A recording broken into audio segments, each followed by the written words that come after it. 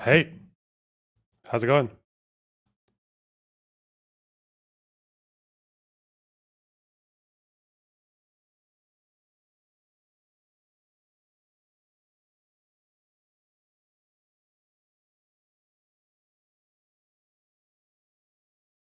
Just waiting to see all your responses.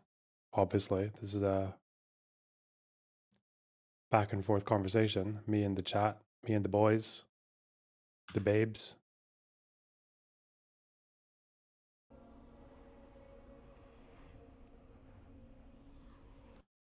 Uh, where's my? Oh yeah, there you go. All right, all right. Ho ho ho!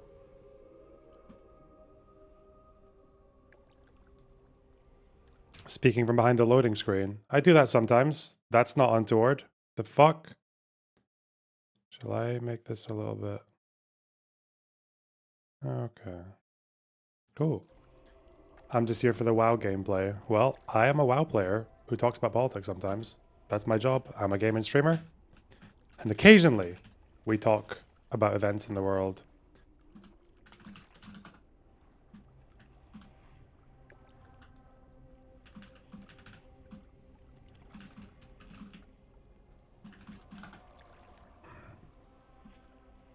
Labour not running Andy is the biggest mistake they made. What, for the Prime Minister, or... You talking about that fucking well, I know they lost to the Greens. New conduit video. No, this is Lonerbox, retard. What the fuck?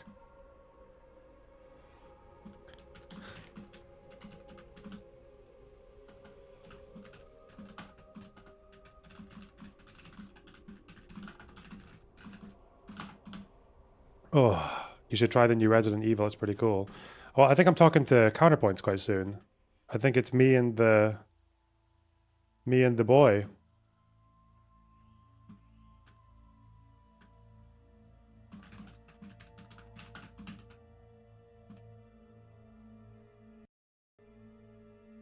Fucking hang on. One thing at a time. This is dude. He's so happy. He's like a kid. He's like a kid at Christmas. Alan Levy. He's going through all these fucking. So basically, PIJ, Soraya, Islamic Jihad, whatever the fuck you want to call them, they have announced a few lists of dead commanders from the war, and people have very quickly been able to corroborate these names with killed journalists or doctors, right? Because it's no surprise to anyone who watches this stream that that's not new. That's what happens. They multitask.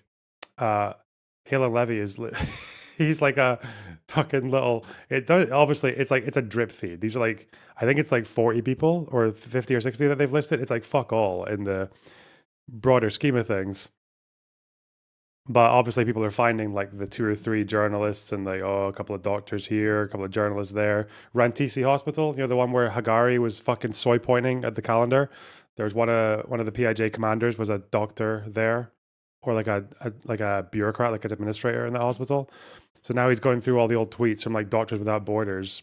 Oh, this doctor, we're strongly outraged. And they're like, oh, this guy, the head of the military manufacturing unit.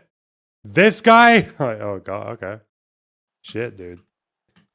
He is so the fucking Hasbara Twitter is so horny right now for this half dozen for like a couple of dozen multitasking PIJ journalists. Yes, my good friend Alan Levy, yeah, obviously. Very close friend of the stream, political ally, honorable, lovely young Jew, nice Jewish lawyer, nice Jewish boy.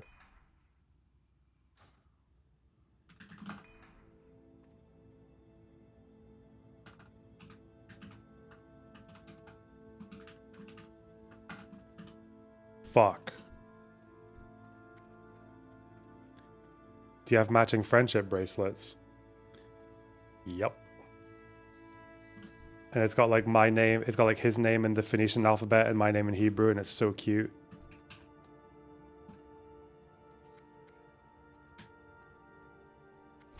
We do like his little fucking Oxbridge hazing. I'm sorry. Nothing I love more than Oxbridge mouthpieces for for far right governments.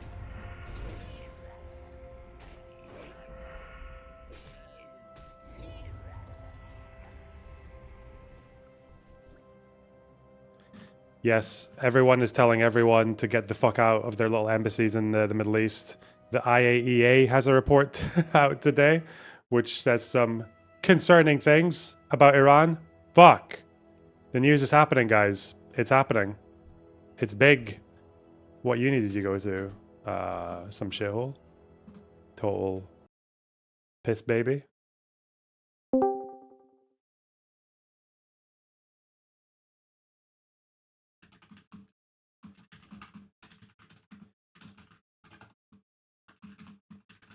Alright, counterpoints. Hit me up! Get in! That's how you summon an ex-soldier. I need to get like one of those metal fucking trash cans and start smacking it with a baton. Be like, hey, get up. Drop your cocks, grab your socks. Yeah, I know Macbeth released a video. Dude, I feel like every call Macbeth makes about what happened where and why is like completely off. I don't know. That guy's a kooky one, okay? I don't know if there's much PR or damage control I can do for him. Hey, look, it's my guy. This is actually Alan Levy. This is how we... You know, like in fucking Fauda, there's this whole meme about Intel people communicating with each other through backgammon games online because they can talk to each other across the border without getting caught. This is how me and Alan Levy hang out.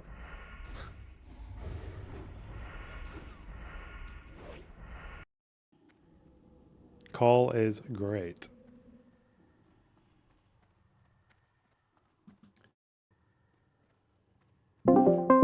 Boop, boop, boop. Boop, boop, boop. Boop, boop, boop. Hi. Hello? How's it going?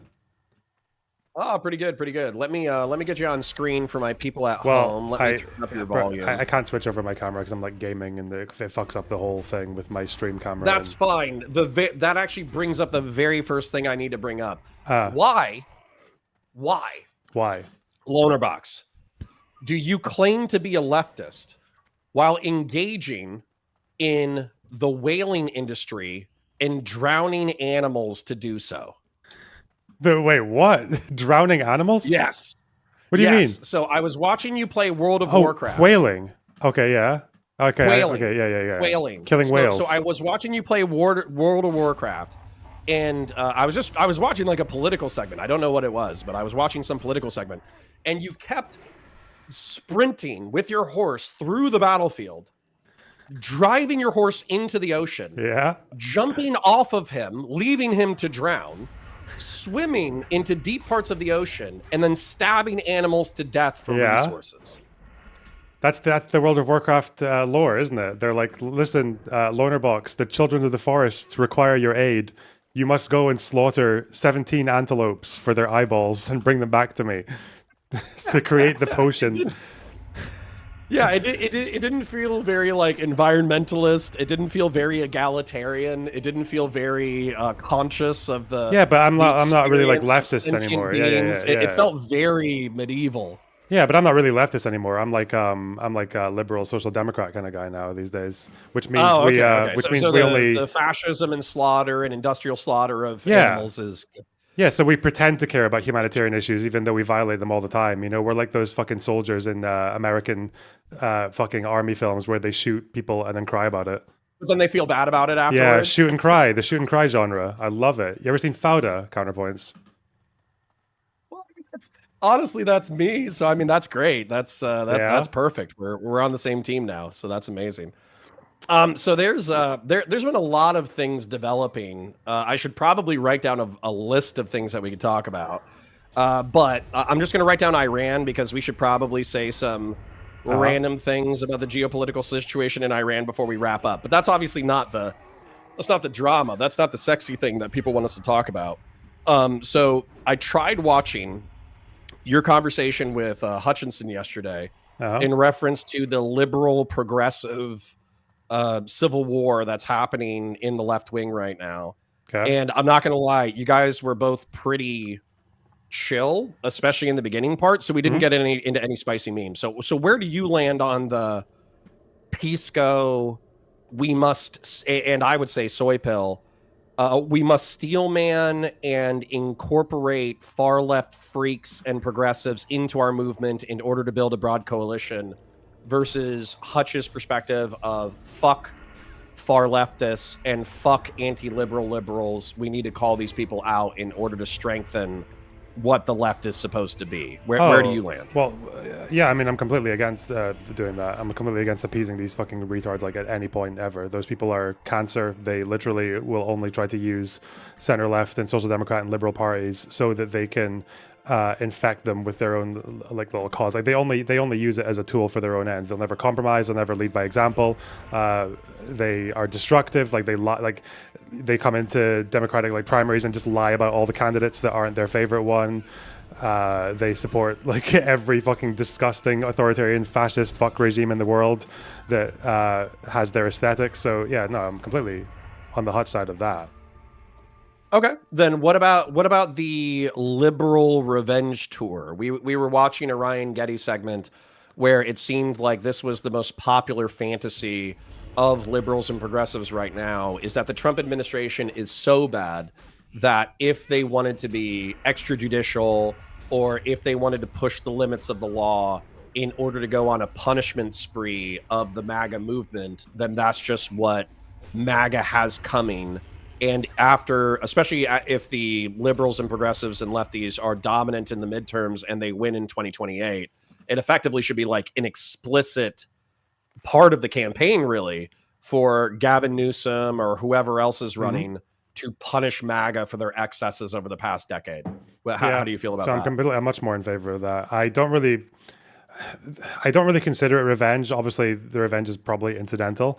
I consider it one of those inflection points in history, in the history of any, I guess, liberal democracy, this could happen, or any republic, this could happen, where the current way of doing things is insufficient for dealing with threats of, like, fascism or whatever else, or any kind of authoritarianism from within. And I'd be completely for methods that are beyond the norms if that's necessary to stop these people from coming into power again. Then I want to peel that apart and dig into that real quick, because that might actually be the area of contention. Uh-huh. But I do need to bring up, because somebody did a super chat for me. They said, "Tell Loner Box his hair does not look like a hat at all, and the people who are saying that are just jealous of your majestic locks." True. Okay. All right. Now that important business is taken care of. So, okay. One of the things that I think you even noted was ironic, because in that conversation with Hutch, you mentioned the fact that there was a moment where the Weimar government had the opportunity to use an authoritarian article to strangle the Nazi movement in the crib, Mm-hmm. and yet they failed to do so. Yep. And that allowed the Nazis to rally and then eventually seize power. Mm-hmm. And so I think you pointed out the irony that the Nazis themselves were able to use that authoritarian, I think you said it was like Article 48 or something like that. But they themselves were able to then use that authoritarian element of the government to excuse their authoritarian actions once they did seize power. And so I didn't finish that segment between the two of you as you were combating over it.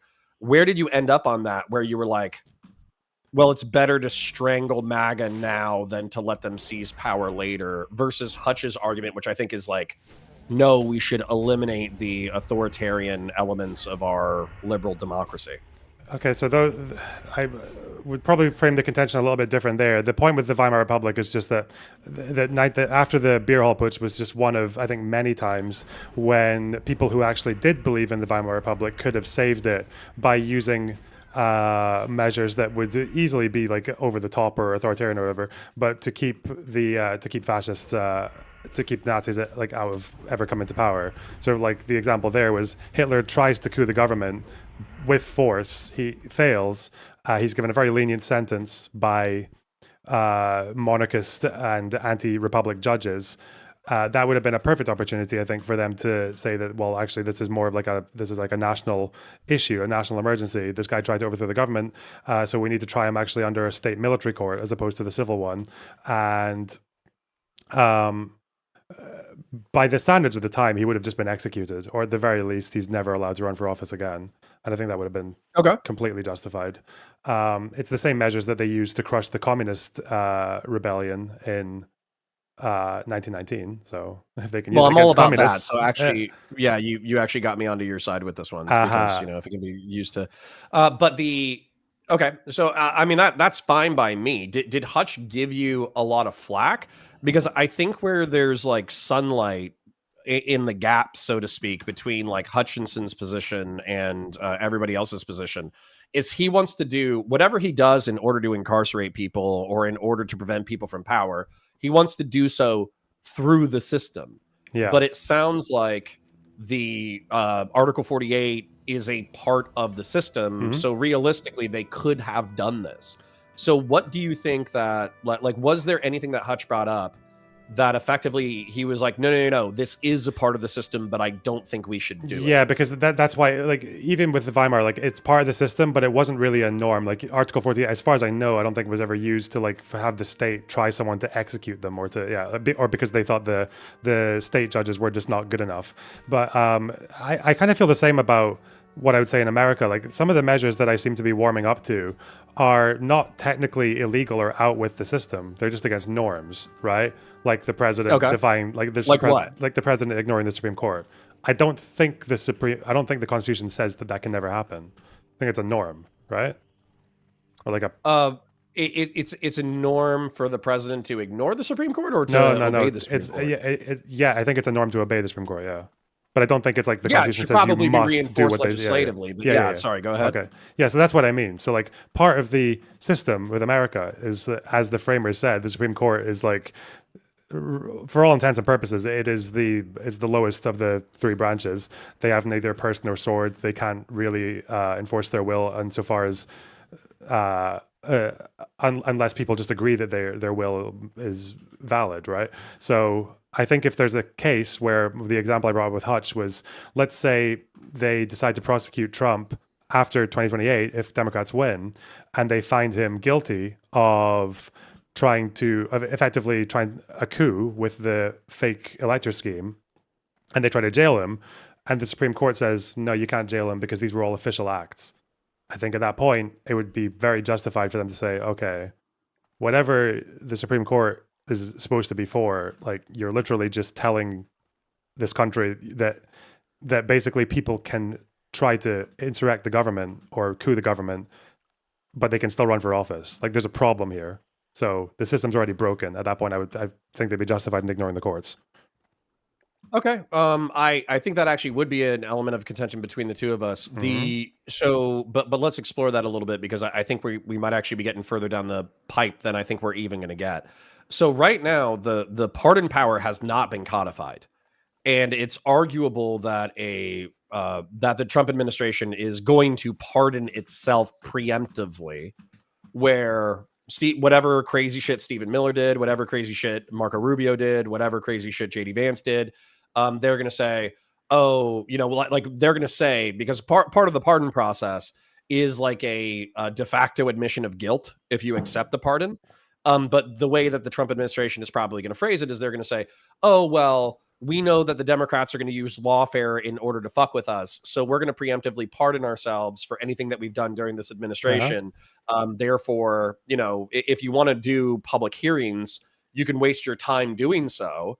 But we are, but you really are we're never going to see the inside of a federal jail cell because we're already preemptively pardoned. And I actually would not be surprised if Trump either self-pardoned and or he stepped down for a day and had JD Vance pardon him. So I guess my question is, since the pardon process, that would be wildly unethical, but under our system, it wouldn't be illegal. And so what's your next move? You know, I know you're Scottish or whatever, but obviously American politics affects everybody. So what's your next move after they've done the self-pardon? First of all, again, I don't. So preemptive pardons, they're definitely a thing, right? I Or do we not think know? that I say preemptive pardon, but I think that you can't pardon yourself for future crimes, but you Okay. can cover like a time period. Right. Okay. Yeah. So, for instance, like the Hunter Biden pardon was saying that from 2014 to 2020, whenever he like caught up on his tax bill, any like basically any crime related to this class of crimes are pardoned. Okay. And so And I'm I'm guessing. saying preemptive to preempt prosecution. That's what I'm saying. And the president, has the president ever pardoned himself before? Do we even know if that's allowed? No, no, but there's no explicit prohibition. Okay. And Right. so I've heard legal scholars say it would be wildly unethical, but technically there's nothing to stop it. Okay. Well, just ignore the court then. Just ignore it. Just ignore the pardons and just arrest them anyway. Fuck them. Like it's unethical or Well, hold on. it's against the norms. But you know, whose fault is it that we're in the mud pit right now? Yeah, but why wouldn't you? So here's my thing though. Why is that so existential to the republic when arguably in a post-Trump presidency we could actually, I don't know, spend political capital on the things that are radicalizing the American population in the first place? I don't know why you can't do both, but I think it clearly seems to matter that you can't just tell the country that this behavior is okay. It's like, I'm sure you understand that if it's applied to like military or something, like the reason that people do disproportionate responses and whatever else is because you can't just let them understand that, oh well, we'll just fire a few pot shots and then run back, and then if all they're going to do is defend, like we can just do this indefinitely, right? Like yeah, you can't tell people, like you can't tell a nation, if you want to remain a democracy or a republic or whatever, that you'll basically just get away with it most of the time if you try to coup the government, like that you've got a good chance of just making it out fine, unscathed. So for instance though, the process, okay, and I think you and I can both, as sane adults, we can agree that like karmic justice and executed justice through the legal system are completely different, obviously, Yeah. right? Okay. So in a karmically just world, what would have happened is January 6, 2021 would have happened. And then the Republican Party, rather than taking 1 week to feel bad about itself and then rally around Trump, what they would have done is they would have said, holy shit, that was fucking crazy.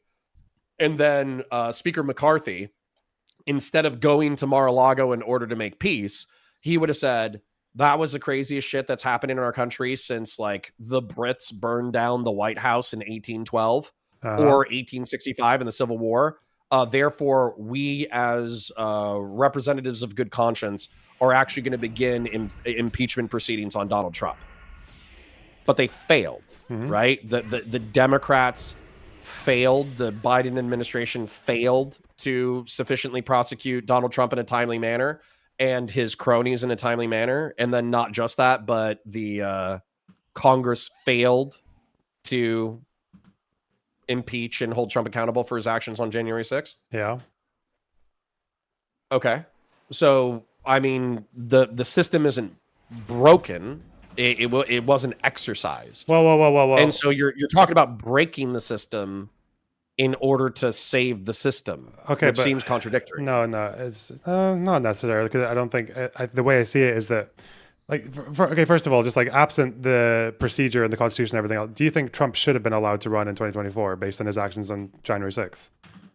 No, but Okay. in order to be prohibited from being allowed to run in 2024, he should have been impeached and maybe criminally charged by Congress, and or I think that the criminal process, I don't think he self-pardoned before. Mm-hmm. And I think the government or whatever, even the Supreme Court, they've limited sovereign immunity or whatever they called it. They limited sovereign immunity to official acts. Yeah. And there's a strong argument that the fake elector scheme and a shitload of actions surrounding the fake elector scheme in no way could be considered official acts.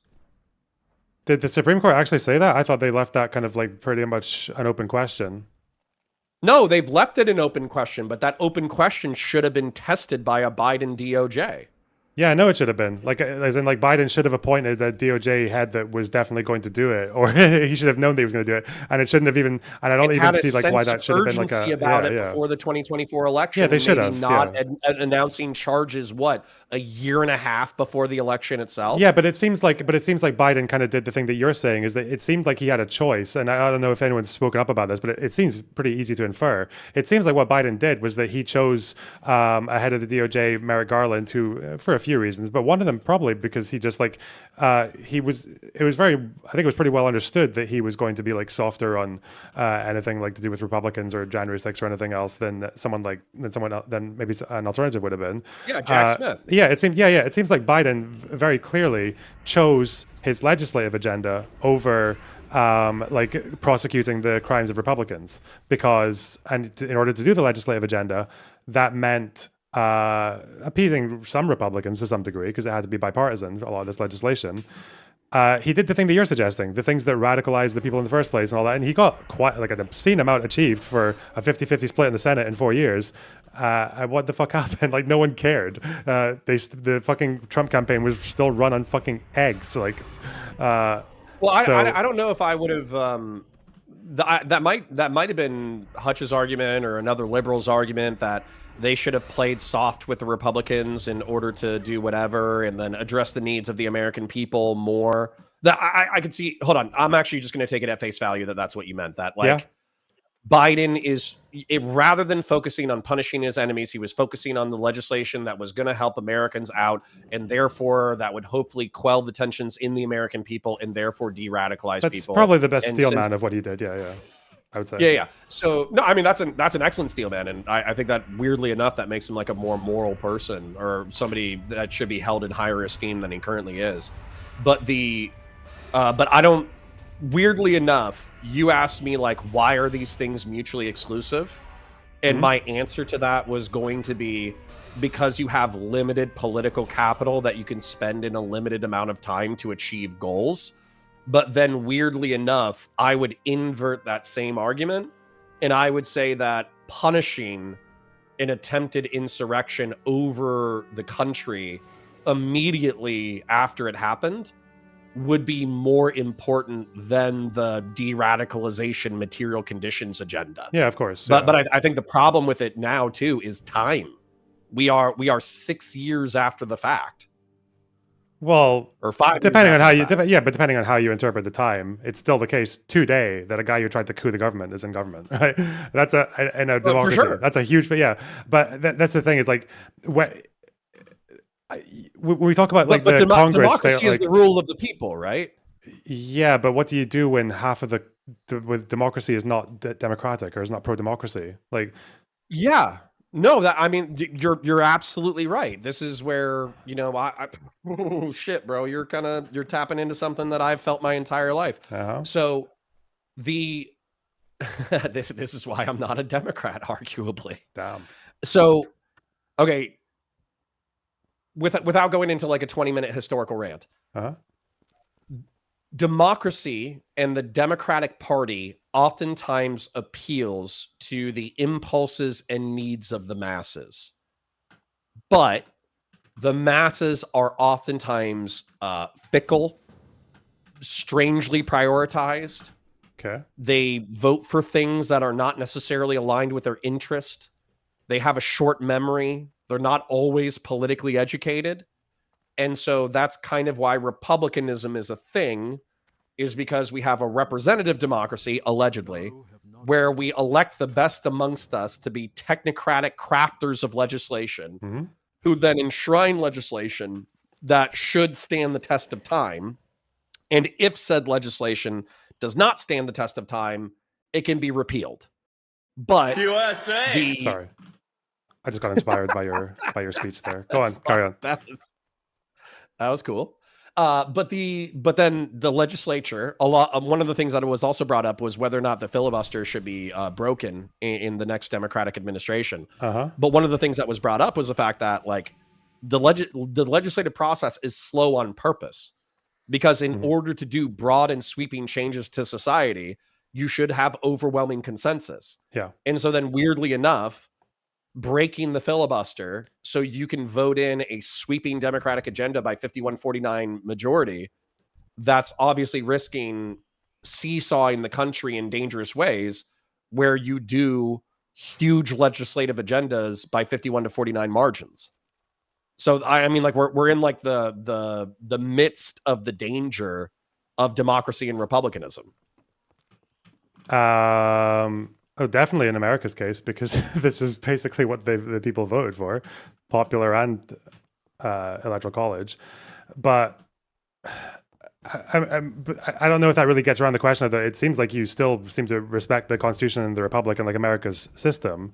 The problem is, though, is that I think you can see that there's been an internal contradiction, that this at some point this American system has failed to protect itself, because it seems that from everything that you can look at, whether it's like the way the framers spoke or the way that the Constitution is written, especially the 14th Amendment, it seems like the intent is to not have a guy who tries to coup the government running for office, and that's been allowed to happen. And now that these guys are in, they're obviously breaking norms right, left, and center, using the DOJ to go after political opponents, the tariff thing, which he's basically just getting around on a technicality from the Supreme Court. There's so much Congress not knowing why the fuck Trump is deploying in the Middle East and not being given any explanation for it. Like, you got all these things happening. And time is a problem. I agree that this should have been solved in the Biden administration. I don't know if you were saying that Biden should have prioritized that over the legislative agenda. If you are, that's my position. I actually think so. Like, yeah, because yeah, he should have. Correct me if I'm wrong. The what was it, like the Build Back Better bill? I know, and it probably felt very emergency-y at the time. But effectively, somebody can correct me, but this is part of the problem with the Biden presidency, right? Is effectively it was a stimulus to help people who were hurting from COVID and a massive infrastructure bill, which is based, but it's not the most like sexy of legislation. No. Right? So prosecuting Trump would have been a sexier and more immediate priority for me anyways. Yeah, I mean, infrastructure could have been sexy. It was always like the biggest federal spending thing since the Second World War, as far as I remember. But Democrats obviously don't know how to make anything fucking sexy. No, they don't. Terrible. It could have been. Yeah, it should have been prioritizing, because what good is any legislative agenda if it's just going to get torn to fucking pieces by a bunch of executive orders as soon as Trump comes in? Like, same thing with the Weimar. Like, or if your enemies who fought you tooth and nail to pass said legislative agenda because they're unscrupulous lying fucks, they then get to claim it as their victory. He's doing that, because you're renaming terrible all at the marketing. Fucking infrastructure. Yeah. All the Republicans. Somebody can correct me, but I think there was a healthy chunk of Republicans leading up to the general election of 24 who were taking Build Back Better infrastructure projects and they were throwing their names on it because they were like, yeah, we're bringing home the bacon for my jurisdiction. Meanwhile, it's a bill they actually just voted against and fought tooth and nail against. Yeah. Okay. So the thing that we're disagreeing on, just to summarize it, it sounds like we're disagreeing on this contention that I believe the American system, constitution, norms, laws, do not have adequate self-defense mechanisms. They have allowed a insurrectionist / cooing bastard to come in and to fuck it while Democrats just sit there in the cuck chair soul searching about what went wrong. And that's a problem. And I think there comes a time when, like, what are you putting first here? Are you putting the norms or the way that 9 Supreme Court justices interpret the Constitution, or are you putting the actual principle of a democratic republic and sticking to that? Because it's easy enough to imagine that these things can be at odds. And America just, like, it needs something different. Like, Hutch is saying that this should come through reforms, like they should legislate to strengthen American democracy.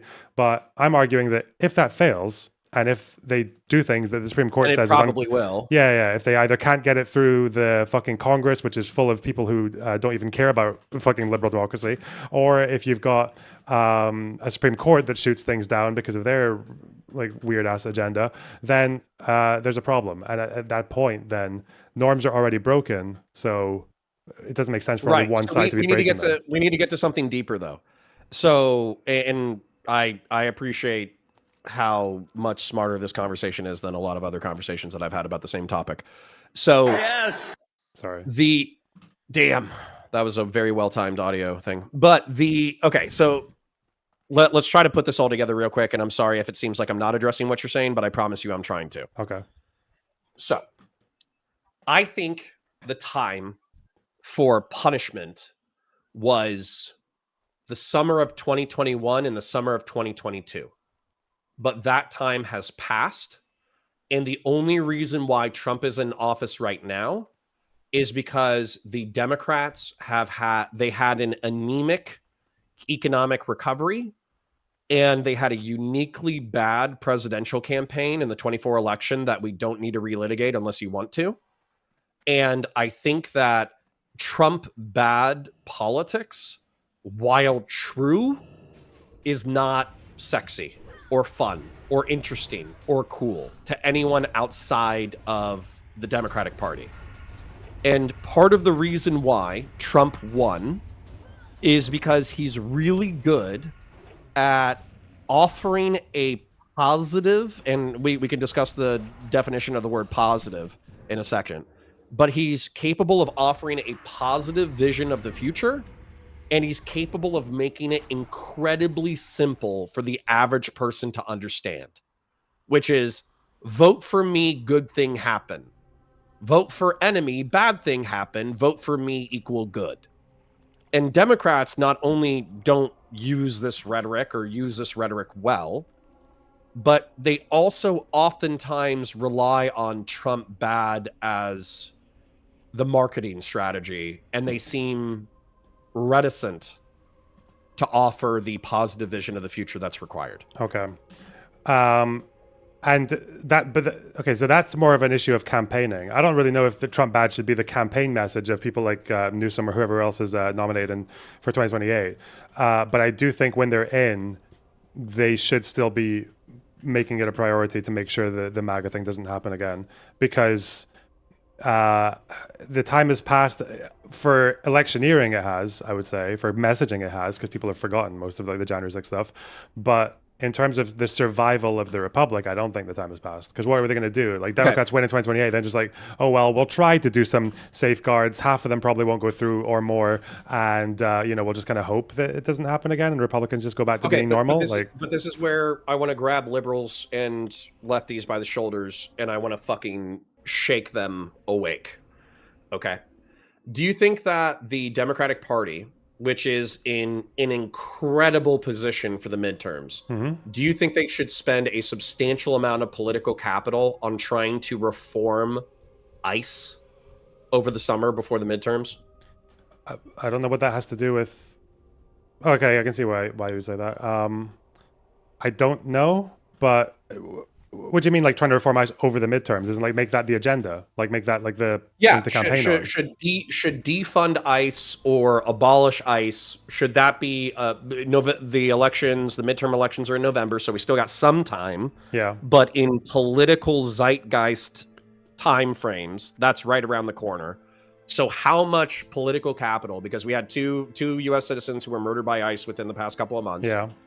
How much political capital should Democrats spend on ICE reforms over the summer leading up to the midterms? I don't know. I mean, it might be part of the messaging, obviously, because ICE are increasingly unpopular, like at least reform ICE. But no, I'd imagine probably a lot of it would be about things like economy, or the fact that you and I are in like the wars and all that. Yeah, but we're talking about campaign messaging.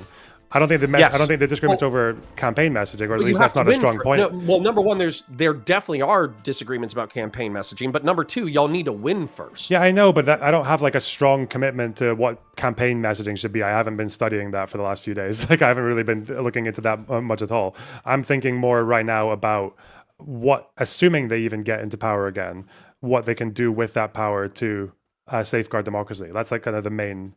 We can move on to campaign messaging if you want, but I feel like the more interesting disagreement is about the actual safeguarding of democracy. No, we should still focus on the technocratic what you do with power. Yeah, because it's actually my argument that characters such as Ira and Hutch, and I'm not trying to be rude at all when I say this, but oftentimes, and Josiah, they oftentimes focus on electioneering and winning elections and campaign strategy so much that they actually forget, you know, what should we do once we have power? Right. And so you focusing on like, well, what should we do once we have power? That actually probably is arguably the more important part of the conversation. But I do think that not having like a unified theory of campaign strategy and legislation once you have power, I think that's a failing. I think it's a failing to divorce these subjects. Yeah, but I'm not like, again, I'm a Scottish dude. I'm not the Democratic Party, so I don't feel like I can think about it one day. But the just trying to keep us on the actual topic, which I thought was the. Do you want to talk about campaigning, or do you want to talk about safeguarding democracy when they're in power? No, I'm with you. We should talk about what should Democrats do with power once they have it. Yeah, with power, I think the time has passed is probably true in terms of how doable it is, but I think I'm still not hearing very good pushback to Democrats basically pushing the envelope and using creative measures that are beyond what we would consider norms in America to safeguard democracy. I don't know if you want to look at examples of like how the Brazilians dealt with Bolsonaro, or with maybe things that have happened in historical examples, or even just theories about what could be done in America. Like, do you have any preference there? Or? Let's distinguish arguments real quick. Karmically, I'm in lockstep with you. Okay. Trying to overthrow the government of the United States, you should be incarcerated for life, or banned from running for future office. And if you're complicit in that administration or that attempt, for instance, I would say J.D. Vance is complicit in that administration.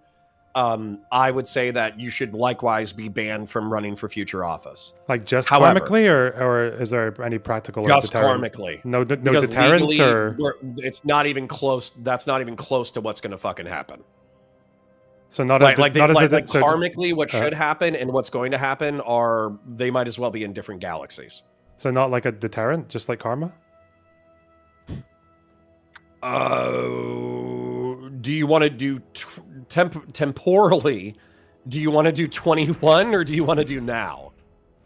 Now, I want people to understand that you shouldn't try to coup the government, and that democracy and like the way institutions are actually a good thing, and that America shouldn't be a monarchy, and the executive orders are not decrees, and that people who try to do that should get fucking shagged brutally. Yeah.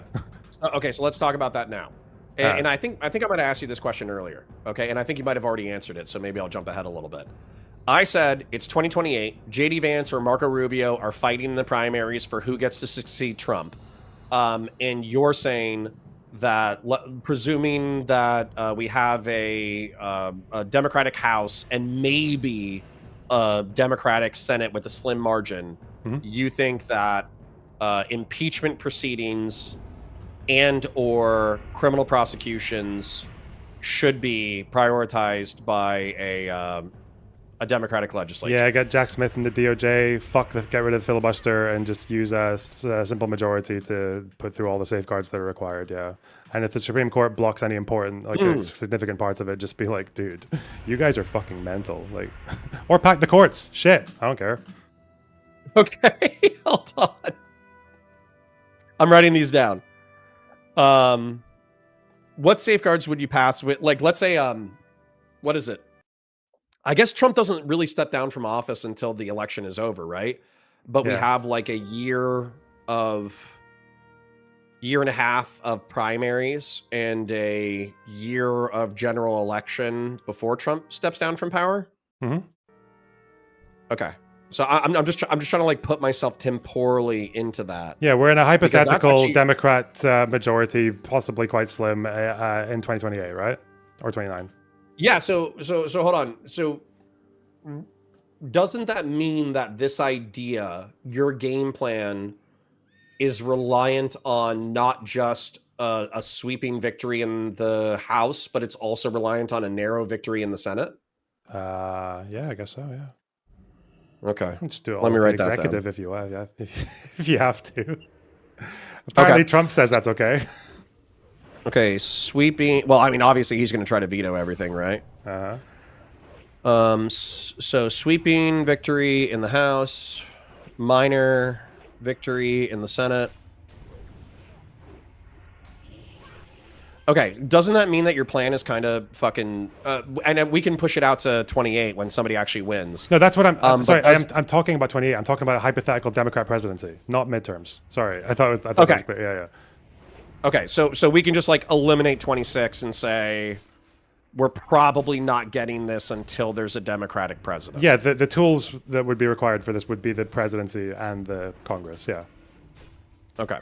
So then what I would say is, and I know I'm getting back into campaign and you're talking about like legislative execution instead, but maybe I'm trying to make you think about this shit. I'm trying to make you think about this shit. Sure. So let's go with Gavin Newsom because he's the person that I would vote for as a never Trump Republican. Right. Let's say Gavin Newsom is running. How much of his campaign should be, we need to fuck the insurrectionists and the Trump legacy? Say less than 50%, more than less than 50. What do you think? What do you think the thrust of his campaign should be? This is going to massively depend on what Trump is doing in the next 3 years. Sure. But let's say. I mean, if you let's say okay, like okay, let's say healthcare. Yeah, let's say healthcare. Yeah, healthcare and economy, I think, are quite big right now. Yeah. Okay. Okay. Sorry, I'm like writing stuff down while we're talking. So if there's ever like dead air where it feels like I should be talking, yeah, it's okay. because Yeah. I'm writing things down so I can could track maybe arguments. throw in a drain the swamp, I guess. I don't know. That or the Epstein class. Yeah, Epstein class drain the swamp. Dude, Epstein class, drain the swamp, hold Trump or hold MAGA accountable, healthcare and econ. If you make healthcare, economics, like a hybridization between like abundance, liberalism, and infrastructure and addressing the cost of living, I think that's actually like a incredible recipe for success. Okay. I think that punishing MAGA and holding the Epstein class accountable should probably be like 20%. Okay. 30%. Sounds about right. But you said less than 50%. So weirdly enough, we're actually in alignment. Shit. So let me cross this off. Let's get to the fucking meat of it. Let's get to what they actually do when they're in office. Yeah. Well, I think you just kind of said you just want to walk and chew gum. I think that's what you said. You said you simultaneously want to execute a punishing MAGA agenda with Jack Smith, appointed by Gavin Newsom and or another Democrat, in order to aggressively go after Trump and his cronies as aggressively as possible. Yeah. And then you also said simultaneous to that, you want to address the material conditions like... Oh, yeah, that's... Okay, so it would have to be one after the... if assuming that they only have so many hours in the day, right? The first thing has to come first. Like the safeguards of democracy and the appropriate punishments to MAGA have to be dealt. I think that has to come first. If the legislative agenda for healthcare and economics fails, then it's like Americans will probably just behave as if they had succeeded anyway. They'll probably just act the exact same way. It doesn't seem like they care that much about these differences. No. Actually, I think that's intelligent. So what do you think? Maybe now I think you argued that you wanted to get into the legislative agenda, or you wanted to get into the prescription side of it. So what do you think are the safeguards to democracy? Like, is it reforming the pardon power, or what changes? What changes about what we're doing? So if it's the case that a president can pardon themselves, that would have to go, obviously. Again, I'm not really listing these in order of preference, okay, just as they come to me. One would be if you... I'm assuming that you're drowning horses and wailing right now. So, if it's haphazard, that's totally fine. On my lumbering gecko, yeah. So another one would be... I imagine if you're pardoned for something that... literally, like, there should be certain things that can't really be pardoned. If it's to do with... Like, I don't know why... things that actually attack the Republic directly would be pardonable. That doesn't really make sense to me, but that's a whole separate question. I'd think more about that. Something that they did in Brazil, which I think is quite interesting, is that they expanded their justice system, the American equivalent here, I think would be DOJ, so that they can more effectively deal with direct threats to the actual constitution and to the republic and to the democracy. So they can like expedite court cases and decisions because you don't want to be waiting 4 years to see if the guy who tried a coup should even be allowed to run for office. That should be solved very quickly, or as quickly as possible, without compromising the case. Okay.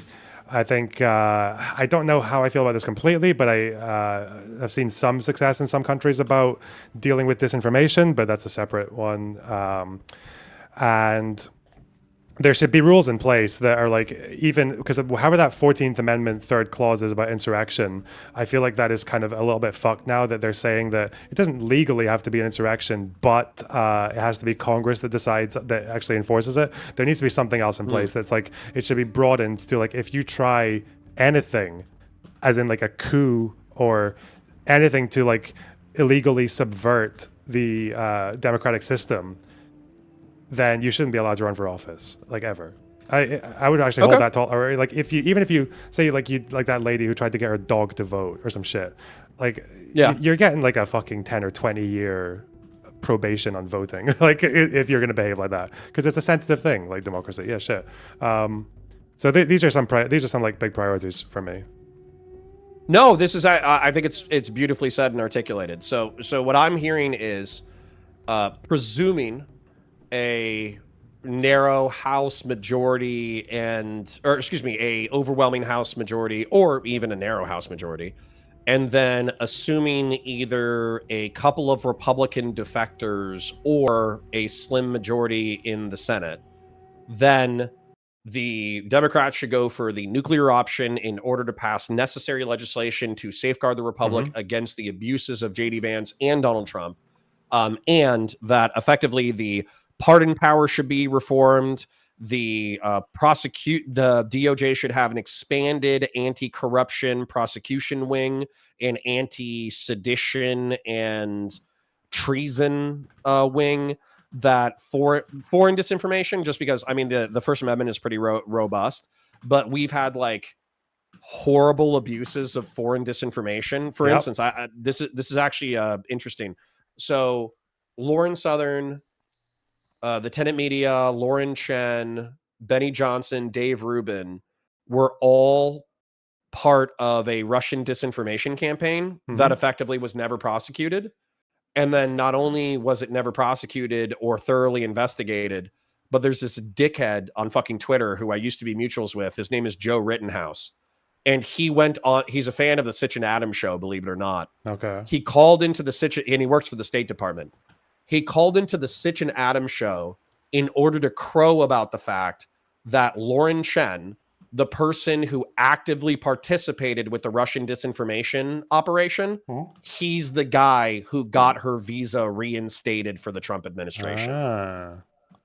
God damn. So yeah, so it basically reinforce foreign disinformation laws and FARA violations, and then also make a process for the 14th Amendment to reinforce its insurrection clause in a way that's actually predictable.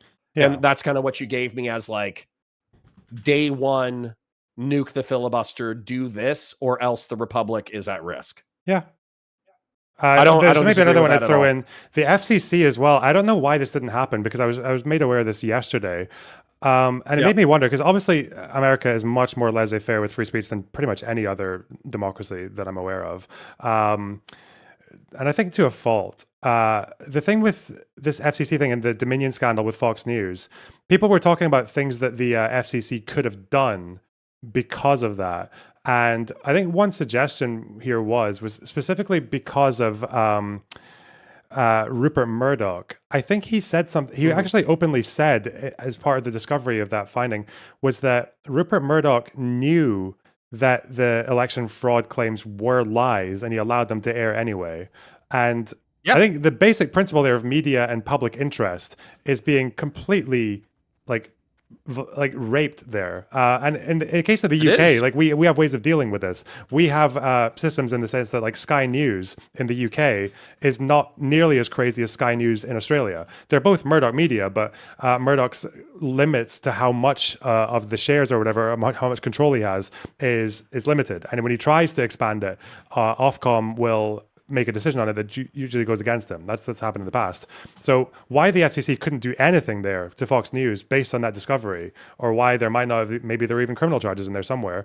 But like in the past they did this. Like I think in the 40s was when, I can't remember why this happened, but NBC had to divest from two of its radio networks, and obviously one of them became ABC. So I don't know why like Murdoch has been allowed to have this much control over Fox News when he's clearly using it like against the public interest, if anything, not even just neutral, just against it by lying. I think it's because of how robust the First Amendment is, and its reinforcement as the reinforcement of government as kind of like a neutral arbiter of the marketplace of ideas rather than an enforcer of the marketplace of ideas. Yeah. Because we haven't really incorporated the what's that concept, is like the paradox of tolerance. We haven't really like sufficiently thought about the paradox of tolerance in a way that's intelligent, in a way that we've legislated.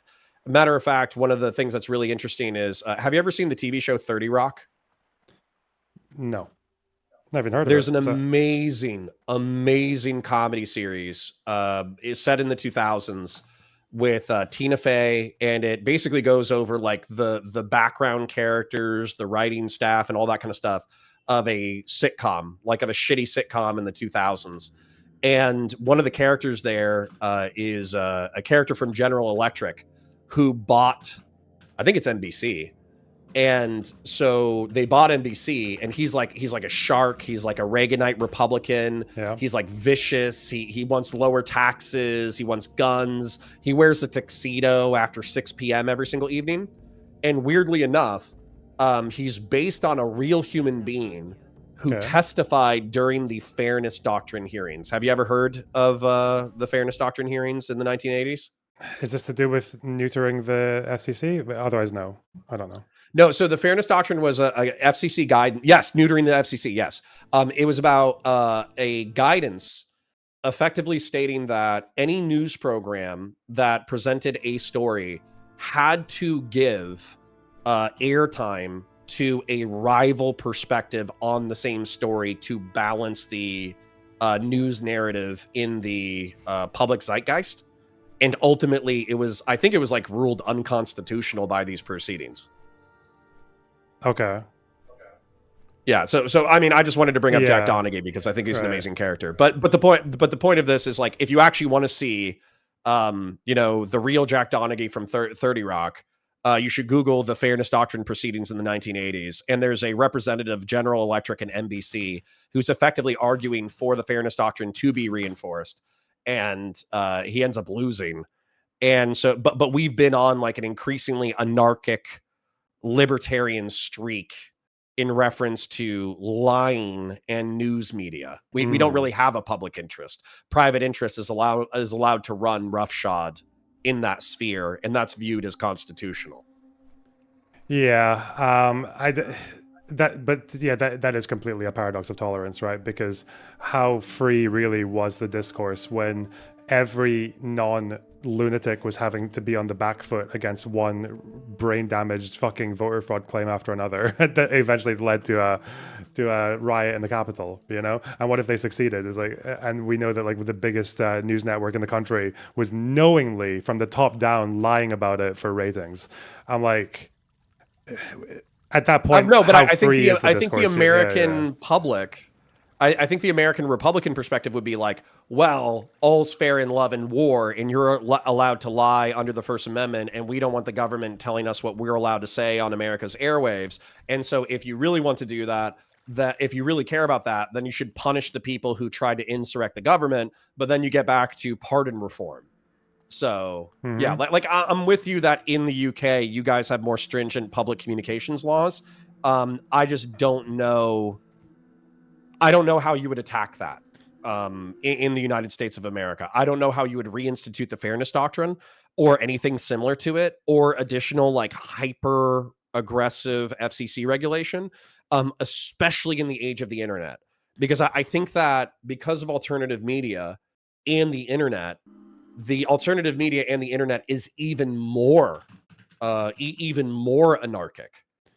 And so how are mainstream legacy media outlets supposed to compete with alternative media if alternative media has more Yeah, lax but communication standards? yeah, but it's also like given the fact that in America this issue seems to go even into mainstream media, right? It's not even alt media that was doing this; it was Fox, right? But Sure. was it the case that what I'm reading here was from, I don't know if you know who this guy is. I think he was FCC head under Clinton. Reed Hunt. Do you know who that is? With a D. Hunt. No, Hunt. Okay. I don't. Yeah, he was the FCC chair under Clinton. So it sounds like he's saying that the FCC did actually have the ability to do something there, because I think even post fairness doctrine, the idea of systematically lying across all of their coverage, these are his words,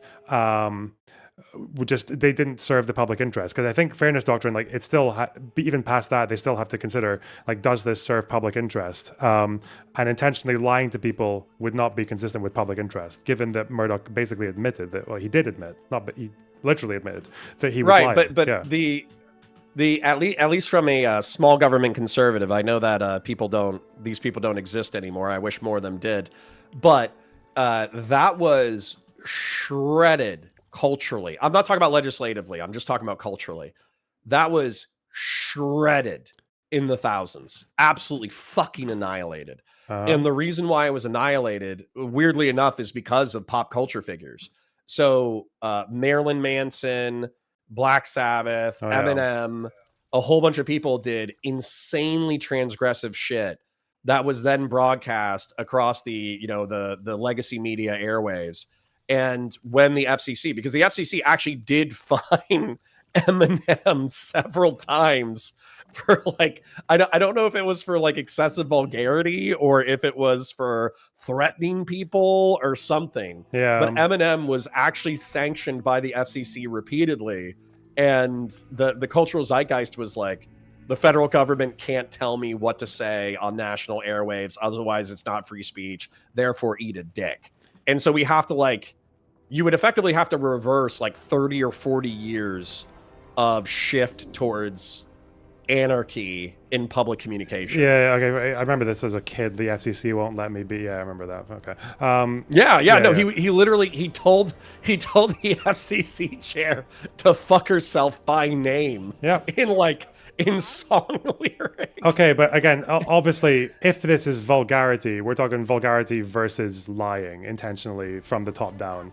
Again, like, if the current FCC chair could make a public interest, you could probably make a public interest ruling. And if I was crafting legislation, I don't know if this would stand up to constitutional scrutiny, but I actually would say that news punditry and commentary needs to be segmented from news reporting content. Legacy news reporting content has to reinstitute some level of like codified journalistic integrity. And then if you are a news, entertainment, or punditry segment, you have to like have a disclosure at the beginning of the program saying as much. Like so when you have the Fox 5 in the morning or whatever the fuck, and it's just like Greg Gutfeld and 6 other dickheads like talking shit from like a MAGA perspective, at the beginning of the show, it should say, this is a news commentary and entertainment program, not a come up with an official name for news program. And then they should basically have a disclosure like cigarettes. Yeah, or even like, but I would probably go further. Like, if there's still precedent there that allows them to say that, like, going against public interest like that would mean that you have to encourage like a level of divestment, so that Rupert Murdoch actually loses like a significant number of control over his the amount of American media he actually commands. That would be important as well, because it's like, listen, like, maybe I'm shadowboxing Hutch here a little bit, but if Trump can have a chair of the FCC literally running around with a Trump lapel pin, going to Jimmy Dore and saying, no, not Jimmy Dore, no, going to Jimmy Kimmel and saying, oh, we can do this the easy way or the hard way. Like, yeah, if that's allowed to happen and we haven't had a civil war, then it's probably okay to take some measures against fucking Fox for lying. That's okay. It's not too controversial to me. No. I'm actually okay with this, but then once again, like, I would say that you're coming at this from a European perspective where liberalism, maximal human freedom, there's a balance of public harm that is routinely invoked in Europe in order to pass different legislation. And I'm actually coming at this from like a conservative perspective, where if you extend freedom maximally in all directions, but you cause like a dysgenic, anarchic, violent society, like then maybe a little bit of temperance for freedom is good. So, weirdly enough, I think that you actually like. I know that you're probably approaching it from a left-wing lens in a European context, but I'm actually approaching this from like a American conservative perspective. So that's cool. Yeah, but There's some overlap. I would probably say, I mean, given that this is the opinion of also like like a Democrat ex-chair of the FCC, like then it's probably, I think you'd probably have to go like a lot further to be European style, because obviously in Europe we have all kinds of shit things that the Americans wouldn't like for free speech.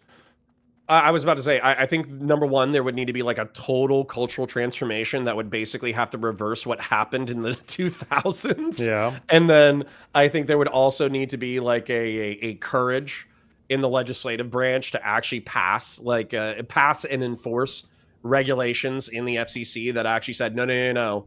When you are this category of program, we have journalistic standards that you must adhere to that are professionalized, and you also have like you have to have an adherence to factual truth. Okay, which is weird.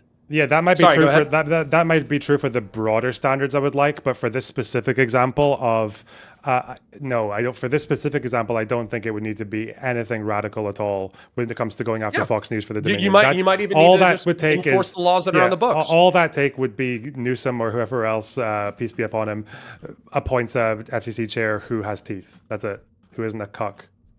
I mean, Dominion arguably did win $750 million in a defamation lawsuit, which I think is like a good start for that thing. But yeah, like if there is, they don't even need to do a fishing expedition, right? They can just look at the discovery of the Dominion case and be like, oh God, that's that's not public interest. The fuck? If there is a federal statute that has already been violated, I don't care if it was written in the 1930s or 1940s. Yeah. If there was a statute written in 1930 or 1940 saying that you cannot knowingly lie in order to, I don't know, like cause public harm or some shit, and you can be incarcerated for, a year, like even if it's a misdemeanor, let's say it's a misdemeanor and the maximum sentence is a year, I still think that it would be in the public interest to charge Rupert Murdoch, and even if he won in court, force him to sweat a year's worth of incarceration and hundreds of thousands or millions of dollars in legal defense. I agree with that completely. Yeah, but for me, that's even further. But as far as the FCC, I'd imagine the things that they could do on the books would be things like they could either they could issue their own fines like from the federal government, or they could just like review licenses, or maybe force a divestment. So just it limits so he has to give up some of his share in American. But this is where the conceptualization. This is where I split from Destiny and Pisco and some other people. Okay. So I've heard somebody analogize this. It was Food Chops. They analogize this to, you're playing baseball and somebody picks up a brick, and as they're running around playing the baseball game, they just hit other players with a brick. Mm-hmm. And then you say, okay, well, I can still win the game, so I'm just going to let them continue to hit people with bricks in order to, but I'll still win the game in the long run. Whereas what they're saying is like, well, we need to pick up our own bricks in order to play the game with them because they picked up their bricks first. Mm-hmm. However, my beef with that, with keeping it in the analogy sense, is that we already have a judiciary. We already have, law enforcement. We already have laws on the books. And so when you keep it within the realm of analogy, it sounds like you're advocating for illegal shit. Whereas what we've talked about so far all seems within the realm of the legislative and like law enforcement realm. And I don't know if Hutch, if you phrased it to him saying like, no, I want to enforce all this shit because I think that the Republicans or the MAGA movement have started it first, but I want to go through the legal processes in order to execute this stuff. I don't think that's a problem. Well, yeah, because it's more to do with the dispute with Hutch is not so much like illegal shit, because I can't really think of examples of where that would come in. It's more to do with norm busting is probably the better way to put it. It's more to do with what? Because I might not Norm, have gotten that far in the like content. norm busting norms. What's so you brought up I think you brought up a norm bust, maybe in reference to prosecution. Could you tell me a norm? Oh, also the most obvious one is Packing the courts. Yeah, go on. Well, I don't like the packing the courts one for different reasons, but that's okay. Fuck, what is it? The filibuster. The filibuster. Yeah. So that's the norm busting, and weirdly enough, I think we agree on that. I think we just have to run the risk that we're gonna capsize the boat. But then what's the other norm bust that's on your radar, I suppose? Well, if this FCC thing turns out to be a norm bust, I would be completely okay with it. Okay. Which probably means that the Supreme Court might try to say something of like, even if they might try to say it's against First Amendment to do what you're doing here, or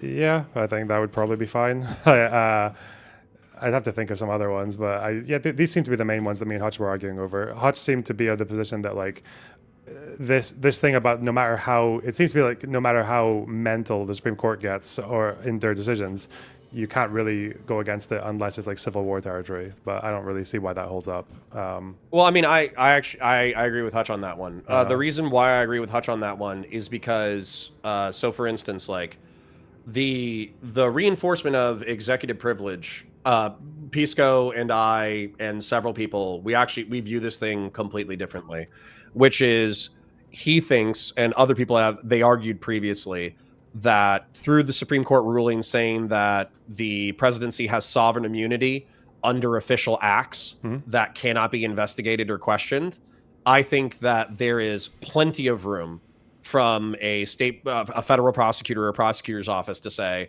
these acts are not official acts and therefore fall under the scrutiny of criminal investigation and prosecution. Okay. I still think that window exists. But what if it doesn't? However, that's the question. What if it doesn't? What if everything Trump did at January 6th was all official acts? Fake electors and everything. I think we need to test that. And the reason why I would say we need to test that, and I haven't lost... Sorry. I know, but I don't have a sufficient lack of faith in the courts that you guys do. So for instance, like, what were you expecting? Because the way that they characterize the Supreme Court at this point is that they're Trump cock sleeves. So how do you keep that characterization in light of the tariffs ruling? I think you still can because with Trump's tariffs, it seems to be that he has legal outs. Like he can still do what he wants to do. It just he has to go through a different mechanism. Right, but they still nuked the core of his economic policy without blinking. They did, but this was also after. Fuck you. They said, "Fuck you. This is Congress's responsibility." Yeah, like which means that I can use these other emergency powers that are granted to me, and then we'll let those get fought up through the courts. Okay, it turns out that they're not as they're not as fully bought into Trump as like some people thought they would be, right? I think that's easily. Well, I mean, that's my argument. Because one of them was Gorsuch. Yeah, my argument is that Amy Coney Barrett. I know, right? I know. I'm just saying has ruled against Trump multiple times. Yeah, I'm just saying, and that they're not just Trump cock sleeves. A healthy chunk of them are actually devoted conservatives. But that's a dispute over how much faith you have in the courts when it comes to the immunity rule. But that's why I'm asking. I don't actually know. As far as I could tell from reading the justifications that they gave for the immunity rule, it did seem to be like they were leaving the window open to pretty much anything being like an official act. But I'm just asking you to entertain a hypothetical here. Let's assume they say that everything Trump did around January 6th, fake electors and all, was all official acts, all good. Then I think we're in Civil War territory. And then it's okay to overrule the courts to jail Trump if he's found guilty of defrauding the people in the... I mean, if that's the first step that you want to do before a civil war, then sure. The reason why I'm saying we're in like Irish troubles or Civil War territory is there are clearly things that fall outside of the scope of the president's authority in reference to the fake elector scheme. So, for instance, like, it is up to states to investigate their own alleged criminal infractions in reference to their own elections. Mm-hmm. It's also up to states in order to certify their own elections. And so Trump calling states to try to use the bully pulpit or the office of the presidency to bully states into decertifying their elections or finding additional votes. I don't see how any sane person could conceptualize that as a part of the official roles and responsibilities of the president of the United States. I would need to, I don't think there's a yeah. single good faith argument that you could forward that actually stands up to So scrutiny. I would need to So if the reread courts the. ruled, well, I just want to answer your Yeah, go question on. Yeah, fully. I'll take another 10 seconds. go for it. Yeah. If the courts ruled that that was a good faith attempt by Trump to enact his role as the chief law enforcement officer of the United States, then at that point I would view the courts as irredeemably corrupt, and therefore it's like it's Civil War time. Damn. Okay, I would probably need to go into that question. I would probably need to reread the rulings, because it did sound, from what I was reading at the time, maybe I misread bits or could have gone been more charitable, but it sounded like what I was reading was like, well, he's allowed to talk to his DOJ, he's allowed to ask questions, and he's allowed to make little requests even if they get turned down. Like it seemed like they were leaving open a huge window of opportunity for it to be official acts. But it doesn't really matter in the sense that, like, assuming that they do let him off with those things, because that's the hypothetical that me and Hutch were discussing. Because Hutch seemed to think that if the Supreme Court ruled that all the January 6th stuff was official acts, therefore you can't jail him, he was still against jailing Trump anyway and ignoring the court. But it seems like your position is actually the same as mine. Well, I think that's because scenario. we know that would invoke the Civil War. So, for instance, we actually have, I think Andrew Jackson was a governor at the time. I don't think he was president of the United States at the time, weirdly enough. But there's this attitude of the courts have ruled this way, let them enforce it. That's like an Andrew Jackson quote. And weirdly enough, it was in reference to the Trail of Tears. So the expulsion of Seminole and Creek Indians from Florida was illegal. And the Supreme Court ruled that the expulsion was illegal, and the federal government did it anyways. And I don't think Andrew Jackson was the president at the time. I think he was a governor. But he basically said, okay, well, the Supreme Court made their decision, but let them enforce it. And so we do have this history of telling the Supreme Court to go fuck itself. To be clear, a horrible precedent to set that should not be repeated. And what I would do as a part of your proposed democracy securing legislation, I would say that, like, Supreme Court orders must be followed by the executive no matter what. Like I would put some kind of so I would add that to the list. Yeah, that to me that's interesting, because the example I would maybe go closer to would be from Lincoln, obviously with the habeas corpus and going against the Supreme Court during the Civil War, because the justification that he gave there was just so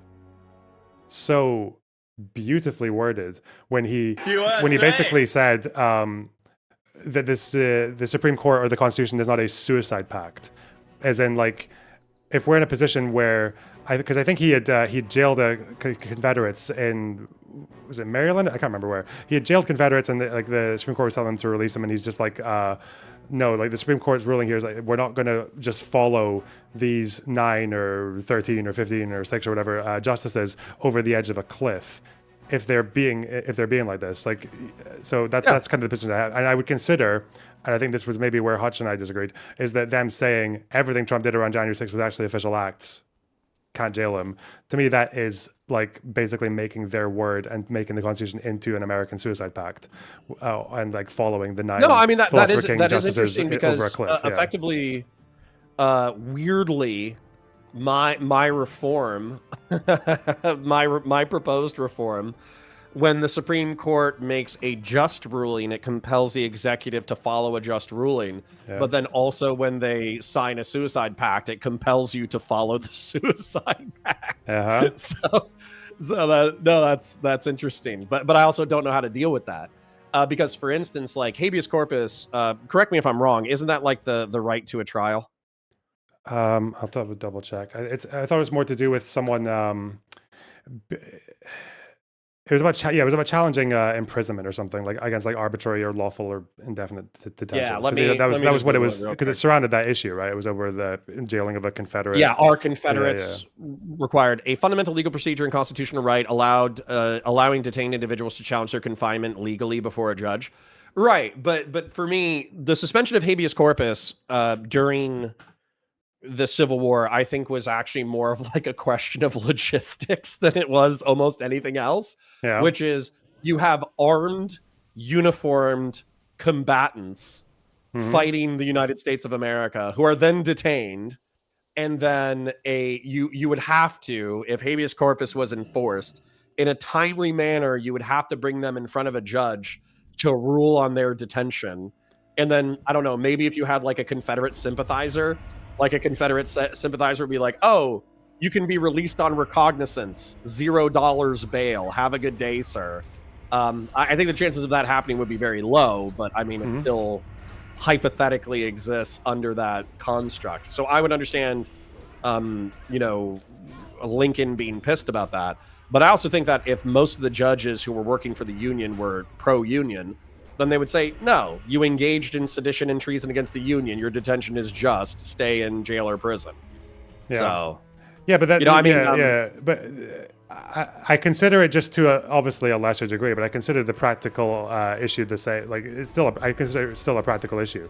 And insofar as you think it's practical for a democracy to be able to jail someone that assaults it, even if they're a president. Right. Okay, hold on. Yeah. I got a super chat where somebody chatted a few times and then they paid me to ask this question, so I'm going to answer it. JT89 says, Connor, the federal government has election fraud investigations and realized laws that the FBI investigates. No idea why you think it's state only. I'm not saying that criminal investigations are state only. That's not what I'm saying. What I'm saying is it's the FBI could conduct an investigation. So, for instance, Donald Trump could say, hey, I think there's alleged fraud in these states. Therefore, I want my FBI to investigate. And that's perfectly legal and falls under his scope of duties. But when Bill Barr, one of the biggest Trump dick suckers on the planet and the head of the DOJ at the time, comes back and says, hey, we didn't find any of the fraud that you're talking about. You're on a wild goose chase. Eat a dick. And then Trump goes, no. Let me go ahead and call the state governors real quick and tell them how many votes I need in order to reverse the victory. Clearly, like, directing the FBI to investigate fraud, not finding the fraud, and then running that back up the chain, that's within the scope of duties. Calling the governors in order to say, you need to decertify your elections without evidence or cause, that's clearly outside of the scope of his duties. Well, yeah, because didn't he have like a DOJ person with him when he was doing that? He did. But yeah, and didn't he appoint that environmental dipshit who didn't know anything about fraud to look over fraud because he agreed with Trump? In the last days of the Trump presidency, I actually watched a portion of the January 6th Commission, and I did find it fascinating.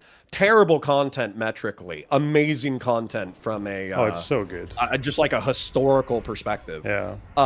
One of the things that happened was I think between 20 and 30% of the DOJ was ready to walk.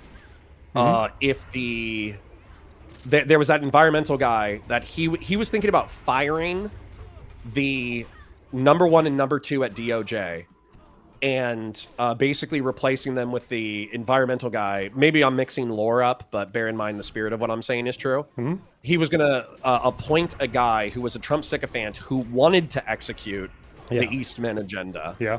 And the number 1 and 2 said, if you fire us and appoint this guy over us, like half of our department is ready to walk. Yeah. That's how it went. Yeah. So, McDevin for 5 says, great talk, Connor, A+ content, 10 out of 10, would recommend. Can you ask Loaderbox if Scottish people are British? Yeah. Well, for better or worse. Yeah, we are, yeah. For real? We're actually more British than people try to make it out to be. I know we're all very... You know how Scotland tries to do the whole thing about, like, we're colonized by England and all that shit? Like, we try to do the Irish thing? It's fucking bullshit. Like, we're in... Why? You guys had, like, a different language for... Yeah, but, as in, like, you know why we're in the Union, right? You know how that happened? Tell me. So the British Empire was doing this whole empire thing, and we were like, hey, maybe we can do that. We're big and powerful. We've got the Scottish Enlightenment. That was the whole thing. Adam Smith. Yeah. So we're gonna try make an empire. So we started with Panama, and then we went bankrupt. So Nice. We kind of didn't really hit the ground running there. We just hit the ground, and then we went to England. Basically said, "Yeah, we'll bail you out, but you have to join the union." So that's how that went. So some of my favorite lore is about Ulster Scots in the New World. So correct me if I'm wrong, but when England was conquering Ireland, they needed like pit bulls to fight the Irish, and the Scots had like a fierce militaristic reputation. So they used Scotsmen to invade Ireland, and they were viewed as like vicious cunts.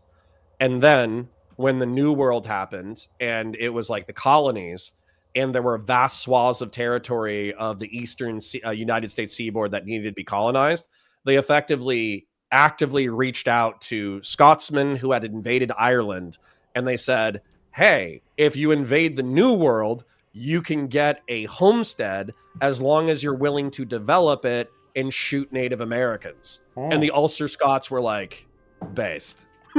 Yeah. Yeah, there's a whole bunch of stuff like that. I think like a third of the plantations in Jamaica were owned by Scottish people. Robert Burns was about to become a bookkeeper on a plantation like the day before one of his collections got successful. So he dodged the bullet there. But bookkeepers were, they were hands on. He would have been whipping people and shit. Right. Yeah. Right. Yeah, we were so much more involved with all that shit than people like to make out. Yeah, it was our deal as well. The Anglo colonialization project was wild, but trying to keep us on topic. I love 20-minute historical rants, but trying to keep us on topic. Weirdly enough, I think that the Supreme Court is packing the court. I think is where we disagree. The reason being is because let's say that we're at 9 justices right now, and they pack up to 13 or 14 in order to make it a Democratic majority. Then I think, the next time Republicans in office, they add for it to be a Republican majority, vice versa. And we just flip flop like that until we have like 100-person Supreme Court. Then with the filibuster, I'm okay with the filibuster because we've been so stagnant for so long. And the Republic is under threat. So breaking the filibuster, I'm actually okay with. And then all of the safeguards that you proposed, or at least a majority of them, I'm okay with. And then the other part where we disagree is, I think I might have just mentioned this, but ignoring the court. I think ignoring the court is a horrible precedent. And as much as the left wing currently thinks that every conservative is a Saturday morning cartoon villain, I think they're not looking for the silver linings and rulings. I mean, I'll remind you guys that in reference to Kilmar Abrego Garcia, the Supreme Court ruled that his expulsion to Sukkot was illegal, and he needed to be brought back for processing. Yeah. So like that was the Trump cock sleeve Supreme Court, making a ruling that I don't think they would have been surprised. I think a lot of people would have been surprised by if they were true. What's happened since that ruling? What's happened to Kilmar? So the Trump administration, because they're twats, it got kicked back to a lower federal ruling, the lower federal judge. The lower federal judge threatened to hold them in contempt, and it became like they threatened to hold the DOJ in contempt for not facilitating the return of Kilmar Abrego Garcia. The Trump administration argued that facilitating just meant that they were willing to accept Kilmar Abrego Garcia back, but since he was now under the jurisdiction of El Salvador, it wasn't their responsibility. And then finally, the judge was making such a fuss and threatening to hold the Trump DOJ people in contempt and arrest them using the federal court authority that the Trump administration brought Kilmar Abrego Garcia back in order to prosecute him for like human trafficking and drug trafficking and all that shit. So they brought him back to try to prosecute him for crimes that they have weak evidence for. Interesting. Okay. Again, as far as the ignoring the court, it feels like the example that I gave, like the hypothetical scenario, you were okay with though, because this was in the hypothetical that they do. But that's because I think it would be official. Civil War time. Yeah. Because okay, I disagree with JT89. So JT89 is taking Pisco's position that effectively like Congress can't even scrutinize law enforcement actions based off of that ruling. I don't even think that's true or possible. The Article 1 of the Constitution, with the supremacy clause, with the Constitution being the highest law of the land, like Article, I think it's 1, but it could be a different one. It basically articulates that like you can investigate and impeach the president for high crimes and misdemeanors. how can you impeach the president for high crimes and misdemeanors if you don't even have the capacity to investigate the high crimes and misdemeanors? Yeah. That's obviously a constitutional contradiction that would be resolved. Definitely. Yeah, that's why when I come to talking about the courts and ignoring the Supreme Court, it's because like the reason I bring up that hypothetical is because you get to a point where, and maybe I'm just shadowboxing Hutch again, but like you get to a point where it's like, okay, so it's Civil War territory, and too much of a norm buster to ignore the Supreme Court when they're saying that this insurrectionist guy who attempted a coup can just stay out of jail because it's all official acts. But by that logic, it would be less norm busting under that ruling for Gavin Newsom to just, as the commander in chief, drone strike Trump in Mar-a-Lago and kill him, right, as an official act, and he can't go to jail for it. And when you get into that, when you get into that environment, I'm just kind of like, okay, something weird's going on here. That I also maybe take issue with what you said about your rationale about packing the courts. I have a really strong aversion to treating like.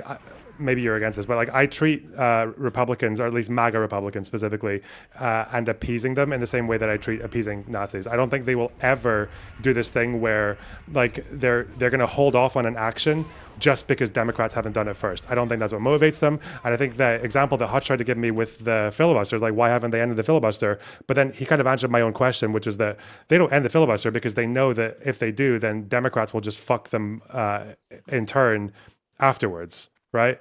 And I feel the same about packing the courts. Like if Republicans aren't packing the courts, it's because the courts are already in their favor. But like if it benefited them and if they thought it wouldn't benefit Democrats, they would do it. They don't need Democrats to do it first. I don't think that principle applies anywhere for the way that these guys behave. Maybe, and I want to address this real quick because I think we're going to get into demographics and the way that the right wing should be viewed. Because I think this is actually one of my frustrations with Pisco. Specifically MAGA, right? Yeah, but yeah. Yes, I don't think he differentiates between Republicans and MAGA. I also don't think he differentiates between sub-factions of MAGA.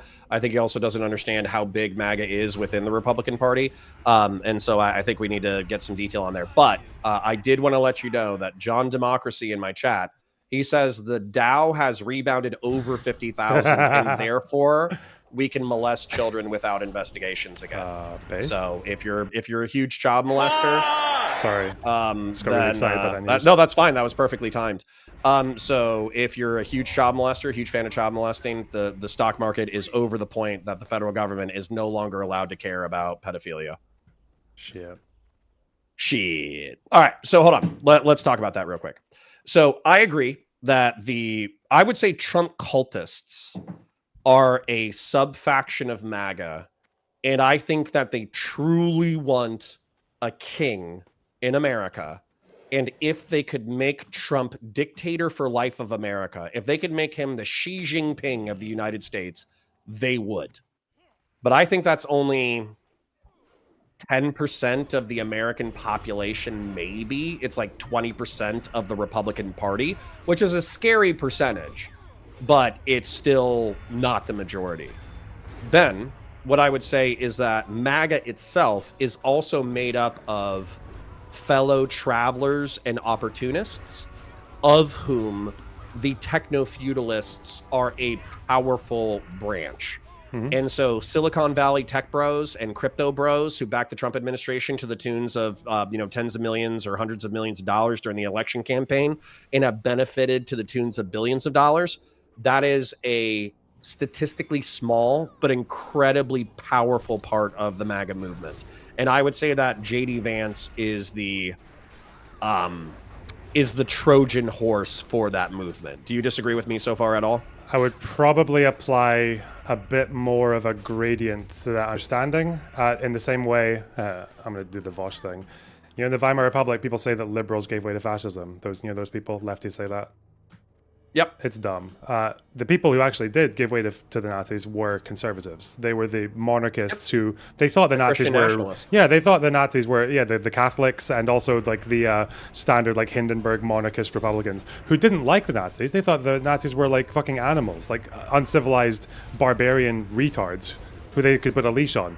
But they tolerated them and were willing to bring them into power to use them for their ends because they thought they could be controlled. So when you say, yeah, maybe it is 20% of MAGA that wants Trump to be a king, the problem is that in terms of outcome, the fellow travelers are dangerous. But to me, the fellow travelers, like, to me, in terms of outcome, I do kind of consider them like maybe even more instrumental to the issue in the sense that they're okay with a king.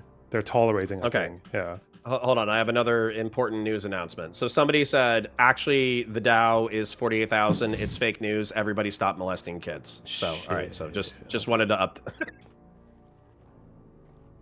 Okay. So, yeah. No, I agree with you. And I think the fellow travelers argument, one of the things that was so frustrating about learning about Christian nationalism and its history in Germany was seeing the parallels between Nick Fuentes' movement and the Christian nationalists of Germany. Because if you talk to Nick Fuentes or if you talk to a Groyper, they're like, oh, I'm not a Nazi. Like, I'm not a pagan, authoritarian, race realist. Well, I mean, they might be race realist, but they're not like racist. You know, they're not racists. They're just race realist. And they don't want to institute a white supremacist society. They want to institute a Christian supremacist society. And so what's interesting about that, though, is when you go and you look at the history of like 1930s Germany, that they were the Christian nationalists of Germany were the useful idiots for the Nazis who gave them a broad base, because the Christian nationalists did want to institute a Christian supremacist society. They were anti-Semitic, not for racial reasons, but for religious reasons. And then they infiltrated the normie Christian conservatives of Germany and co-opted them for the Christian nationalist and Nazi movement. And so that's where seeing, I think Nick Fuentes is so overt and so memey and so zoomery that he's not going to get like big inroads into boomer Christian conservatives. However, I do think it's dangerous to see this historical precedent repeating itself in American culture. He's investing in the youth, right? Yeah. Yeah. Like who's to say what American politics looks 20 to 30 years from now? I mean, I really do hope that like 20-year-olds, I hope that they meet like a Jew who's cool. And then they're like, oh, we don't have to wipe these people out. They're not monsters. But, you know, I don't know how that's going to play out in 20 or 30 years. It is scary. Well, hold on. So if I could finish articulating the diversity of MAGA movements, I heard what you said about fellow travelers, but I still want to articulate it. So the techno-feudalists are obviously like a sub-faction. They're a small faction, but they're a wildly powerful faction. And then I would say the faction that you and I and everyone needs to be most concerned with are the national conservatives, because it encompasses the techno-feudalists, it encompasses the Christian nationalists, it encompasses the Groypers and the dissident right-wingers and the true MAGA and the Trump cult, and probably even moderate conservatives.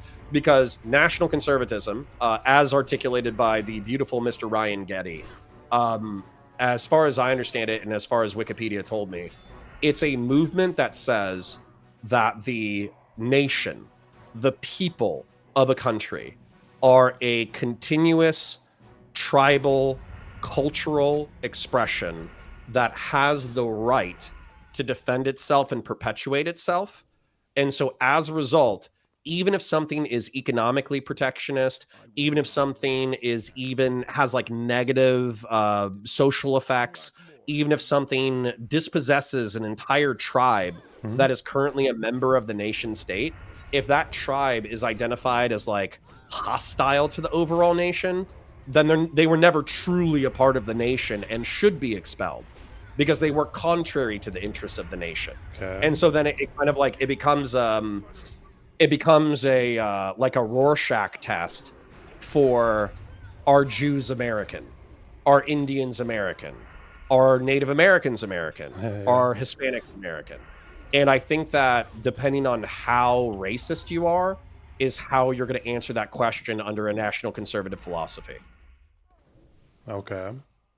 And these are the people you're saying we should be extra worried about, right?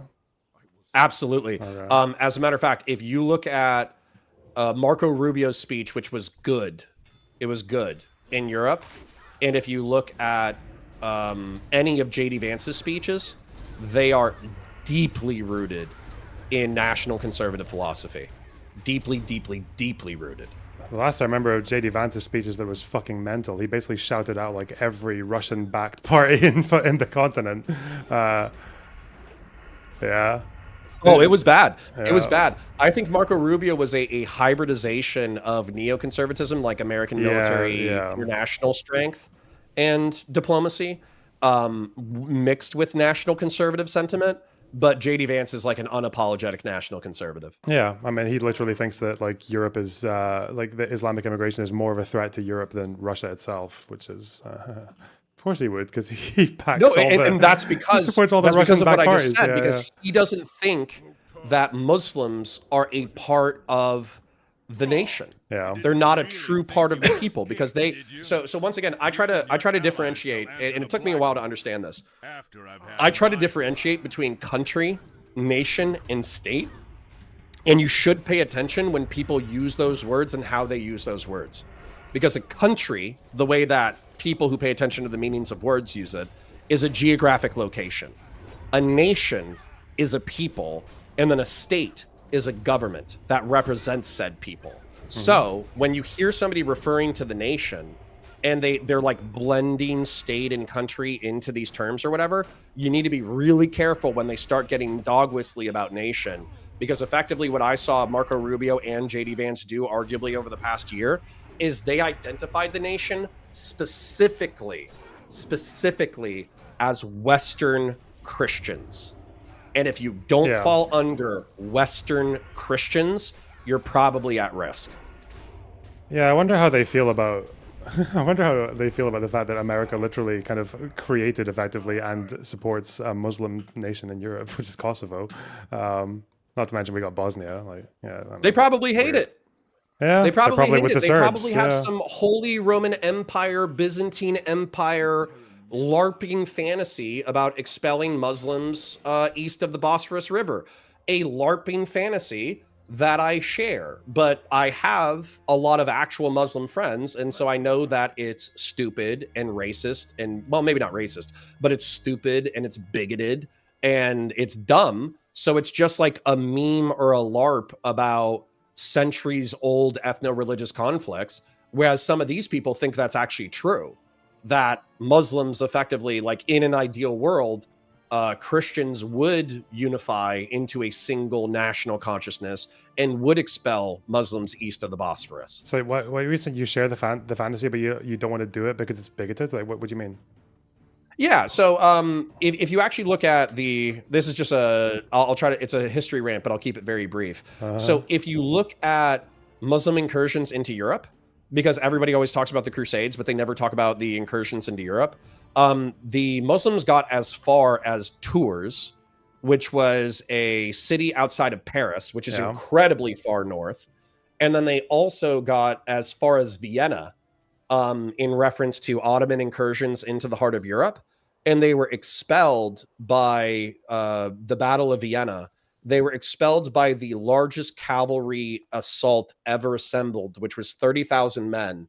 And it included the winged hussars of Poland, which if you haven't seen the winged hussars, they're fucking beautiful.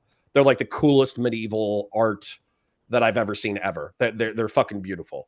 And arguably the charge in the Battle of Vienna actually inspired the Ride of the Rohirrim in Lord of the Rings. So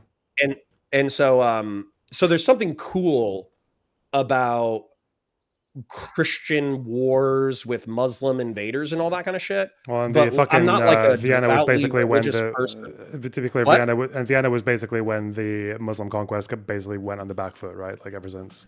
Correct. Yeah. It was the deepest incursion into Central Europe that the Ottoman Empire ever achieved. And it was the last time that Muslims made it that far into Europe before being progressively expelled to whatever the borders of the Ottoman Empire were prior to the fall. Okay. Yeah. So anyways, I mean, there's something cool and romantic about that time period, but I'm not actually hostile to Muslims. Okay. Not too much anyways. What does that mean? It means I don't like jihadist terrorism. Okay. I guess most Muslims don't seem to either. They fight with jihadist terrorists more than anyone else does, it seems. You say that, Who's doing most of the fighting against the Islamic Republic? It's fucking Shiites, right? Who fought mostly against ISIS? But then Muslims. What are most of the Shiites? What are most of the Shiites? Well, I mean, most of the Shiites are probably civilians who are trapped in the crossfire. But what I would say citizens is of Iran, right? Yeah. Yeah, but when you look at sectarian violence within like the context of the Iraq War or the context of the Syrian Civil War or the context of the Lebanese Civil War or the context of whatever, it's effectively like jihadist militias against jihadist militias. No, not necessarily always. When there was, I mean, in Lebanon, Syria, and the PLO, like these guys were motivated by like their big rallying cry was nationalism more so than radical Islam. Like the Islam thing only really became dominant, I suppose, like in the 70s and 80s, like after the Iran-Iraq war, the Iran Revolution. Well, yeah, that was after the revolution. Yeah. But yeah. What was Baathism, right? That was nationalism, right? What was Assad going into Lebanon for? It wasn't for religion. It was for Greater Syria. What was the PLO fighting for? It was for the Soviet-backed like nationalism. Yeah. Okay, well, we're getting into the historical rants, which I love, by the way. So I'm like totally down for like a weird Middle Eastern, North African history tete-a-tete. Put it this way, it's no fucking accident that Hamas were basically able to take their fucking religious medieval screed of a charter in the 80s and basically reword it in 2017 into a human rights nationalistic rallying cry without changing a single method and goal. Yeah. Because that's how it works, right? Like you could, the point being that you can literally just like take any of these struggles and just reframe it into like a nationalistic, or even if you really want to, a human rights thing, because apparently just like all these words at the end of the day and all these principles are all just open to the interpretation of whichever fucking nutter wants to make it work. Yes, but will you agree with me or not? You don't have to. Will you agree with me that the anti-theistic secularists of the Muslim world have largely been put on the back foot in the past 50 years? Yeah, of course. Since the Islamic Revolution, they've been on the back foot, yeah. Although I don't... okay. It depends on the conservative Muslim regimes of the Gulf states and like Jordan and all that, I guess they're quite different to the radical Islamic regimes like Iran. They're quite different. No, sorry. There's somebody said something silly in my chat, and I need to address it real quick. Sacred Snow says, Connor, the Iraq Body Count Project says almost all the killings were Arab against Arab. Also, Connor, I don't know if Arabs do most jihadists killed. No, that's not what I said. Sacred Snow, please pay attention. So, what I was saying was that, and this is accurate, at least according to the Iraq Body Count Project, is that within the sectarian civil wars of Iraq and Syria, the vast majority of the casualties are effectively jihadist militias fighting jihadist militias and also slaughtering the civilian population. Now take that statement and put that away. What Lonerbox asked me, maybe I heard it wrong, but what I thought he asked me, he's like, well, who are the majority of the people who fight the jihadists? And I think he was appealing to the fact that there are nationalist or socialist militias or democratic, the Syrian would you call Democratic Army, would you call Assad's regime, would you call the Syrian Arab army and the Russian backers, are they jihadist armies? I don't think so, no. Yeah, okay. I would say they're like modern military forces that probably have a religious tinge, but it's not like the core to their identity. Mm-hmm. I would say so. But they're guilty of a whole different series of war crimes. I mean, they did like 90% of the killings in the Syrian civil war, right? Yeah. I mean, I don't know how the stats would stack up, and maybe you have better insight into this. So for the Iraq, the Syrian civil war, what it seemed like happened to me was that the Iraq war, and for those of people who don't contextualize it this way, I actually wouldn't mind saying this because I don't think this gets discussed a lot in left-wing spaces, is that the way that a lot of people in pop media or alt media talk about the civil war, or excuse me, the Iraq war and the war in Afghanistan, is that U.S. forces just showed up and massacred everybody, which is like not what happened. No. What happened was we showed up, we destabilized the nation, we deposed the government, and we effectively started sectarian civil wars between multiple factions. Yeah. And we took sides with said factions and tried to prop up the ones that were sympathetic to us and dispossess the ones that were hostile to us. But those civil wars then in turn killed hundreds of thousands of people along sectarian lines. Then, so getting back to Syria, you said, do you think the Assad regime is responsible for the vast majority of casualties in the Syrian civil I think war? it's beyond dispute. I would have to see what the stats on it are, but what I understood to happen is effectively the United States left Iraq in 2011. Mm-hmm. ISIS seized eastern Iraq and western Syria, and then they didn't back, but they fought the Syrian regime, ironically enough, while still selling them oil. Yeah. While the Kurds, the SDF, and al-Nusra fought the Assadist regime in the north.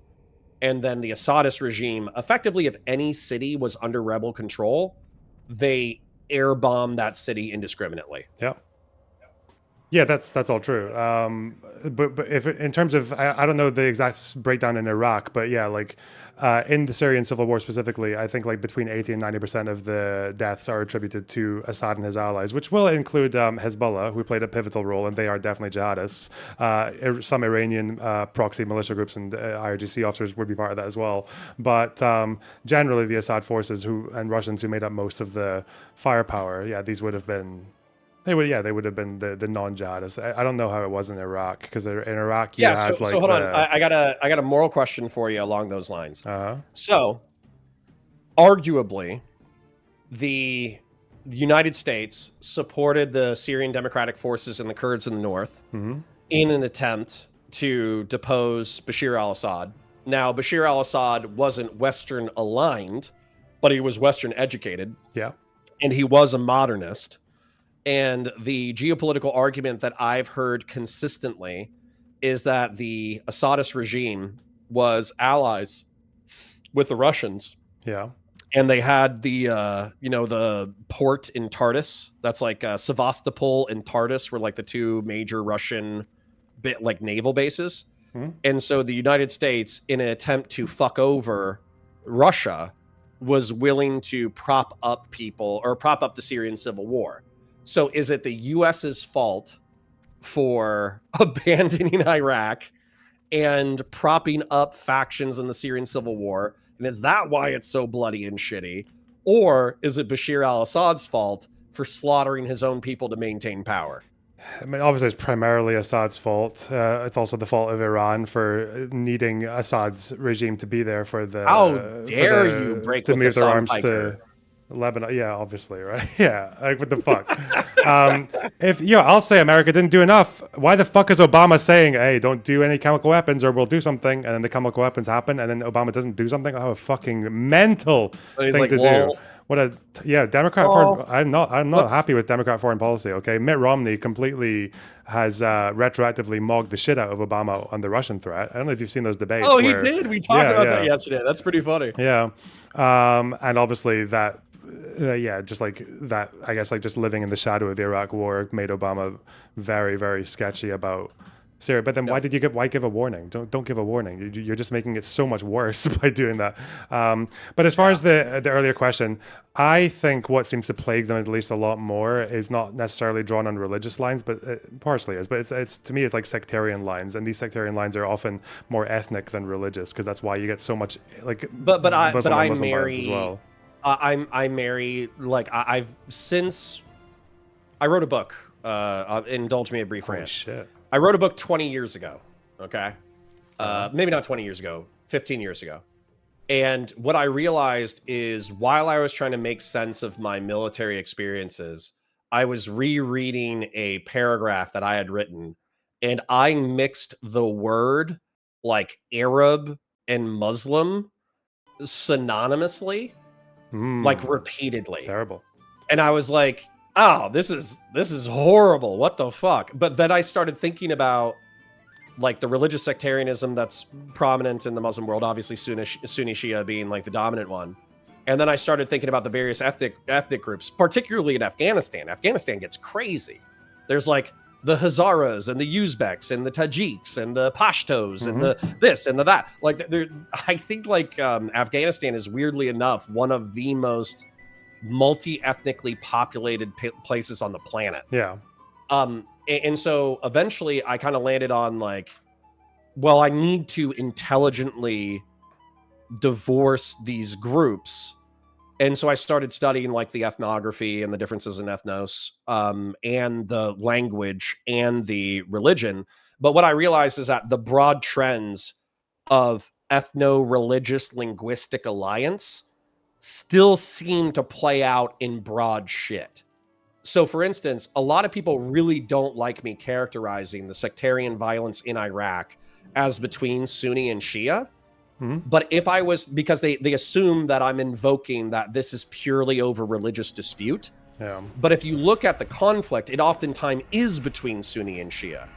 And I would analogize this to Ireland, where the Irish and the Northern Irish are not fighting because they're Catholic and Protestant, but if you were to divide up the lines between the conflicting factions, they're disproportionately Catholic or Protestant. Yeah, because that's kind of where the lines were drawn a very long time ago. Yeah. Yeah. Well, right, but people, especially lefties, a lot of lefties, a lot of liberals, a lot of progressives, the second that you invoke the fact that sectarian violence in the Middle East and North Africa falls along religious lines, they make the additional assumption that you think it's because of religious difference and not like geopolitical struggle between different factions. And then they blame you for being like insufficiently educated to properly talk about geopolitical tribes. Yeah. But then even once you get educated on it, you're still like, oh, well, this faction is 90% Shia, this faction is 90% Sunni, and the 5% that's something different and the 2% that's something different are viewed as traitors to their respective religious groups because they're fighting for the wrong side. Yeah, but that's because like people always feel like they need to shoehorn whatever scenario that they see into like their already existing paradigm, right? So if you're a leftist, it has to be about material conditions and class relations, which is ultimately what in part led to a bunch of leftists in the 70s sort of unwittingly supporting or at the very, or more often just kind of being quite blasé about the Ayatollah, right? Because they just saw it as, well, the Western-backed Shah, that's the ruling class, and everything else that opposes him, especially like the Ayatollah, who's the biggest figure, would be the working class. And like they shoehorned that in, even though obviously the divide in Iran was much more to do with like West or anti-West in general. And some of the pro-Western people were poor and some of the anti-West people were very, very rich. And like, yeah, it didn't work, and then a lot of them had to admit that afterwards. Yeah, but yeah, they'll do that. But then the problem is that like I completely sympathize with leftists being very reflexively against what we see on the other side, which is this Sam Harrisy. What is in the mind of a jihadist? What does jihad say? And it's like, dude, the same, if you look at reformist Islam, which is where Sunni extremism kind of spawns from, like this reformist Islam doctrine of Islam is basically weak and humiliated and has perpetually like been on the back foot ever since Vienna, and they need to change things up to regain some kind of like pride or glory or whatever. This is kind of like where ISIS comes from, and it's where Wahhabism comes from, or like all these, or Hamas comes from as well.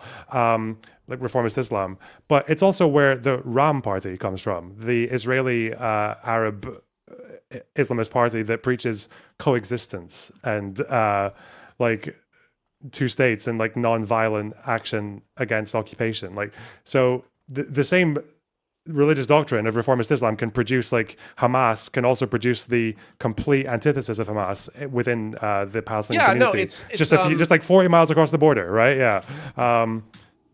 So yeah, I think the frustration though from like a Western secular lens though, or a cultural Christian or post-Christian lens, is that it seems like maybe I'm wrong in this historical assessment, but I do think it's interesting. It seems like in Europe, religious sectarianism drove us apart to the point that the most famous massacres of European history, besides in World War II, were often related to religious sectarianism and tribalism.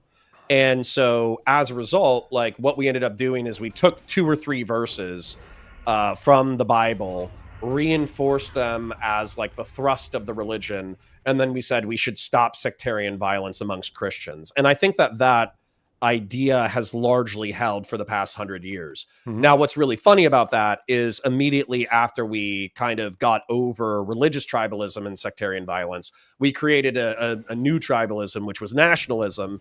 And then we started massacring each other across nationalist lines. And we set like world high records for people killed in the name of an ideology. Yeah. So kind of an interesting historical development there. But now that we're kind of like post the massive nationalist wars of the early 20th century, it seems like we've hit, relatively speaking, at least under the liberal world order, although people are trying to bring it back, it seems like we've hit this like post-tribalist violence period where if you're a tribalist who massacres another person for immutable characteristics, you're viewed as one of the biggest pieces of shit on the planet. Whereas it does seem like amongst the sectarian violence of the Muslim world, there is still that collective guilt and collective pride that justifies atrocity. And it seems to be like horrifically routine. Yeah, it is. I would just argue that, like, I'm just going to assume you're suggesting something there, but like, I just wish. I mean, you can ask if I'm suggesting something. So no, I would just wish people would remember that, like, religion, ethnic norms, all of these kind of like things that right wingers would like to lean into are just some of many, many explanations. Like, there's never going to be like, there's no unifying theory for why any of this happens in the middle. I'm yet to hear it, is what I'm saying. Which is why some of the worst. I think there's something to be spoken. I think there's something to be said though. Like, when you analyze Islam, when you analyze the Quran, it's an incredibly dualist text. Okay. So if you read the first half of the Quran, then the first half of the Quran is saying things like, only God knows the hearts of men and he should be the judge, right? Yeah. And so if you take that piece of scripture and you extrapolate it ad infinitum, then you can have, you could have degenerate, atheist, satanic, pagan neighbors, and it's actually no skin off of a Muslim's ass if they're degenerate, pagan atheists. However, you can also go into the later texts, which were during times of war, and you can see some pretty spicy quotes about Jews and pagans that effectively says, of course, that it's the duty of every Muslim to fight pagans and fight Jews and unite the world in Islam. I know. I know. No, but those are the scriptures you just mentioned. Reformist Islam. Those are the scriptures that reformist Islam lean into in order to justify jihadism. Yeah, so it's a dualist religion. But apparently, it's the same religion. It's apparently the same reformist Islam that inspires the Ram Party, which is coexistence. So it's, the way I see it is like, I'm actually, I don't know if you know Avi Bitterman that well. He kind of sold me on. But I heard the other day, I heard somebody talking about him, where they said, like, if Avi Bitterman was confronted on being bigoted towards Muslims or whatever, he would probably just embrace it. Okay, I didn't hear that bit, but that maybe. The thing that I last heard was about international law. But the argument he gave me, I don't really agree with his argument on international law, but the underlying take that he gives, I think, is very true. It's much more true than people give it credit for, which is that it sounded like to me what he was saying was that these like words are really, words don't act like laws, and foundational texts and guiding principles really mean nothing outside of what the majority of followers or what the arbiters have decided it means, which is why Hamas obviously still follows that very medieval Islamic charter from the 80s. They've never disowned it. That's why they do what they do. But Western leftists who support Hamas they do the exact same thing. They justify every single action through international law. And you can do it. You can interpret. If I can give you a good handful of General Assembly resolutions and whatever else and interpretations of history that will easily lead you to the conclusion that everything Hamas does is justified. And that's kind of the way I see it. It's like if Islam says what it says about killing Jews. Hold on. I got to challenge that because that's actually like, a talking. Sorry, that's a talking point that I heard from Hassan, and I actually viciously disagreed with it. So, do you mind if we actually go into like a microcosm example real quick? Sure. So, one of the things that Hassan Piker said, and weirdly enough, I was watching Pisco trying to analyze Hassan Piker's content, and it was actually really interesting. But the thing that Hassan said was that the anti-Zionist, anti-settlers in the West Bank have the right under international law to violently expel the settlers who have seized their land and seized their territory. Yeah. Okay. Do we agree with that statement? Yeah. Okay. Under international law, because this is what we saw Hamas do during October 7, 2023, they were indiscriminate in differentiating between combatants and non-combatants, and they massacred non-combatants. Yeah. So does international law support massacring non-combatants? No, it doesn't. Okay, but if you read the right General Assembly resolutions, which are, I guess, like opinions on international law from the international community, you can say that, like, the argument that these guys make is like, they effectively say that there are, at least out there are resolutions that are worded in specific ways that you can actually infer that meaning. So, for example, there's a General Assembly resolution from the 80s, which I think is still standing, which says that occupied and oppressed peoples can fight oppression by any means necessary. If you follow that to the word, any means, but that's any means, literally anything. Okay, kill babies, but rape them, and shit. Then we get into then we get into a legalistic versus moral analysis where, yeah, sure. If and by the way, I do think Hassan Piker genuinely does apologia along that vein. And when confronted about it, this was my analogy, and I do love my analogy about it. And I might have stolen it a little bit from Steven, but there are people where, like, if you ask them, should you eat a human infant? Their answer is going to be, no, you should never eat a human infant. Yeah. And you're like, why? And they're like, oh, because it's a member of my species. It's a creature capable of feeling pain. It probably has a limited sapient and sentient experience. Cruelty towards this, creature is bad. Like, they're going to come up with, like, sane reasons for why it's bad to eat children. However, within the Hassan Piker dynamic, when asked about, like, within this term, why murdering civilians is wrong, and I'll go back to the analogy in a moment, but he says, oh, because it would be counterproductive to the anti-settler, anti-Zionist movement.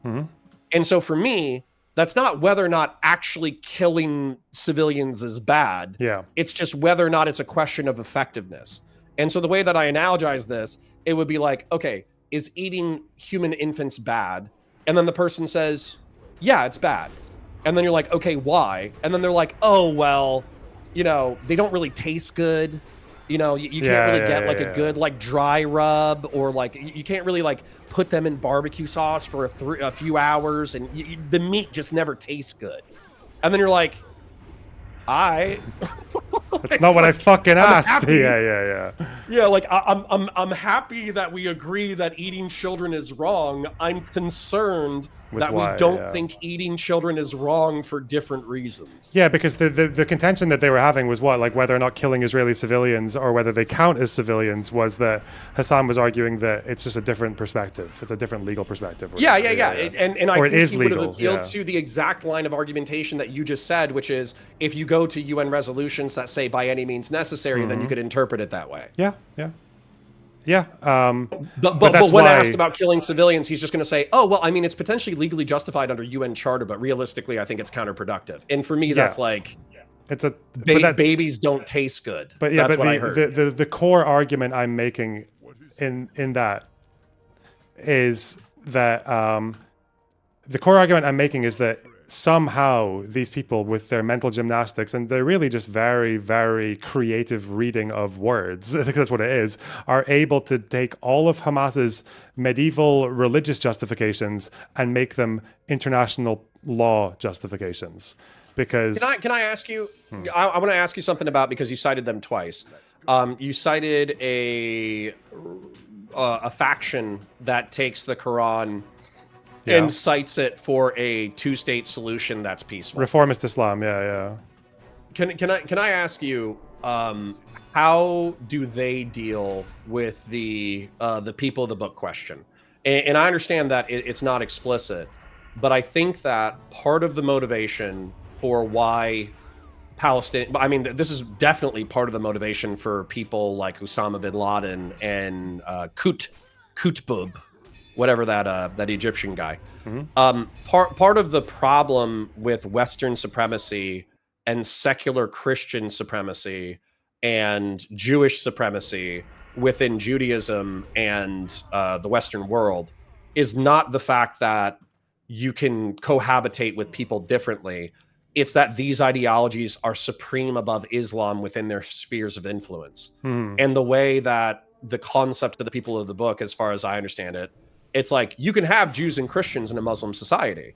However, they are people of the book who are tolerated. Yeah, they're dhimmi. They are yeah, not second class, equal or supreme above Muslims. Yeah. And so Israel is basically like a religious affront, not because there's Jews there, but because there's Jews who are supreme above Muslims. Yeah, yeah. So your question is basically how did they get around that text?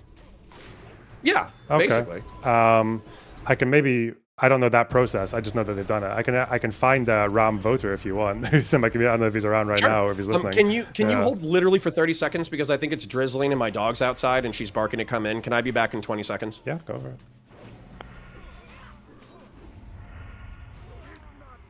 This fucking cunt quest is bugging again. I don't know why. I left it open, so I didn't want to grab it before anyone else did, but maybe there's like a follow-up and a follow-up, but I didn't get it from the party. What the fuck? So now I just have to watch these fucking losers do this quest like in the cuck chair and just hope that they'll help me do it afterwards. Maybe I'll try and sabotage it and bug it out. Shall I do that? For the greater good. Where's Sev? Sorry, hang on. I'm back, and quick shill. Like the stream, share it with your friends, engage with super chats if you got them, memberships if you got them. Yeah, like the stream doesn't cost you anything. Okay. Yep. So sorry, we were saying, yeah, I mean, if you wanted to ask some questions or check out some paperwork, and then you said, hey, this is how they got around it, then I would I would be interested in how they got around that. I mean, I would imagine, is it possible they got around it the same way that Jews and fucking Christians get around all the batshit in their texts, or yeah, no, I mean, really they probably did, but much, then, yeah. but that leaves you vulnerable. It leaves you incredibly religiously vulnerable to people. So, for instance, like the way that American Christians have gotten around the secularism of American society is render unto Caesar what is Caesar's and render unto God what's God's. But they've taken that single line and they've expanded it into an entire worldview of the balance between the state and religion. And then there's another one too. It's probably a similar scripture to like only God knows the hearts of men or something like that. Yeah. And they take that. And so as a result, they're like, oh, well, we shouldn't compel people to religion through the sword, which is why we shouldn't have like enforced theocracy similar to medieval Europe. And so they took that and they expanded that single scripture greatly. But what happens is you get accused of buffet. They call it buffet. I mean, I call it buffet Christianity too. Mm-hmm. Shit, I'm a fucking buffet Christian. And I'm not a religious literalist, just in case that freaks you out. I don't think Jesus Christ was the Messiah, but I do think Christianity has a lot of cool morality baked into it. But buffet Christianity is where you just pay attention to the scripture you like and you ignore the scripture that you don't like. Yeah. And Islam has a specific surah in the beginning that prohibits that. It prohibits that. It does, says but then specifically even like, no, you must read the entirety of the Quran and believe in the entirety of the Quran. And it's like, well, fuck. Yeah, but even you just prohibited me from being a buffet Muslim. Yeah, but I guess like the problem is that there's also a natural selection, and that the most literal people are just like I guess like the ISIS types are just going to get fucked because they're so incompatible with the modern world. Like Iran is that example, right? They claim to be doing that, but if you even read the Vilayat al-Faqih, which is the Ayatollah's little fucking manifesto for Islamic society, he talks about certain taxes that should be put in place and certain institutional practices that just never came to fruition because they were just useless, right? Obviously, they're still flogging people for drinking alcohol and shit like that. But yeah, there are lots of things in there that he proposed that he never put in place. Even the whole thing about Shiites, they were too extreme even for the conservative. It's not even there's too extreme. It's just that I think they just weren't practical. They were like, it was like a medieval taxation system. Like, yeah, it just didn't seem to work. Or the fact that like Shiites caring as much as they apparently do about Al-Aqsa, when it's like it's literally built by the fucking dynasty that slaughtered their champion back in the day. They never really cared about it as much as they did before, because like Shiites have like shrine areas, right? Like they have shrine cities and things like that. But Al-Aqsa, obviously, it's it's purely political, but they make it like religious as well for them. Sure. So yeah. Well, and if you're appealing to the flexible nature of religion and ideology to say that just because things are this way now doesn't mean that they have to perpetually be this way, Yeah. I agree with you. So I would say that I was shitloads more an Islamophobe in 2016 than I am now, and I actually have a weird story about that if you'd care to hear it. Sure. And then also what I would say is that like the way that I understand Islam now is that actually it's one of the religions with like the lowest barriers to entry. Like you have to believe in God, the last day, do good works, Muhammad is God's messenger, and you're going to suffer a day of judgment. And then you should do the Hajj if you can afford to. Mm-hmm. And that's like a really low barrier to entry for religion. Yeah.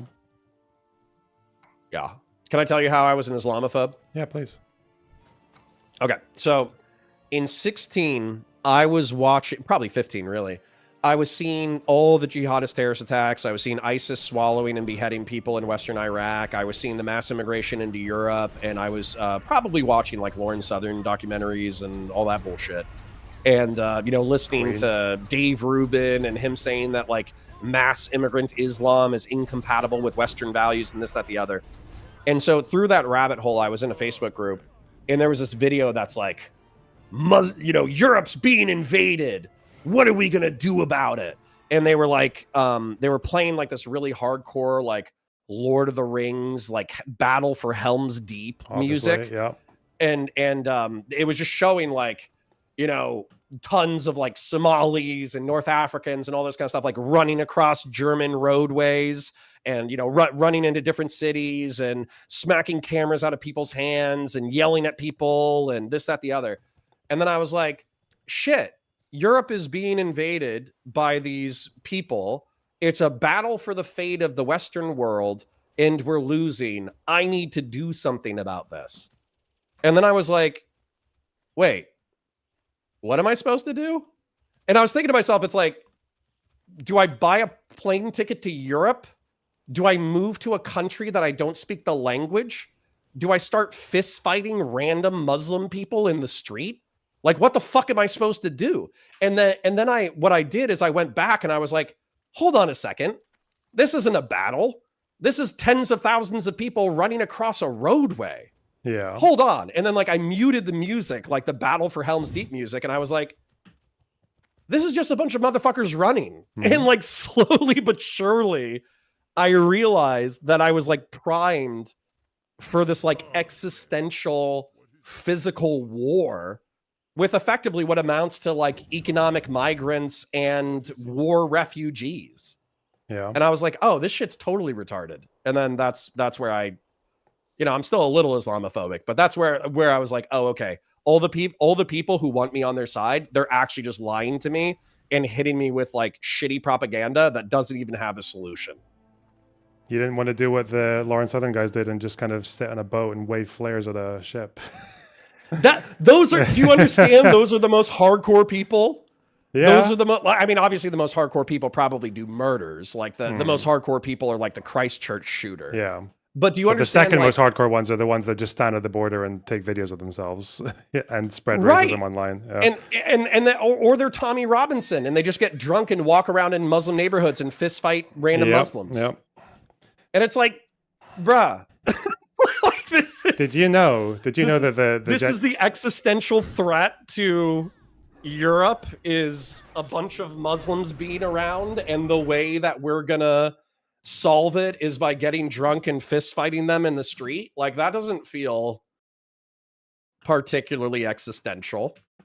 Yeah. Did you know that Generation Identity, the group that Lauren Southern was with on that boat, did you know that they were actually caught potentially smuggling refugees? I'm sure. They were like, oh shit, well, we're in the Mediterranean anyway, so might as well collect a few $1,000 for picking some people up. Yeah, probably. Yeah, and it turned out that they were accused of smuggling because they did actually arrive and got detained in Italy because they arrived on their after their little adventure to supposedly turn boats around, but they arrived with a bunch of Somalis, I think, who ended up claiming asylum. But then it turned out they weren't even found guilty of any smuggling. So it seems like they might have actually just decided to save them and bring them to the. Yeah, they might have actually seen other human beings drowning in the Mediterranean while either being desperate economic migrants or war refugees. And they were like, fuck, man, I don't want these people in my country, but they're still human beings. Shit. And then they picked them up and saved them. Yeah, that's... Yeah. I can't think of a faster way to, probably de-radicalize. I wonder what those generation identity people are doing now.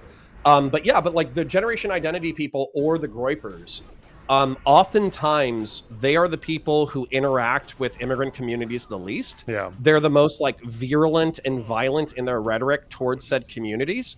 And then oftentimes what I found too is that whenever push comes to shove, this is something that I noticed about Nick Fuentes that really pissed me off. Do you remember like the 2 weeks after Charlie Kirk got shot and Nick Fuentes was on like not an apology tour, but he was on like a moderation tour for like 2 weeks? I don't remember that now. Okay, well, the 2 weeks after Charlie Kirk got killed, he was like, man, that really rammed it home for me. I've been talking so much shit about Charlie and we disagree on politics, but him dying, it just made me realize like how at risk and vulnerable all of us are. And I don't want my audience participating in extrajudicial violence. So I need to watch my rhetoric and this, that, the other. He was saying all that shit. Meanwhile, for years, he's been saying, we need to like denaturalize and deport anybody who isn't like Christian. Yeah. It's like, how did you seriously think that you were going to strip citizenship from 30%, 60% of the American population, then deport them to country of origin and there weren't going to be any deaths? Yeah. What did you think that was going to look like? And then the same thing with him like simping for Hitler or simping for Stalin. It's like, what do you think real violence looks like? And I think to me that like made me really think of Nick Fuentes as like a child. A babe in the woods. Yeah, I do also just wonder like how many of these people end up, like how long they stay committed to their beliefs. I don't think it's an accident that first wave like dictators are always much more successful than like their successors. So like whether it's Castro versus versus Raul, or Chavez to Maduro, or Mao to I can't remember even the fucking guy's name who came in between Mao and Deng.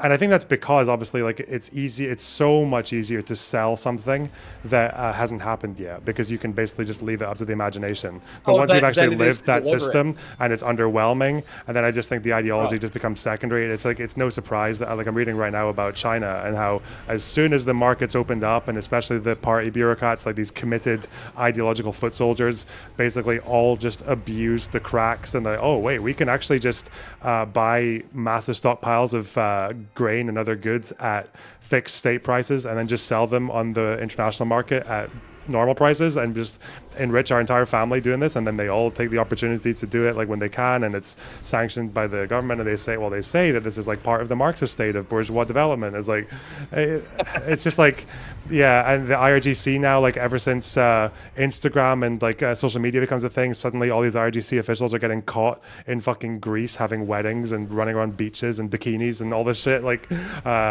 engaging in all the kinds of like Western opulence that they supposedly fucking kill people for, and drinking alcohol and shit. And it's just like, yeah, I think you get to a point where people like these ideas succeed as fantasies because they are fantasies, and as soon as they have to break out of that. No, this is where I've thought about it, because I've been hard stuck at like 100 to 150 viewers, but I think it's partially because there's a variety of reasons. I'm very dry, I'm very verbose, et cetera, et cetera.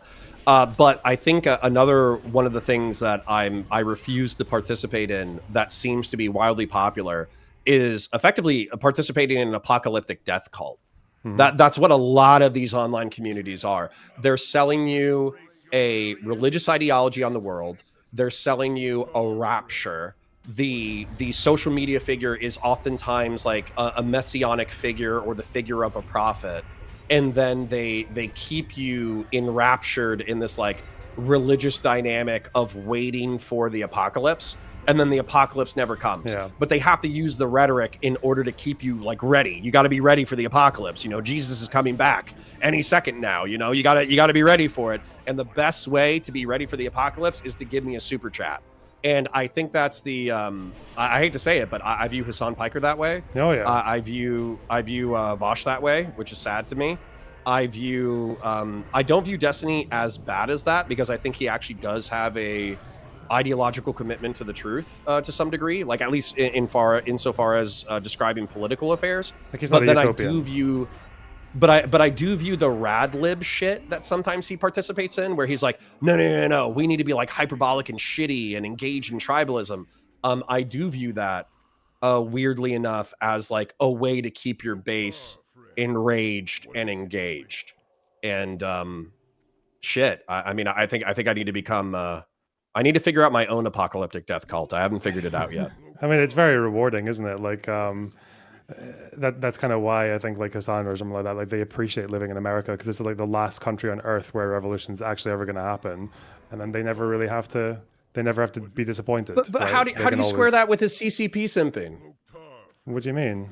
It's aesthetic. So for instance, like maybe you're just of the opinion that he's like a hypocrite and a false prophet and a liar. But my question to you is like, I think he might believe his own bullshit. No, yeah, I think he might think that an authoritarian left-wing state capitalist society that is supposedly on the way to socialism and communism, but the state has enough power to punish its enemies and reward its loyalists, he might want that. That might be his ideal society. I don't know. I don't think he thinks that much about it. I think he just likes the aesthetics. He likes the branding. He likes all of the benefits of American opulence and consumerism and freedom. And he can say as many retarded things as he wants without worrying about the state. But then he can also fantasize about the grass being greener on the other side of the world. And, you know, so he's stick a hammer but I and thought sickle that on was it. the thing that, Like- I mean, bear in mind, I only saw a clip, but the clip was like, you know, him with like $50,000 worth of like Chinese, whatever their currency is, like on his arm and shit. But I thought that was one of the things that he unironically said, was that the marriage of leftist ideals with a state capitalist stepping stone, but the state capitalist stepping stone offering all of the luxuries of the Western world, was unironically his ideal society. Yeah, but like even that though, I feel like it's all very. Think about the practical things about China that he actually reps. Like, what actually is it? Because when I was hearing him talk about it, I heard trains. I'd say, okay, well, trains in a democracy, you need to get it to be popular, to raise taxes and to pay for the thing. Most countries just don't do that. But you have high speed rail in Japan. You have it in fucking France to a degree. Like, you don't need China for that. What else was it? He was there simping over like their slightly different touchscreen technology, or saying that there's a Gucci store next to a brutalist building. It's like, okay, you like gadgets and wealth inequality. Like, okay, that's what you have in America. Like, it's just a different aesthetic. I don't know. I really don't think it's that deep. Wouldn't the argument be, you know, correct me if I'm wrong, and you know, bear in mind, I'm a China hater, but I don't, you know, most of my hate is relegated to the early and mid 20th century. Wouldn't the argument be from the state capitalist model? And by the way, I don't even think this is true. I think China more famously works its proletarian masses into the ground. Yeah. And that's what it's more famous for than it is for its like social benefits.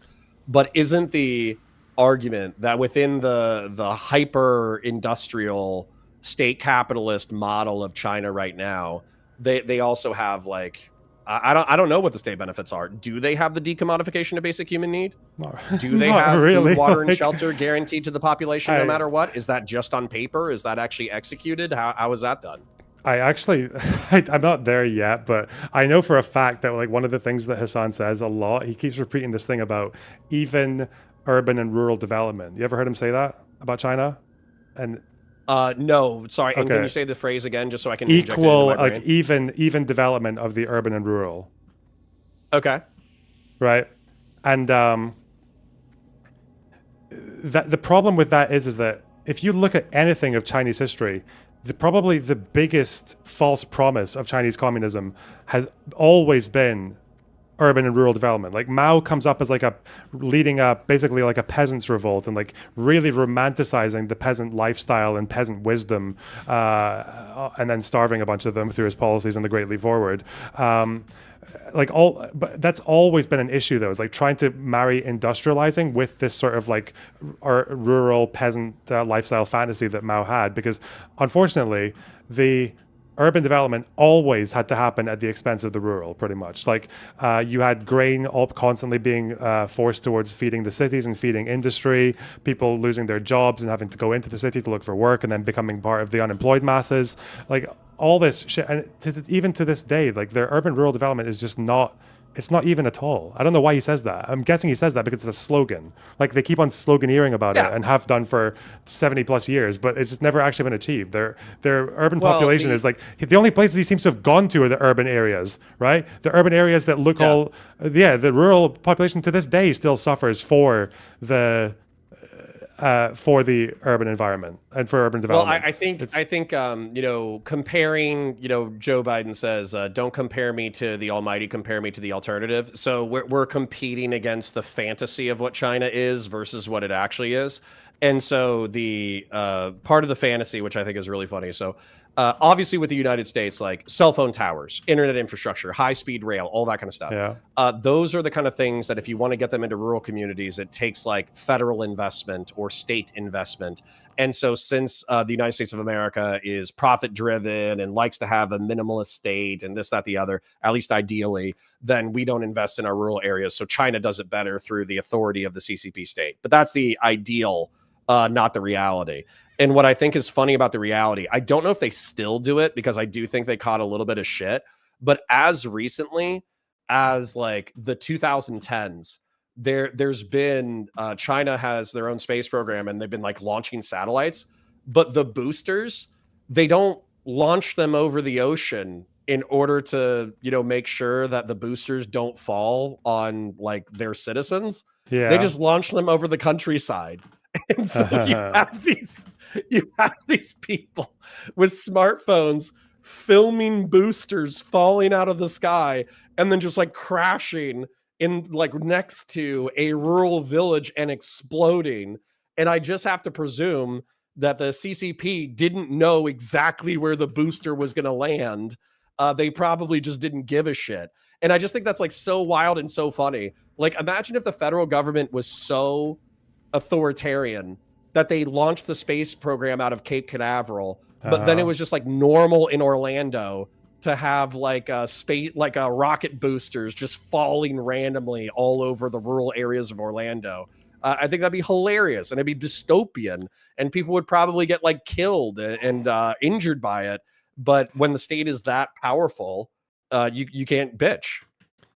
Yeah. Again, I will probably get more into that part because China's like been my background research project for a few months. I'm currently just doing the history. But from what I understand is like, if you're call yourself a Marxist and you are still basically feeling attached or ideologically identified with anything post Deng, like you probably just don't know what the fuck happened there. Like China has this, it probably backs my argument up about the scripture thing as well, because like Chinese history is ever since the revolution in 49 has always been this constant trend of people fighting each other and killing each other and jailing each other and purging each other whilst all claiming to be adherent to the same ideology, to the point where literally like people chanting Maoist slogans are getting killed by people chanting Maoist slogans, or Mao puts a slogan out and then 2 years later people who live by that particular slogan are all enemies of the state, right? And even with Deng doing the same thing, like it's just constant reinterpretations. I was like, oh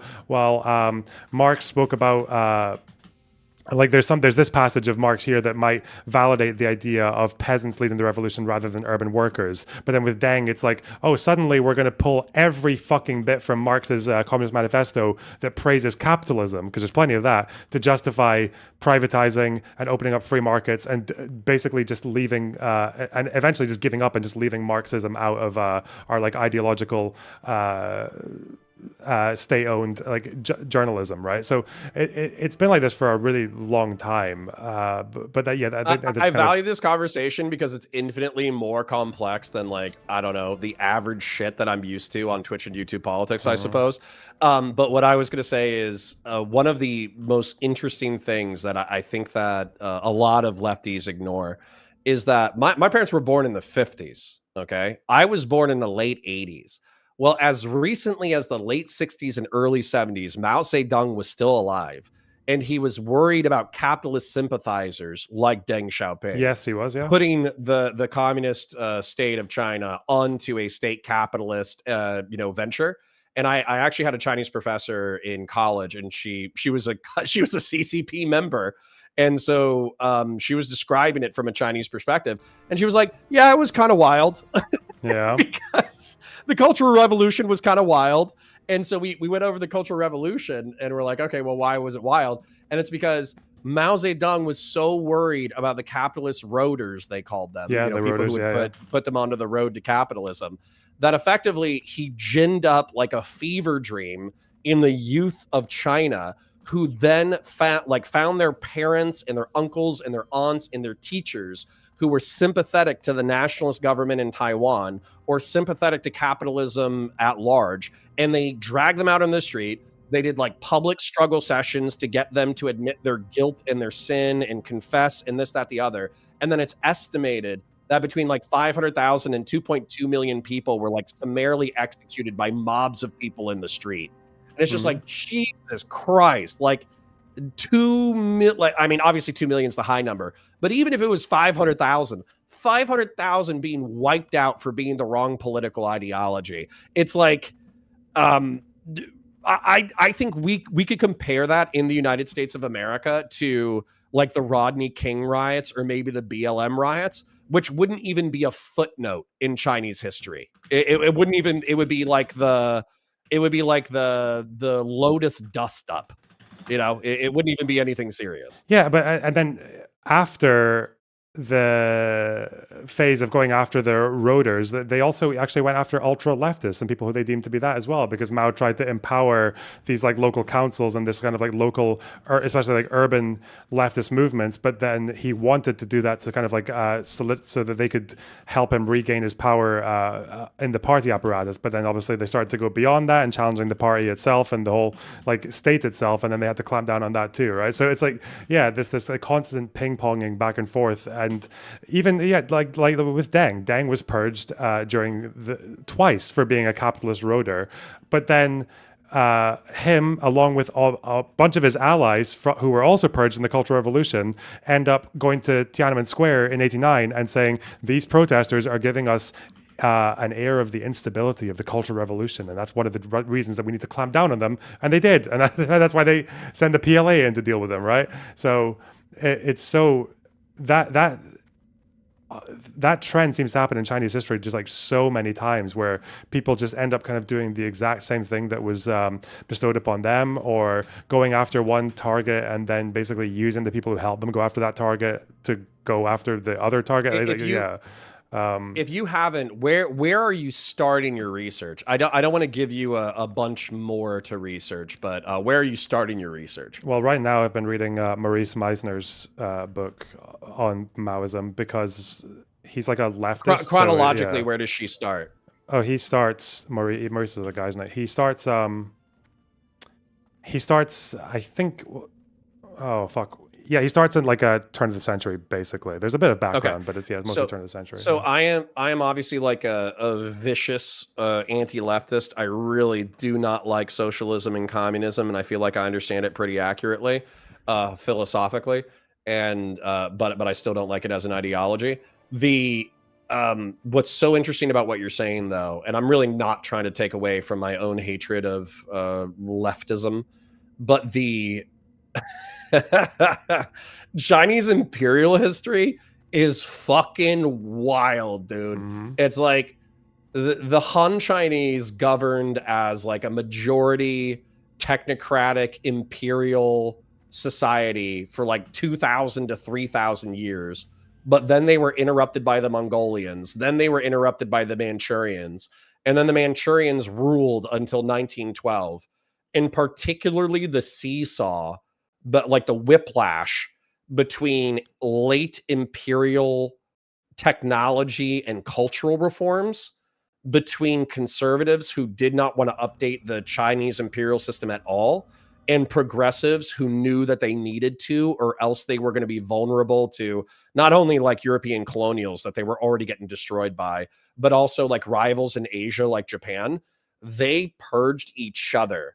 Like the reformers and the imperial loyalists, they purged each other like half a dozen times. And they allied with each other half a dozen times. And then they use and then just like you said, they use the alliance as an excuse for the purge. And same thing with Chiang Kai-shek and Mao Zedong. And obviously Mao Zedong wasn't a leader at the time, but Chiang Kai-shek allied with the communists in order to unify China during the warlord period. Yeah. And then as soon as he was done unifying China, he purged the hardcore communists. He did. They just literally turned their guns on them in Shanghai or some shit. Yeah. Right. Yeah. So that whole like flip flop waffling of, okay, these people are my temporary ally in order to achieve this goal, but then now that we've achieved this goal, I'm going to use them aligning with me as a sign of their duplicity. Yeah. Therefore, I'm going to wipe them out. That is just like that's Chinese politics stretching back arguably like 500 years. Yeah. There's like that's just like there's so much of that. Also, just to address someone in my chat who's saying that I was doing disinformation about France's high-speed rail because they have a very fast train. I'm saying that because France's high-speed rail, if I remember correctly, is about just under 10% of their total rail network, whereas to a degree, obviously compared to Japan, which is like 15+%, and China, where it's like a third. Okay, that's all I'm saying. I know you're very proud that France has a really fucking fast train, but it is to a degree compared to the others in terms of how much of their rail network is high-speed rail. Fuck you. Go eat a fucking baguette and choke on some garlic and fucking surrender to Germany, you fucking retard. Jesus. Okay, sorry. No, France should be proud of their fission technology. They should be proud of the fact that they're still like a nuclear power in Europe. That's what they should be proud of. The fact that everybody else has like slowed down development or construction of fission nuclear power, and France did it so well that I can't remember if they're running like an electric surplus, but I think there was a few days within the past decade where, because they had invested in fission nuclear reactors and renewable energy, France was running an energy surplus, which is awesome. That's so cool. So, yeah. Anyways, and they haven't lost any nukes. It is 2. I normally run until 2:30. However, I do want to be able to chop this conversation up into VODs. So funnily enough, I think we actually have 2 where one of them is going to be like, how do we reform the Republic of the United States, which weirdly enough, we have a lot of agreement on. And then the second one is going to be like geopolitical history analysis, which is absolutely my fucking jam. So there are probably some geopolitics nerds in my chat who are like, they are turgid right now after hearing like a 2-hour or an hour-long analysis of Middle Eastern and North African history and Chinese history. So I thank you for that. Oh shit! Wait, how do you am I able to add someone to this call? Because the Sev guy is ready. How do I do that? Do I just click start voice call on here? If they're a friend, you could add them. If you want me to jump into the Discord, do you want me around for this call? Yeah, because it was for your question. Sure. Okay. Yeah. Then is it easier if I just jump out and join your Discord? And then do that. Jump into that's the call room. Yeah, for sure. Yeah. Okay. 1 second. Okay. Then just send me a link. Okay. Is he not in my Discord? Let's see.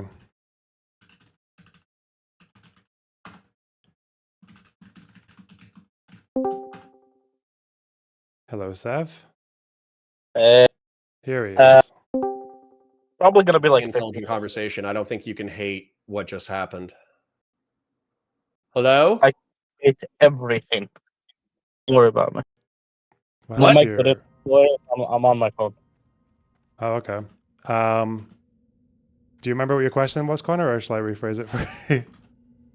Yeah. Can you? I don't remember what the question was. Can you rephrase So it I was for trying to me? explain to Connor about the Ram Party basically being like reformist adhering Oh, to I reformist remember. Islam, the same kind of like roots that Hamas came from, but they obviously preach coexistence. And I think Connor wanted Yeah, to know the how Muslim they. Brotherhood.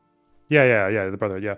And I think Connor was asking how they, like, in a theological sense, how do they address the question of non-believers and dimitude? And also like Christian and Jewish supremacy, because obviously Jews are dominant in Israel and Christians are dominant in the Western world. Yeah, regarding that, it's not really that much focused upon because view isn't to like be the majority. Their view is like to coexist in a peaceful manner. At the end of the day, they make out what they can from what they currently live with. Like even right now, they're still taking part of politics, despite being one of the worst governments that you could possibly have to work with as Muslims. But like the Muslim, just so we're clear, is the political party. Backing is the Muslim Brotherhood. Is like fragmented into different like extremist beliefs. The ones that are like in the south of Israel and the center, those are like quite peaceful. The ones in the north are quite like a bit crazy. Those are ones that have been like prosecuted for terrorism and whatnot, and they pretty much separated from ones wants to peacefully coexist with like parties within Israel. Obviously, they hold on to their beliefs regardless. They still believe in Islam. They still believe in how important the Al-Aqsa Mosque is and all these things. But they don't want to achieve their goals with violence. They don't think violence is a viable way to achieve anything within Israel. Like that's the main difference between them. Two questions. One, are we talking about the West Bank or are we talking about Israel proper? And Israel proper? Yeah. Okay.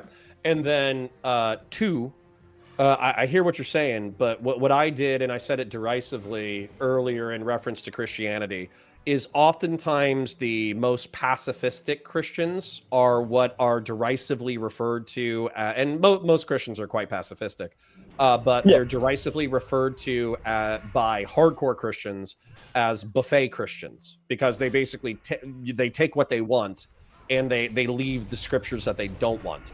And so I think that that's an ideological vulnerability where, I'll say especially in Islam, but in Islam, if you're a pacifist who's willing to work with the Jews and work with the Christians or whatever for whatever purpose, then doesn't that leave you ideologically vulnerable to being declared not a true Muslim and therefore deserving of attack? Well, the main people that keep, like, obviously preaching about not true Muslim for wanting to peacefully coexist. But, like, here, one of the main things that you should be doing as a Muslim, take your prophet for your main prophet for an example. One of the things that the prophet did that even his companions didn't do well, like, live peacefully among Jews. Some people would argue with that. He absolutely one of the that wanted to preserve, like, obviously, there wasn't the case, but for the most part, he treated Jews better than most Muslim leaders did, way better. Like most Muslim leaders have fucking Jews, and then there's one who is like a bit, Umar al-Khattab, which is one of his companions, kicked Jews out of Saudi Arabia. Then he brought them back to Jerusalem, like because he brought them Well, back and to Jerusalem. then and then arguing as if I was an ideological opponent, even though I'm obviously not. Yeah. When was Muhammad, peace be upon him, being kind to Jews? Was it throughout the duration of his rule? Was he considered extra just late in life, or was that something that was more associated with like the Mecca and Medina time frame versus like later in life when he was at war? It wasn't really. It was during war because, like, at the entire time, Muhammad was like the main leader of Islam at that point was during like a wartime, and then like because here one of the Jewish groups he treat well is one of the Jewish groups. Jewish scholars say this isn't true, and then Muslim scholars say this is true. Obviously, you can't really confirm this. Jewish group was trying to backstab him and get him assassinated with the work with like infidels or whatever from other areas that were trying to kill him. And those are the people that were dealt with harshly, as in they were all much. And obviously, isn't that the scriptural historical? I think I've heard this scripturally and historically before, which is effectively that the mistake that's made by literalists who don't understand the historical context of those surahs that are talking about the Jews who were trying to betray the prophet and get him killed and stuff, is that they're taking the scripture and they're applying it to all Jews of the world, whereas realistically, contextually, this is referencing a specific group that was actively trying to get Muhammad assassinated. He didn't massacre all the Jews in Saudi Arabia. It was a tribe of Jews that did this, that were executed at that time. Regardless of this, one of the things that's cited for like animosity against Jews is like a hadith that have turned out to be a source that's not really authentic or that strong. Will consistently fucking refer to it. They will latch on to anything that would provide, I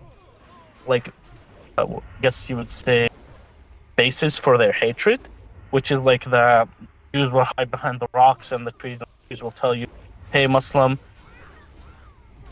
And then, that one.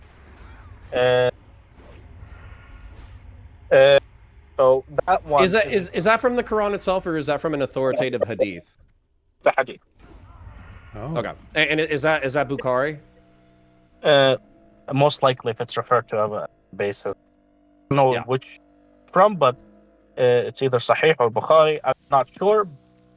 Regardless of that, the only one thing that I've read in the Quran was generally negative towards Jews, and some people actually have spoken to me, and that's why I became aware of it, is that they use it as a basis to call Jews pigs and monkeys, for example, which is a surah that talks about how the Jews were trying, it was a bad time, were trying to trick God by like conventing some rules he had for the Shabbos, for the Saturday, for the Shabbat, and like by casting their net Friday night and then catching the fish Sunday morning, as in that they weren't working, like trying to trick God essentially, and God turned them into pigs and monkeys. Then obviously some people, that's like one thing in the Quran. That is a thing in the Quran. Some people have used that as a basis for hatred for Jews, like, oh, you guys always trick God and whatnot. A lot of people that don't have hatred in their heart, Muslim, Christian, Jewish, not use religious scripture to justify their hatred. They will never look at it, be like, yeah, this is why you guys hate it. People that already hate you that try to use that to.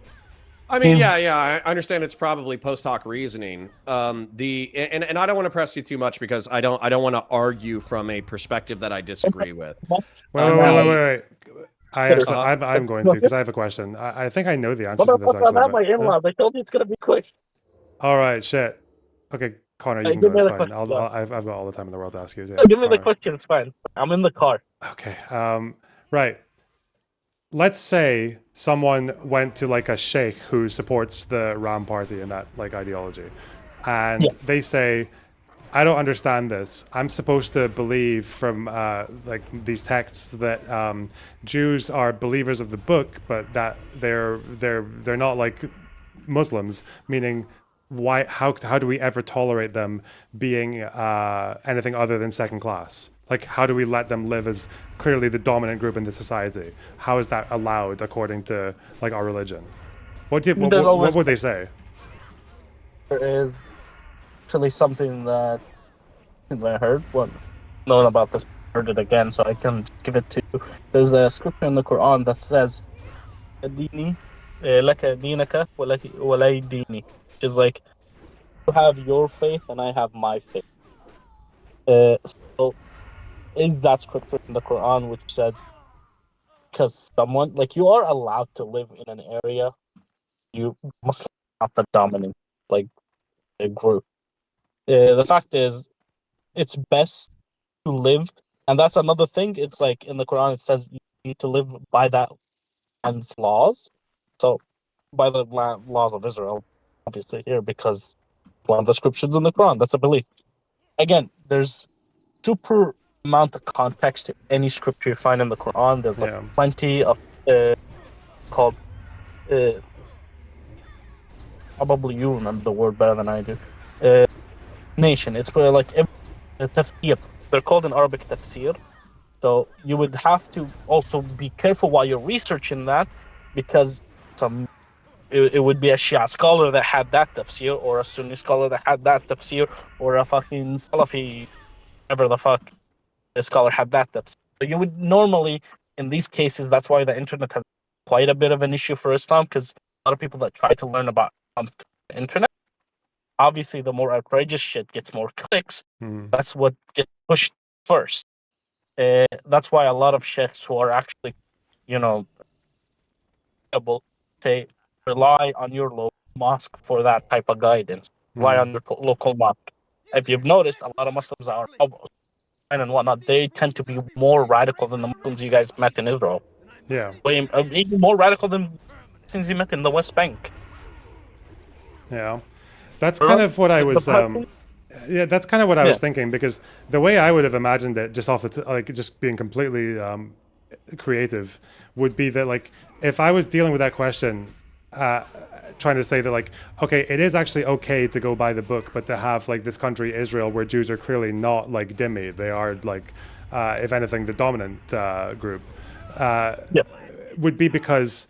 Like, I don't think the Quran was written in the context of like these nation states and these borders that came up like after the mandate. Couldn't it just be that like the Islamic world is the Ummah, right? And that the Middle East and North Africa, and actually Muslims are the dominant group in that. Like they have access to all the natural resources, and Israel is just this one. They are still kind of dhimmi in the sense that like Israel is just this little reservation where the Jews have their rules and do their thing, and but they don't have access to all the oil and all the fruits of the Islamic land, so they technically are still.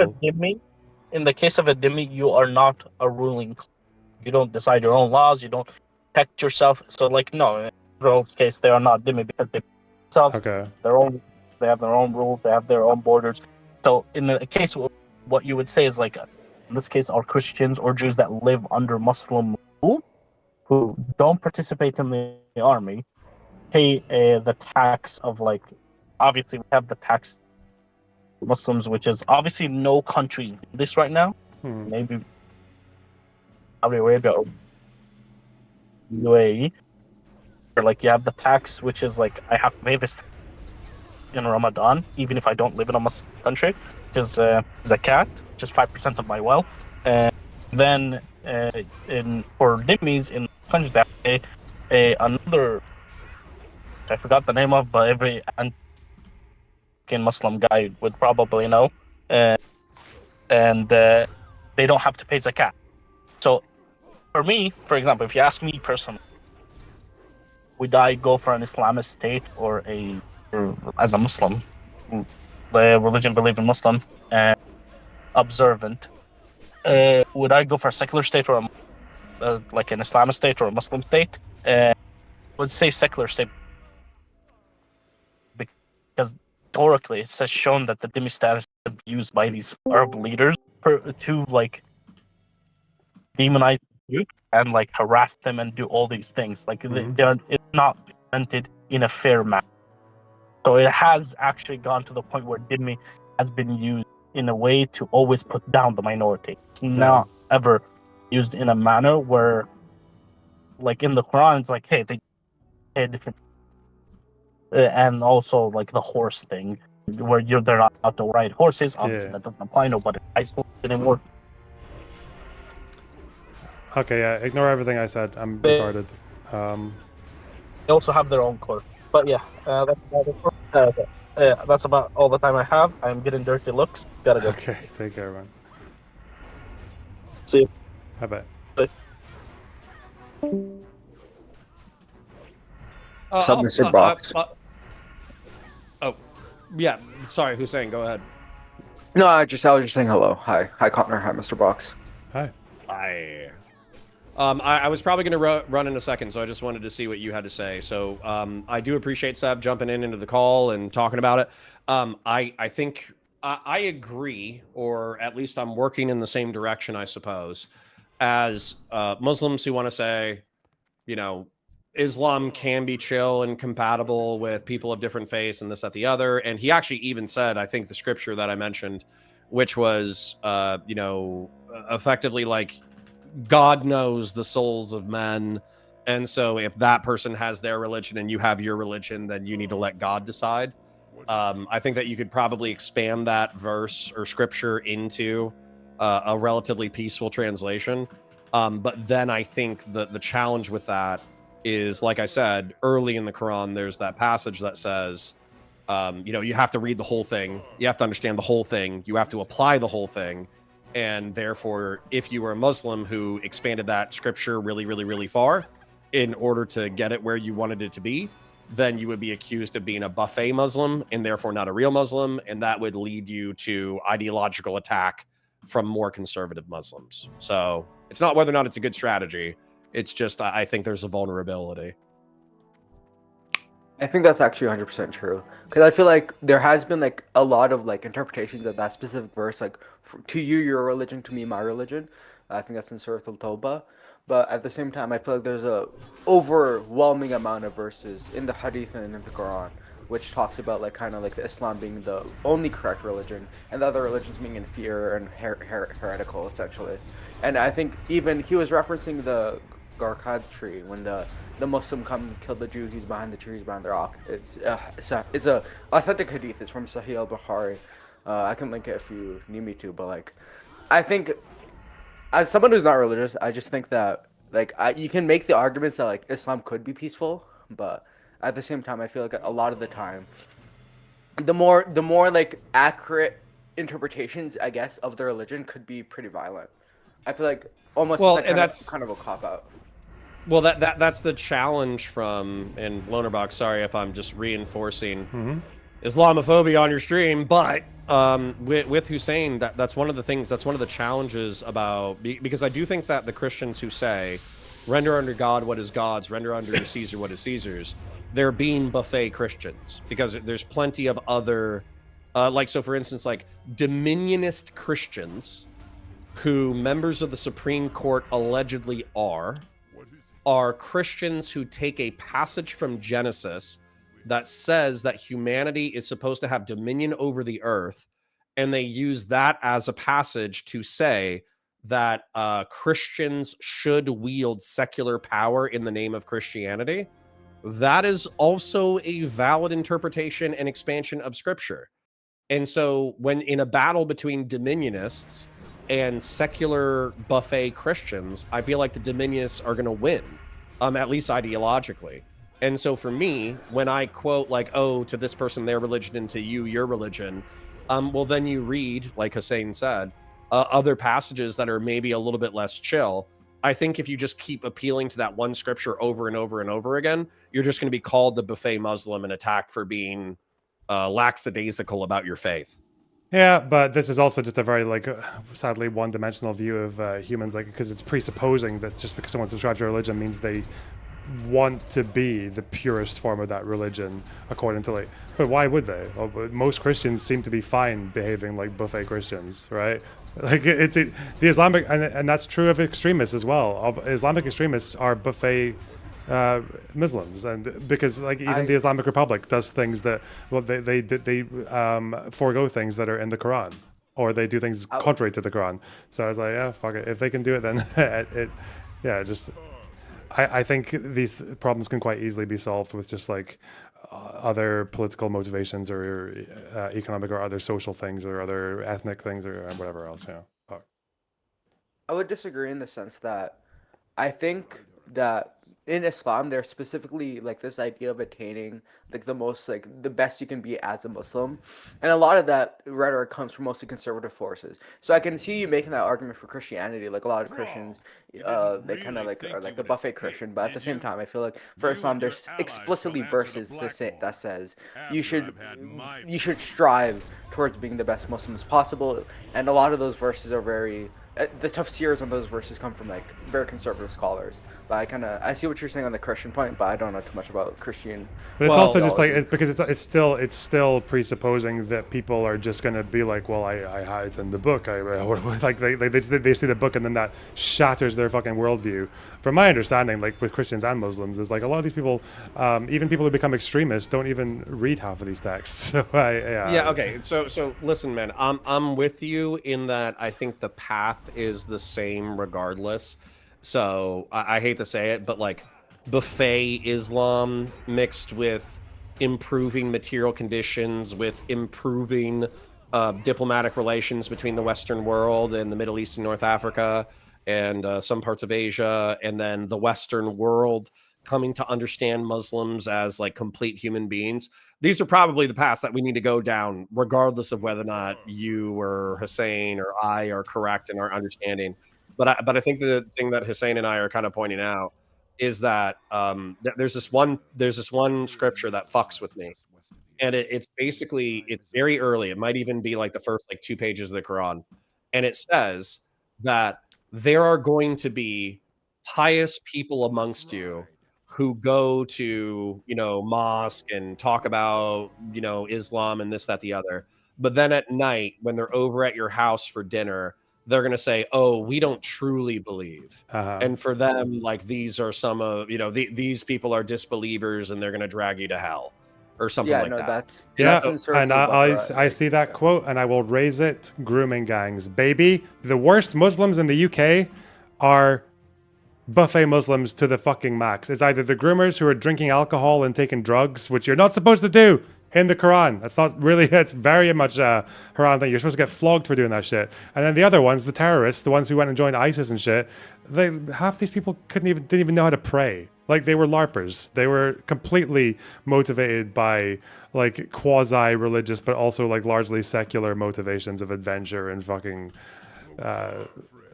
regaining masculinity. I'm just saying it's on the first page, man. I'm just saying it's on the first page. Don't give a fuck. The worst Muslims in the UK are buffet Muslims. Sorry. I feel like there's a like argument for that too, because like if you talk about like the ISIS people who went and joined ISIS, they're usually very young people, kind of like marginalized in their communities. The Quran talks about this. Muhammad calls them the dogs of hellfire. The Khawarij. I can't say it right. The Khawarijites, but they essentially are very young people who become extremely radical. And even though they are radical and they proclaim to be these like pious Muslims, they're not pious at all. So it's kind of talking about what you're saying. But at the same time, the solution that is given by scholars, by Muhammad, peace be upon him, is essentially you have to become more conservative. You have to become more dedicated in your religion. So like I see what you're saying. Like the more like violent people are LARPers, and the worst like Muslims in the UK are LARPers, and they're not really religious. But I feel like as like a method to like fulfill like your true Islam, it's always gonna be the conservative people. Like I don't see progressive Muslims like you say like you don't see like the more like ISIS people like praying properly, but I don't see like a lot of progressive Muslims like just like going to Quran school, going to the mosque a lot. Like I feel like there's like they might not even pray at all. It's oxymoronic though, right? Because again, it's like who are the most progressive Christians in the Christian world? Well, they're the ones who got rid of Christianity, right? They're the ones who became atheists. No, hold on. I got to defend the honor of progressive Christians real quick. Oftentimes, the progressive Christians, they go to like Unitarian churches and shit. They go to some church where a priest is in a rainbow robe and they're a lesbian with a short haircut and they talk about God's love and they basically like buffet the shit out of the Apostle Paul. They basically like ignore the founder of the church, Paul, and they stick strictly to the later verse, not even the later verses, maybe the middle verses of Christ. And they kind of ignore the Old Testament. And so in a lot of ways, they would be heretical. And especially in like a medieval sense, they would be extremely heretical. And so I don't think there's like a tolerance in the Middle East and North Africa for buffet Muslims who are explicitly buffet Muslims in order to like indulge in secular Western sexual drug degeneracy. I don't think that would be tolerated. Has there been any scholarship on like which Islamic organization or country is the most pure, is like the least buffet Muslim? Well, according to Osama bin Laden, it's Afghanistan. True. But that's obviously not true, right? He has a quote. He has a quote on that where he says the only truly Muslim society on the planet is Afghanistan. Remember when he blamed America for Chechnya? Yeah. That was something. Guy's a fucking retard, that's what he is.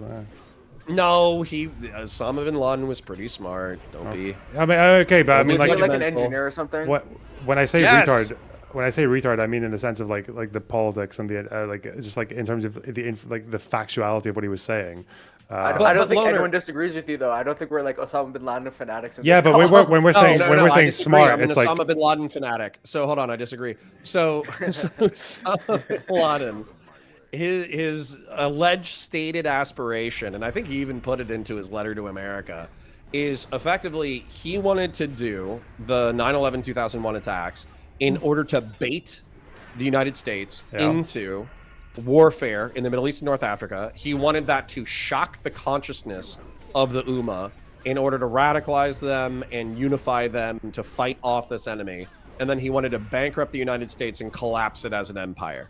And the interesting thing about that too is so the last time that the United States ran a budget surplus was under Bill Clinton. Yeah. If we had maintained Bill Clinton's spending agenda, we would have been out of debt as a nation by like 2013.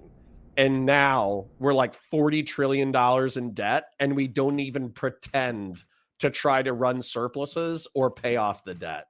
So, maybe Osama bin Laden will have the last laugh. Well, I would disagree, since I don't think you still had 2008. You still had the Bush tax cuts, which weren't inspired by bin Laden, and that was like quite a few $1 trillion that it cost. At least it's cost several $1 trillion. But I mean, the argument there is that the military adventurism, where we dumped like $3 or $4 trillion. Unfunded wars. Africa, that basically just made the American appetite for paying off the deficit non-existent.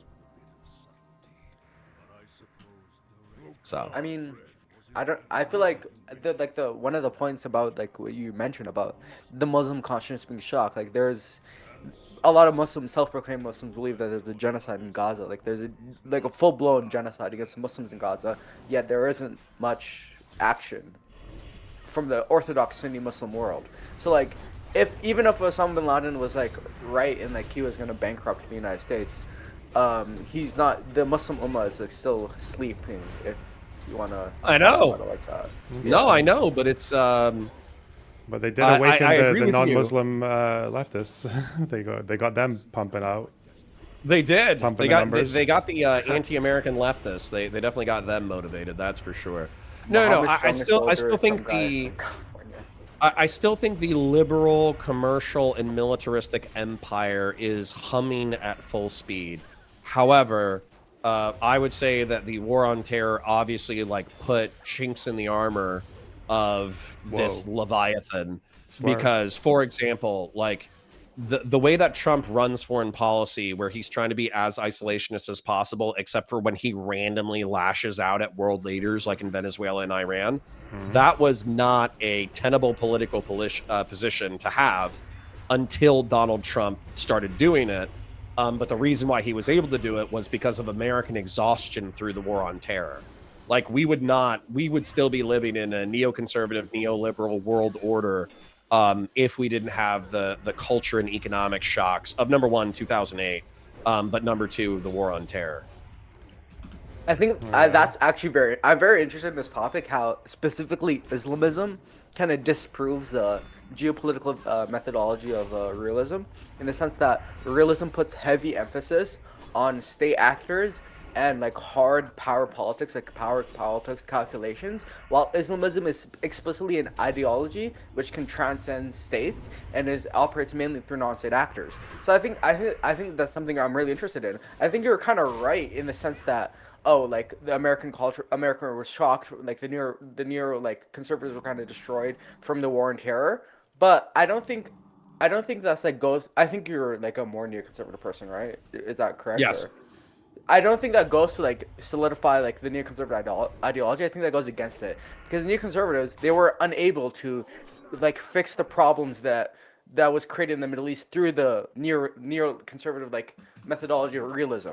Do you understand what I'm trying to say? Oh, our dream for the Middle East died like horribly, Yeah, unless no, you exactly.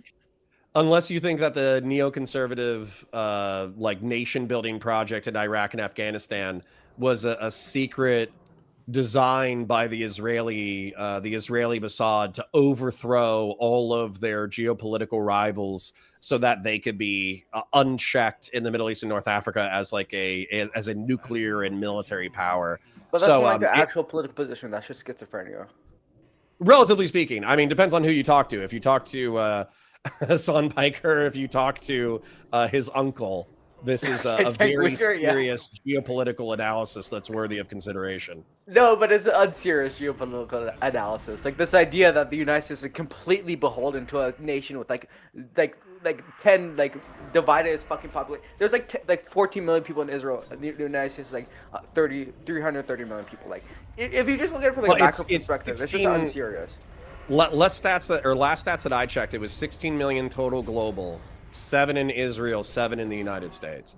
And I think that well, hold on though, because I want to be the conspiracy brain person. So if you ask me straight up, does Israel control the United States? Obviously not. What happened is that there's aligned interest between neoconservatives, war hawks, military adventurists, the military industrial complex. That's probably like 90 to 95% Christian or secular. That, you know, I don't think the Jews control all of these people within these industries or aligned interests. However, to put on my conspiracy brain for a hat, to roll a grenade into the room and probably run away. Just as an example, Jeffrey Epstein was a part of the Iran-Contra affair. So American military industrialists who wanted to fight communists in South and Central America sold items to Iran, weapons to Iran illegally via a Jewish fixer who was friends with Ehud Barak. Then they took those profits for black ops wars in South and Central America. And then arguably, Jeffrey Epstein got a lighter sentence because he was backed by not only the United States government in reference to being a fixer for intel agencies, but also he was friends with powerful billionaires in the United States, like Leslie Wexner, who was a Jewish industrialist who was extremely sympathetic to Israel. So I think there's a middle ground here where I don't think the United States is completely beholden to the state of Israel, but to pretend that Mossad and CIA and American Black Ops aren't aligned, I think is also foolish. I agree with you, but like I completely agree with you actually. I think like the United States and Israel are very closely aligned in their interests geopolitically and like just even domestically for like their visions for both their nations. But at the same time, that's not the claim these people are making. These people are making the claim that the Jews control the world and like there's like they're making everyone like eat slop and like it's just a schizophrenic, unserious. Yeah, the claim is that Israel is puppeteering the United States, and I don't think there's strong evidence for that.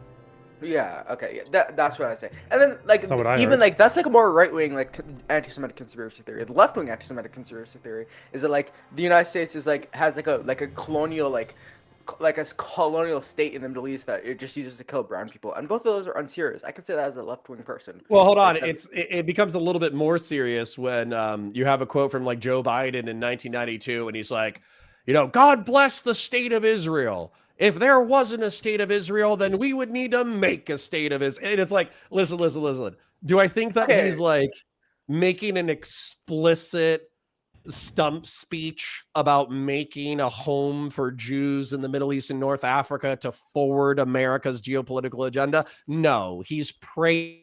Yeah, Adi, you can come in if you go to the waiting room. Ally of the United States. But I think if you hear that quote and you got a little suspicious about it, I wouldn't blame you.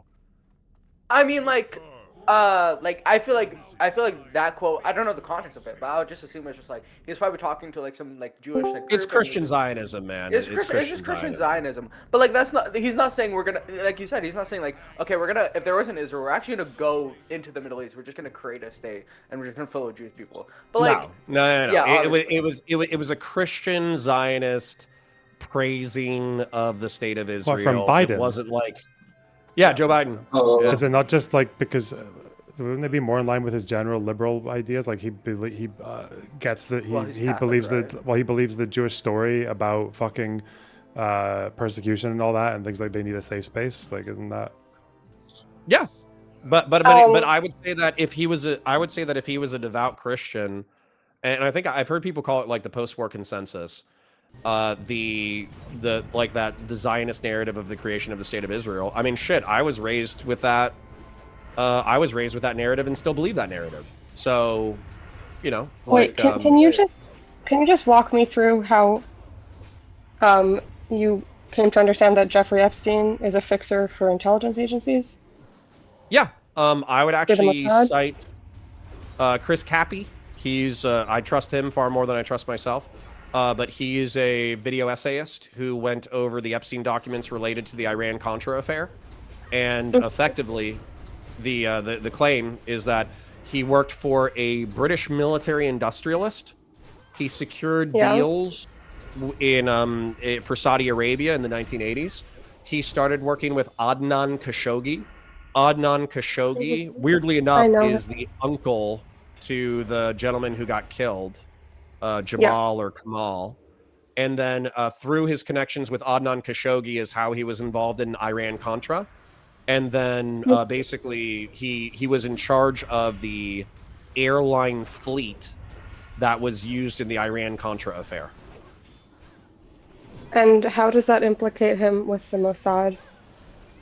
Leslie Wexner is a powerful Ohio-based Jewish magnate who is extremely sympathetic to Israel. And Leslie Wexner is the person who bought the CIA front for airplanes. Got it.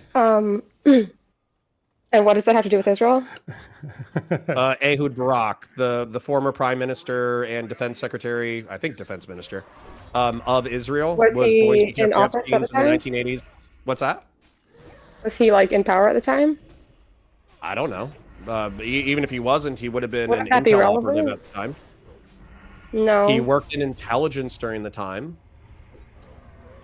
He was IDF, wasn't he? He wasn't Mossad. Yeah, but he was with a commando unit that worked with the Mossad. That's not how that works. I mean, if I said somebody was CIA and if I said somebody was American Special Forces and you said, oh, CIA doesn't work with American Special Forces, why would I believe you? Well, you don't have to believe me. I'm just letting you know. Well, okay, hold on. So explain this to me. So your whole theory is based on the fact that there's this one wealthy Jewish billionaire, right? Who's largely the reason why Jeffrey Epstein, another Jewish, maybe billionaire, was involved in shady deals all around the world. And Ehud Barak, who I'll just let you know that in Israel, it's illegal to like if you're working in any government position, you're not allowed to hold any other job at the same time. So it would be impossible if there was public records of him doing two things at the same time. So he would have had to been a private citizen at the time. What are you talking about? I would have to look at the contemporary. I would have to look up the contemporaneous timeline. But if he was commando, if he was a commando in the 80s and 90s, what is he in jail for? You're not allowed to hold another job, a private job, if you're working for the government. Whether Who said it was a private job? Well, you're saying that he was working with this company. That's a private company. Okay. And you think that there isn't such thing as like public-private partnerships? What are we talking about here? I'm telling you, if you like, hold on. So in the United States, you can the tell me a different thing. Group. What? As an individual, there cannot be public-private partnerships. No. Who said that it was an individual?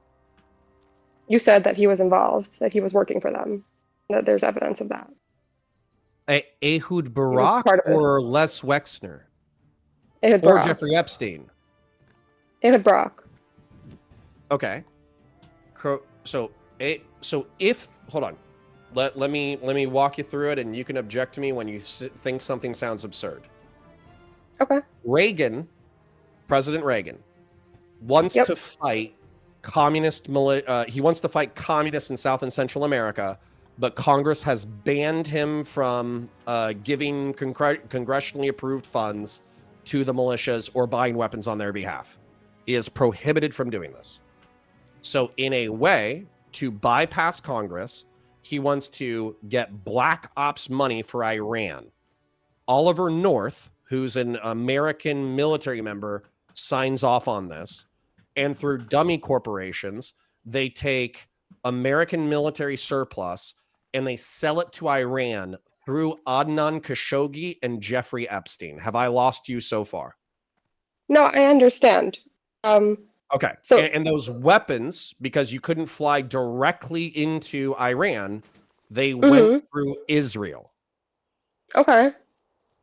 Okay. And he was in the government. He was in the military at the time. Even if Ehud Barak was completely uninvolved in the Iran-Contra affair, he still became Jeffrey Epstein's friend after the fact. Undisputed. What? That's undisputed. Agreed. Okay. Sorry. Okay. So for me, maybe I'm a layperson and maybe I'm being too broad, but for me, that would indicate that Jeffrey Epstein is a fixer. He's a private citizen who helps governments and non-government entities do operations that are ethically dubious. I thought he was like he was working for the government at the time. Jeffrey Epstein? No. You're talking about Epstein being a fixer? Yes. Maybe they just knew each other. Did they meet through the Iran-Contra affair? Do we know that? What's the? Are you trying to defend Ehud Barak's honor? Like, what's the thrust of your line of questioning? I just don't understand how you have a known story, right, about the U.S.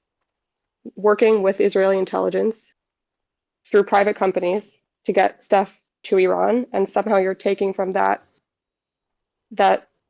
one of the people involved in that is a fixer in general for these things, and not just a really wealthy person with a lot of connections who has a lot of blackmail on people.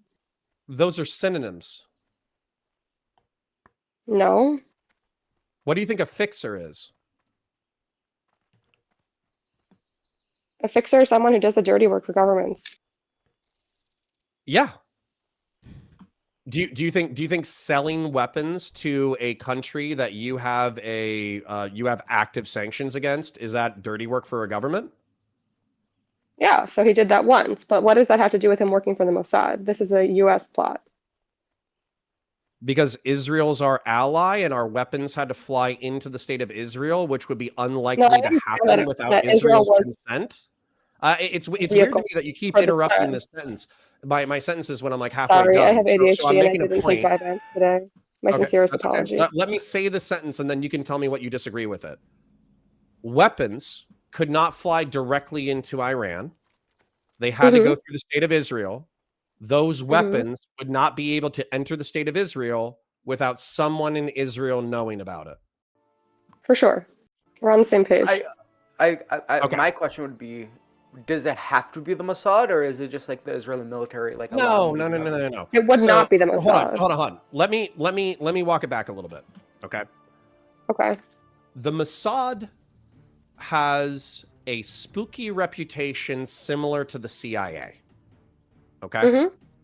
And the Mossad oftentimes doesn't even acknowledge the operations that it itself is a part of. Yep. Okay. And so when this is an inference on my part that I don't have evidence for because I'm not an intelligence operative, but when not random, but when specific nuclear scientists in Iran are assassinated via magnetic bombs strapped to their vehicles by people driving by on scooters, and they're killed competently within 24 hours, I assume Mossad. When what was it? There was the Stuxnet virus. When a virus is implanted into Iranian centrifugal systems in the early 2010s that destroys their centrifuges to the point that Iran is severely delayed in developing nuclear weapons, I assume probably the CIA and the Mossad. Now, can I just jump in for a second? Yep. I don't disagree that in this Iran-Contra project, that the Mossad probably played a role in delivering the weapons because they're on the ground like they operate outside of Israel. Right. That being said, this would not be a Mossad operation. This would be under general, like, Office of Defense and Security, and they would be assigning roles and coordinating, and they may have asked them to participate. But this being a Mossad operation, or Mossad having any involvement or connection to Epstein or Wexner or anything like that, is just a very obvious misunderstanding of how the security system in Israel works and who would be involved in such things. Mossad doesn't but my argument, politics. My argument actually isn't about the technicality. So you might object to the fact that I'm speaking in overly vague terms and I'm assigning responsibility to organs of government or the private sector that probably weren't involved. And that's a position of ignorance that I'll admit, but that's also not the thrust of my argumentation. So the thrust of my argumentation is that I think that the United States and Israel have a pretty interesting relationship. And sorry if I go on a little bit of a historical rant, and I probably do need to leave in a minute, although I find this entire conversation, both with Lonerbox and You Fine Folk, I find it utterly fascinating. So realistically, I would love to do this another day. But trying to be brief, there was a lot of anti-Semitism in the Western world. Arguably, we heard about the genocide of Jews in Europe and we didn't believe it. We let it go on for longer than it needed to, and we even turned away refugee ships during World War II. After World War II, the Holocaust being so horrific, we documented it aggressively, and that also served, and I'm not saying this implies lying or disingenuousness, I'm saying that I think this is factually true. The horror of the Holocaust made the strength of the argument for the state of Israel more robust. And so the United States actually had a relatively frigid relationship with Israel in the 1950s and 1960s. It actually viewed it as kind of a pain in the ass that was fucking up its relations with Iran and Saudi Arabia. But after the assassination of JFK, JFK was trying to prevent a Israeli nuclear program, but failed in doing so. And then Lyndon Baines Johnson was a friend to the state of Israel. And he actually believed in the Zionist project and believed in the state of Israel. So after or during Lyndon Baines Johnson's presidency and thereafter, it was kind of determined that Israel is an ally that we're going to stick by in the Middle East and North Africa. And then it seems like we decided that rather than trying to put the toothpaste back in the tube and say, oh, the state of Israel shouldn't exist, we actually said, you know what, fuck it. We're actually going to support the state of Israel. So for instance, like, correct me if I'm wrong, but isn't your profile picture, is that Golden My Ear? Yeah. Yeah. So like a famous quote that's actually kind of interesting is, I forget if it was in 67 or 73, but there was one of these wars, Israel was actually like losing and losing badly. And the IDF needed resupply. What's that? Yom Kippur. 73. 73. So they were losing and they were losing badly. And the apparently Golden My Ear, of course, I don't know how confirmed this is, but she called the United States and she said, hey, we need resupply or else we're going to do some wild shit. And the implications she actually got on a plane and went to the States. What's that? She actually flew to the States. Okay. So the implication, and by the way, I wasn't in the room, so of course I'm repeating the story third hand. But the implication of that conversation, in my estimation, was either you help us out fight a conventional war, or we're going to start dropping tactical nukes on our border in order to annihilate the forces that threaten the state of Israel.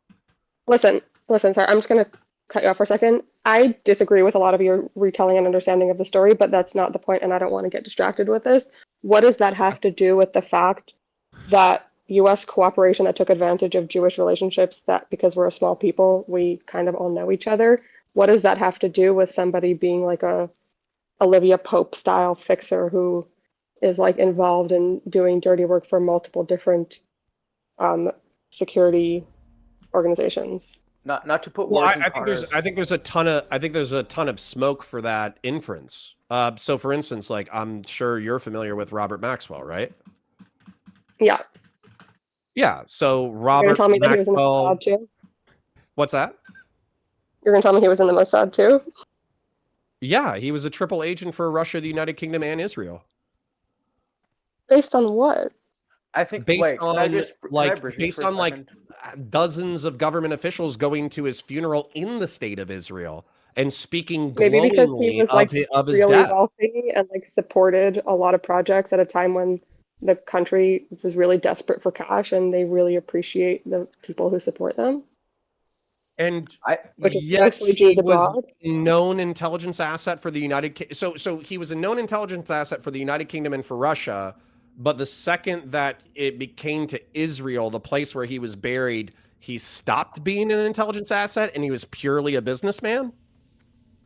I don't know what you're basing him being an intelligence asset off of, but the notion that because he was buried in Israel and was a famous, wealthy Jew who was celebrated by Israeli leadership for his contribution to building the state means that he's a security agent is a little sus to me.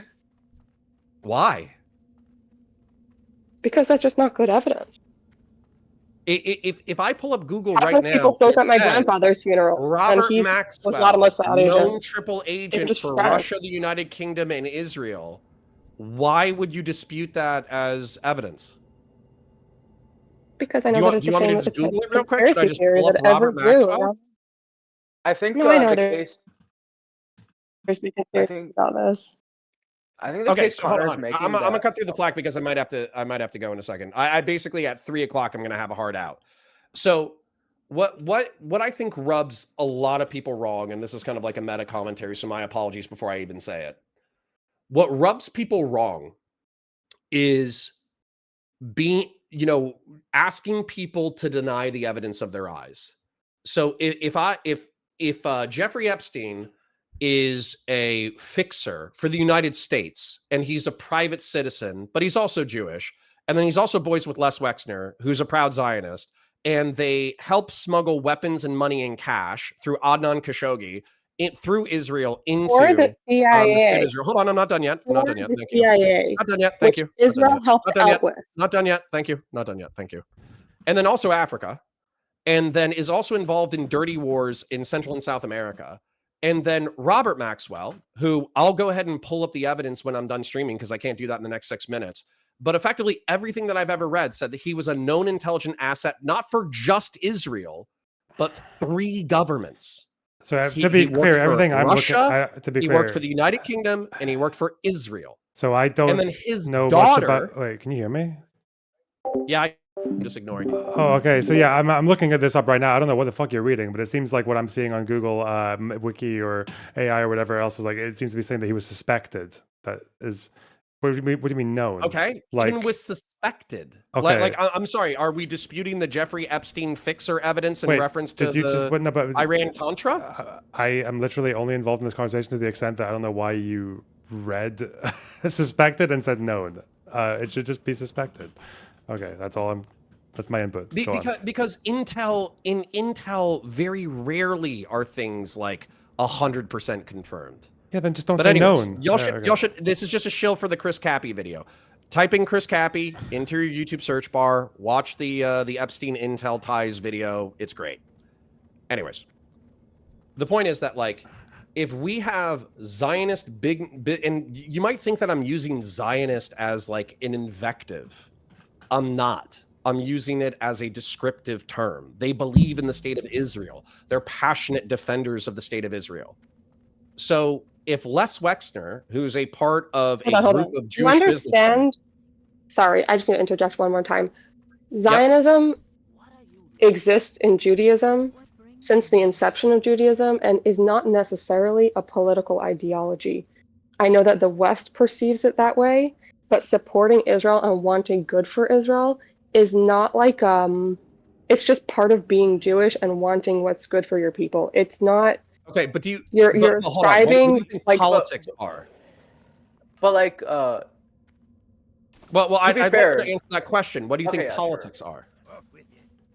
the political project of Israel and Zionism and supporting Israel and calling yourself a Zionist do not necessarily and often don't overlap in Judaism. That wasn't my The question. My political, question is, what do you think politics are? like the political project. What do you mean? I don't understand what you're asking me. But you keep using like a self-reference. And by the way, I think you're brilliant. I've loved this conversation. But politics is who and how power is wielded, right? Yeah. So if a religion has a prescription about who wields power within a territory, that is inherently political. I agree.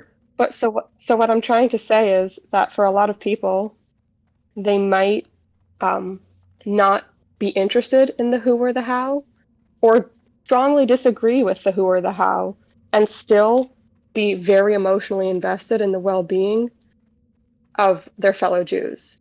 And that would still be defined as Zionism. And that's what I'm trying to say. I would never argue to the contrary. As a matter of fact, I And the think that there's a political logical project and the identity don't align. And so it's important to understand that when you're talking about Jews that are being Zionist, that like their Zionism has existed for Jews for 2,000 years, and it's Okay, well, existed as a political project for maybe 200. So to be fair, on that it's last point, I feel like the modern conception of Zionism that happened after the crisis of modernity, especially with Jewish people, and especially the pogroms in the Russian Empire, was that it was mostly a secular ideology. When you look at Theodor Herzl, when you think about like all the other Zionist thinkers, in fact, they had a lot of beef with the religion, with the religious ones. So doesn't that reinforce Connor's point in the sense that Zionism in the modern conception, while it just has a lot of religious basis, it is also an inherently political, inherently very secular notion of what the ideology is. No,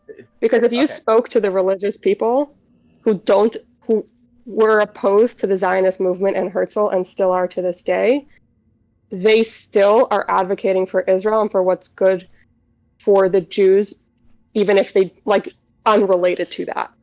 Yeah, but the founders of the state of Israel were all secular Zionists. They were not religious Zionists, or the plurality of them. Most of them were secular Zionists. Yes. Listen, I'm happy to have this conversation. I know this is like a tangent on a tangent on a tangent. I just wanted to bring up the point that they're not necessarily the same thing, but they would still call themselves Zionists and identify as Zionists, but what it means to them is a very different thing. That's all I was saying. So hold on. But then this comes to the question of why, and it is 3 p.m. and I'm already 15 minutes late for leaving. But honestly, if Lonerbox wanted to host a impromptu, just enjoying myself, Jeffrey Epstein Zionism panel, I would be so down for that.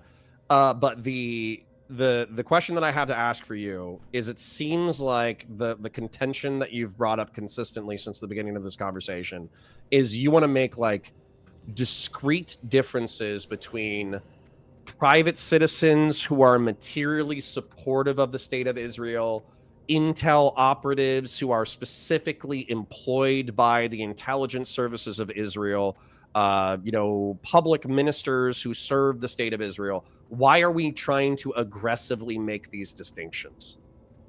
For two reasons.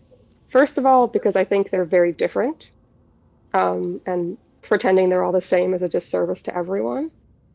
But also because I don't know if you know about the kind of anti-Semitism that Jews face, but one of the common kinds is this kind of like, we're all this hive mind secret cabal that's working with all these different factions to try and further goals, and no person is acting as an individual. They're acting in service of this greater project and taking advantage of or infesting different groups and organizations in service of some greater thing. And I think it's a problem. I think it is an accusation that is made more often than not. In fact, most Jews are expected to prove that they are not state operatives on a regular basis in order to gain any sort of legitimacy in any non-Jewish space. And I think that unless you have really good reason to think that there is some actual intelligence operative connection there and not just like people looking out for each other, then that's a very dangerous and anti-Semitic claim to me.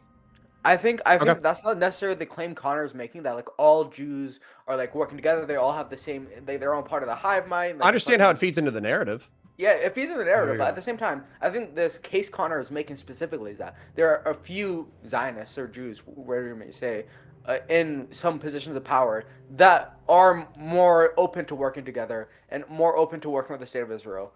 Is that accurate? Or is that Connor? Well, and even then, that doesn't. Hold on. Just real quick, because I actually, unfortunately, I really do have to go. I keep saying it and not leaving, but it's because I find the conversation fascinating. So I think it's fair to make that inference, and I think that oftentimes when people are having this conversation, they're making that implication, right? They're saying, oh, all these Jewish business magnates, all these intel people, all these military people, they're all, Giga Zionists who are, treating the non-Jews like cattle and manipulating them and all this bullshit. Like, I understand that that is easy to infer based off of the descriptions that I made. However, that's not me. I try to follow truth whenever possible, even uncomfortable truths. And I try to describe the reality honestly as I see it. And that actually has nothing to do with how I feel about the Jewish people or Israel in general. And my parents were raised in Newton, Massachusetts, which has a large Jewish population. I actually think they're, despite being Christian, they're incredibly sympathetic to the Jewish people. And I grew up with positive stereotypes about the Jewish people, I suppose. So for instance, like when you say Jews are not a monolith hive mind, I know, because what I was told when I was a child is that if you have 3 Jews in a room, you're going to have 4 opinions, because effectively, Sorry, go ahead. At least. Right. Yeah. Because Jews are stereotypically intelligent. They like to consider things from a variety of perspectives. They like to devil's advocate. They like to do all this kind of stuff. So thinking that, Jews are the Borg is fucking crazy. And so, yeah, that's where it might sound like I'm trying to just like throw out like chum, like blood to anti-Semites to sink their teeth into, but that's not my intent. Okay. I understand that. I still think that in the world we're in, I would appreciate if you and everyone else would be a little more careful because of the current situation with anti-Semitism. I think we've been through a lot, and maybe everyone could just kind of give us a break for a bit would be nice on a personal note. But I also want to say that knowing the Jewish community, knowing the American Jewish community and the Israeli intelligence world really well, I just think that the evidence that you think is damning and clear is just not convincing, or doesn't, when you understand the nuances of the communities, it's actually surprisingly unconvincing. There are people in my personal life that I suspect more about being part of them, working for the Mossad, than all I've heard about Jeffrey Epstein. And not because he didn't have connections and didn't work with groups that he was sympathetic towards. I'm not dissuaded. I just think that if you understood American Jewry and the Israeli intelligence network better, you would come to the same conclusion that it's just not a very convincing argument. Okay. Then what I would say is I'm probably not going to do that.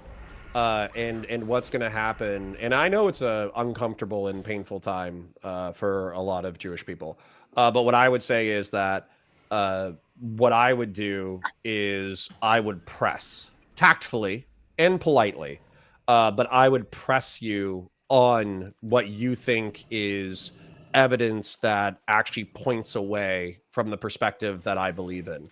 Because so far what we've done in this conversation is you've said like, oh, well, I don't think you understand how that this actually operates, and here are the distinctions between the players. Okay. Well, I can't prove I to you don't that I don't think that wasn't really something. That's changes like, my calculus that much. That's more of an argument of like technical accuracy than it is like the thrust of the thrust of the no, argument. but it's relevant because the claims that Sure. you're making assume that things operate in a way that is not correct. And so Well, if I feel told free. you that, like, if I showed you a video that was like very clearly edited of like a Chihuahua pulling a truck, right? You would be able to say, like, that's obviously not accurate because I know Chihuahuas and I know trucks. Sure. But like, If if you I wanted to didn't, make and I was like, no, but look, you see how it's going there, and you would have to be like, well, you're making an argument about the strength, and then we can get into conversations about like the friction of the wheels with the road and all of that, and we can kind of debate it back and forth. And if I asked you to prove to me that the Chihuahua was for sure 100% not pulling the truck, that's a lot harder of a yeah. proof to But build. what if we information see that I what don't if we see a necessarily- video of a Chihuahua pulling a truck, but then we realize that the truck is in idle and the parking brake is taken off, and this is a Chihuahua on steroids, and it's Mhm. it's in like I've a seen no specially designed evidence of harness. that. You know what I'm saying? Like, nothing that you've anyways, said anyways, that's what I'm saying. Okay, wait, guys. Unfortunately, I do have to go, but if you ever want to have a technical conversation about intelligence agencies, Israel's defense ministers, its organization, its private communities, in order to elucidate how I'm incorrect, I am happy to have that conversation. Listen, Connor, it was very nice Yes. talking to you again. Appreciate you. Much love. Hopefully I can hop on your stream one day and have a talk Please. about your politics or religion. Please. Yeah. Hopefully Lonerbox starts hosting impromptu panels about the Middle East and North Africa, and we all could scream at each other. It'd be fantastic. Exactly. I guess I just Okay. did, but yeah. Connor, I have a question for you. Hello. Oh shit. Quickly, yes. Quickly, yeah. Are the terrorists fleeing something worse from other galaxies? Sorry, what's that? Are the terrorists fleeing something worse from the other galaxy to the 40K galaxy?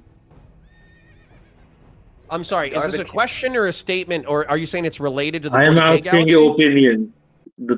Are the terrorists fleeing something from the other galaxies and coming to the 40K galaxy? Okay. Yeah. That's been sorry if I misunderstand your question. If are you asking if the Tyranids are extra galactic, if they're coming from a different galaxy? No, I'm asking if they're fleeing something from the other galaxies. I hope not. So for those of you who don't know, now I have to, thanks Afraz, now I have to catch everybody up real quick. The Tyranids are the bugs from Starship Troopers, except for they're in a hive mind and they consume everything, and they're arguably one of the most powerful factions in the Warhammer 40K setting, and they're extra galactic. The Silent King from the Necrons faction, he floated out into the deep black between galaxies, and arguably he found more Tyranid monsters in the black. And so the question is, if the Tyranids basically solve the Fermi paradox, where every intelligent civilization that's ever existed, they've eaten it, and now they're swimming towards the Milky Way galaxy in order to kill us all. However, there's another argument that it was mentioned in some like esoteric lore that the Tyranids might actually be fleeing something that's even more threatening than the Tyranids. But frankly, the Necrons and the Tyranids are already scary enough for me. So, and Chaos, not even to mention Chaos. So as a result, even if the Tyranids are fleeing another more terrifying faction, we shouldn't worry about that. You know, that's tomorrow's problem. Today's problem is the Tyranids. Afraz, did I answer your question? Yeah, thank you. Very well. Okay, I love you guys. I'll see you later. Okay. Call Afraz. Literally DM me on Discord. Add me as a friend. DM me on Discord. We can do a call sometime. Sure, Right, sure. shit, Connor. Thank you. It was nice talking to you. Yep, pleasure meeting everyone. Have a great day. Bye. He actually left Poggers. Hello. He's 10 minutes late. All right. I Lonerbox, actually joined this call. I actually joined the call to when you're talking about Muslim opinions regarding living under other people's majority.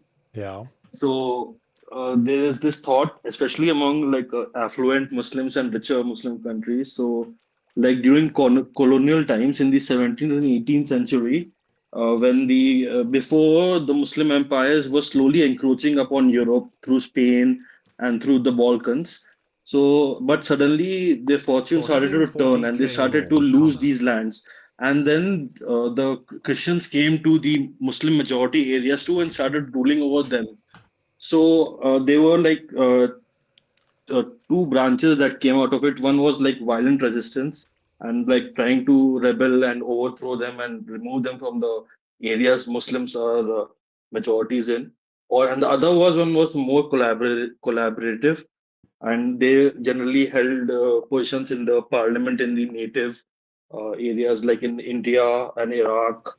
And these guys they compared like how when Muslims first came to like Spain, so they came to Spain and they gave terms which were very similar from the start of the Muslim empires. It was that you pay a tax, you have certain social restrictions, you cannot build new mosques, you cannot build new churches, you cannot preach your religion to others and other various other things. And whoever fought in the war, they could be enslaved and etc. So these guys compared the being as a colonial subject to being as a dhimmi. So their idea was that the Muslims cannot directly fight the European powers. So they developed the plan that first Muslims have to develop themselves and gain power, first of all, again. And then they can impose the Islamic rule on the world. Like they give the example, like, see, Israel is committing a genocide in Gaza. And how many protests happen? Nothing is going to happen. No one is going to stop them. So when we have this much power, then we can apply our laws and no third party can come and stop us. So basically, like a lot of peaceful, obviously not all of them, but a lot of like people who are like don't do terrorism, don't shoot people. They also have this opinion too, that first you need to gain power as the ummah, then you can actually impose your will. So that's there. Yeah. Okay. Sorry, if it's long. Interesting. All right. Well, listen, you guys, unless there's anything huge and quick, then I need to get rid of you guys for the next phase. That's something else Okay. on I'm soon. gonna go. Sounds Thank good. you. Thank you for letting me. Thank you for letting me defend the Jews' honor. Have a good one, everyone. All good. Thank you, Mr. Mrs. Thank you. Goldemeyer. All right, thank you, Lorna Box. Hopefully, I'll hop on another time. Much love, All right. buddy. Thank you. Bye. Take care. Okay, but we might have to reschedule this thing anyway. Fuck me. Are there still enough people? Like, I have no fucking idea how many people are watching. I haven't read donos. Damn. That went wild.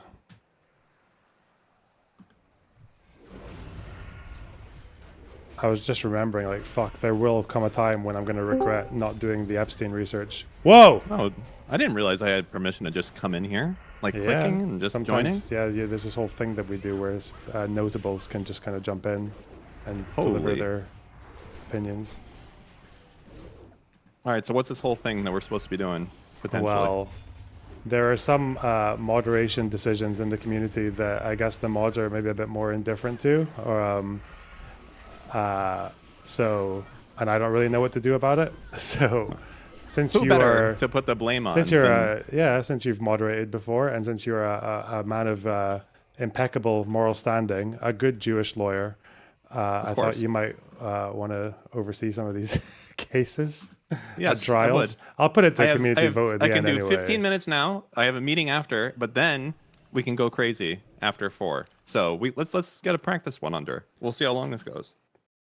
What are first of all, I'll see if the person who's on trial is gonna appear as well. She should. Where the fuck is okay. This is the band chatter. Yeah. Banned Discord Okay. user. Still in YouTube chat. Okay. Good. So this person, I won't say things that might color your judgment, okay? So this person sometimes comes in to talk about history, like Russian Revolution and shit like that. 'Cause that's her major or whatever. Got in some drama with another Discord, like a splinter Discord. Nothing major, but she called someone the F slur. Full on. Really? Didn't apologize except to the mods. Still to this day has not apologized to the person. I don't think so. No, don't think she intends to. Okay. She's Dan, however, I love Danton. the complexity My emerges favorite chaotic neutral. when you consider that she's bisexual, and I think the person she called the F-slur is straight. That we know of, anyway, or at least Yeah, unknown. but well, I mean, am I supposed to start litigating this already? Yeah. Okay. Well, do we allow black people to just start throwing out the hard R in your chat? Well, that's like, a big question, isn't it? Because that's going to I be would one of say- the I later would say debates. no. I'm just warming you up for the next debate. Oh, this is easy. Okay. Because there is a certain black user who is very eager to say the N-word in Discord, but he's currently not really allowed to. But that's for another I'm day. fine with this. Oh yeah, I'm fine with this. This is Okay. good. No, not now. Hey, get out. Oh, okay. That's what I thought. Oh, Oh you yeah, have this them person well-trained. can't come into the Discord. Okay, I guess I have to do the unban to let her in, but I guess it'll... yeah, we'll do it like that. Okay. Fuck. How do I do... No, group calls are complicated, aren't they? All right, 1 second. Yeah, so what's your opinion then? You were going to say something. I was. Yeah. Well, I want to hear them defend themselves. Oh, you want to hear them defend themselves? Okay. hang on. Because they might be unhinged in their defense. Like, I'm not going to defend myself to a fucking Jew. And then I'll be like, okay, you've made this easy for me. Right? Okay. Depends. There's all kinds of information that could change these things. Where the fuck is the fucking Discord ban list? Hang on.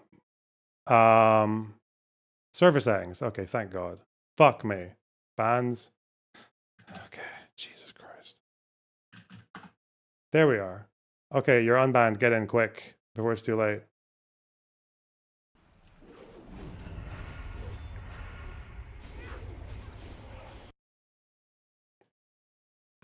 What have you been doing today? Been doing news? Memes? In the morning. Now, just working, honestly. Busy little beaver. Yeah. What's new today? I saw that. Oh, never mind. Okay. Hangnails. You stand accused of crimes quite foul. What's your story? My story? Where do I start? Like with my birth? Are you fucking me about? Is that a joke? No. Okay. So what happened was I felt I guess I'll just get to the genesis or I'll get into the meat of the potatoes of it. So I and some of my friends had long felt that there were some unfair moderation policies, some favoritism towards a specific individual who I will not name because it's not necessary. We all the relevant people here know who I'm talking about. And it had escalated to a point where this individual and another individual working in tandem with them were basically going out of their way to like position the loner chord mods against myself and some of my friends, despite the fact that we very strongly felt, and you and I had discussed this, there wasn't a lot of strong evidence to support the chaos around us, right? And this person, despite this person was allowed to stay in Lunar Chord. He was allowed to like continue to ferment this like weird hatred against myself and a couple of other people. And there was this one occasion where I think it was Gay Baby Jail,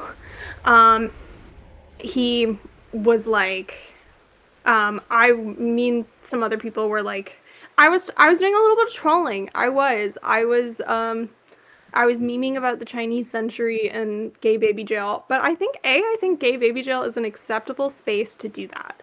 I think Gay Baby Jail is an extremely acceptable loner chord space to go in and meme about how America is failing and the Chinese century is rising, and we all need to embrace the warmth of the Chinese sun.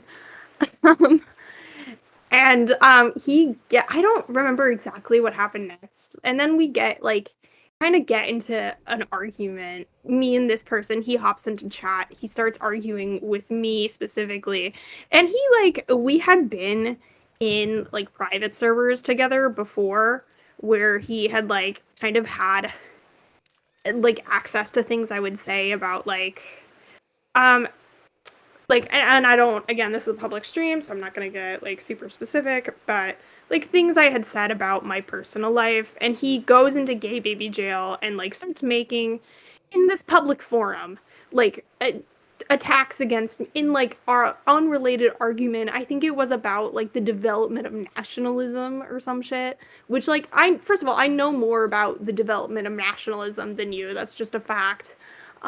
Second of all, he essentially made like this very personal attack against me, and this was after months of like him behaving like a shriveling little baby to me and my friends and getting no fucking like real repercussions for it, despite the fact that he despite the fact that like the Lunar Card mods were equally aware of what he was doing because we had sent them logs of him saying like pretty terrible stuff. And so I had finally hit my breaking point, and I went into chat. I typed in F, then I changed my keyboard setting to Cyrillic so I could type in A, and then I completed the word, and then I was instantly banned from Lunarcord. And I will say, to my credit, so basically, Dan, what had happened, the casus belli for my ban was I had said a slur in gay baby jail. And I accepted this punishment readily. Both Lonerbox and Maruzzi can attest to the fact that I did not try to argue with them about this ban. Maruzzi has DMs of me saying, hey, I accept this ban. I shouldn't have done that.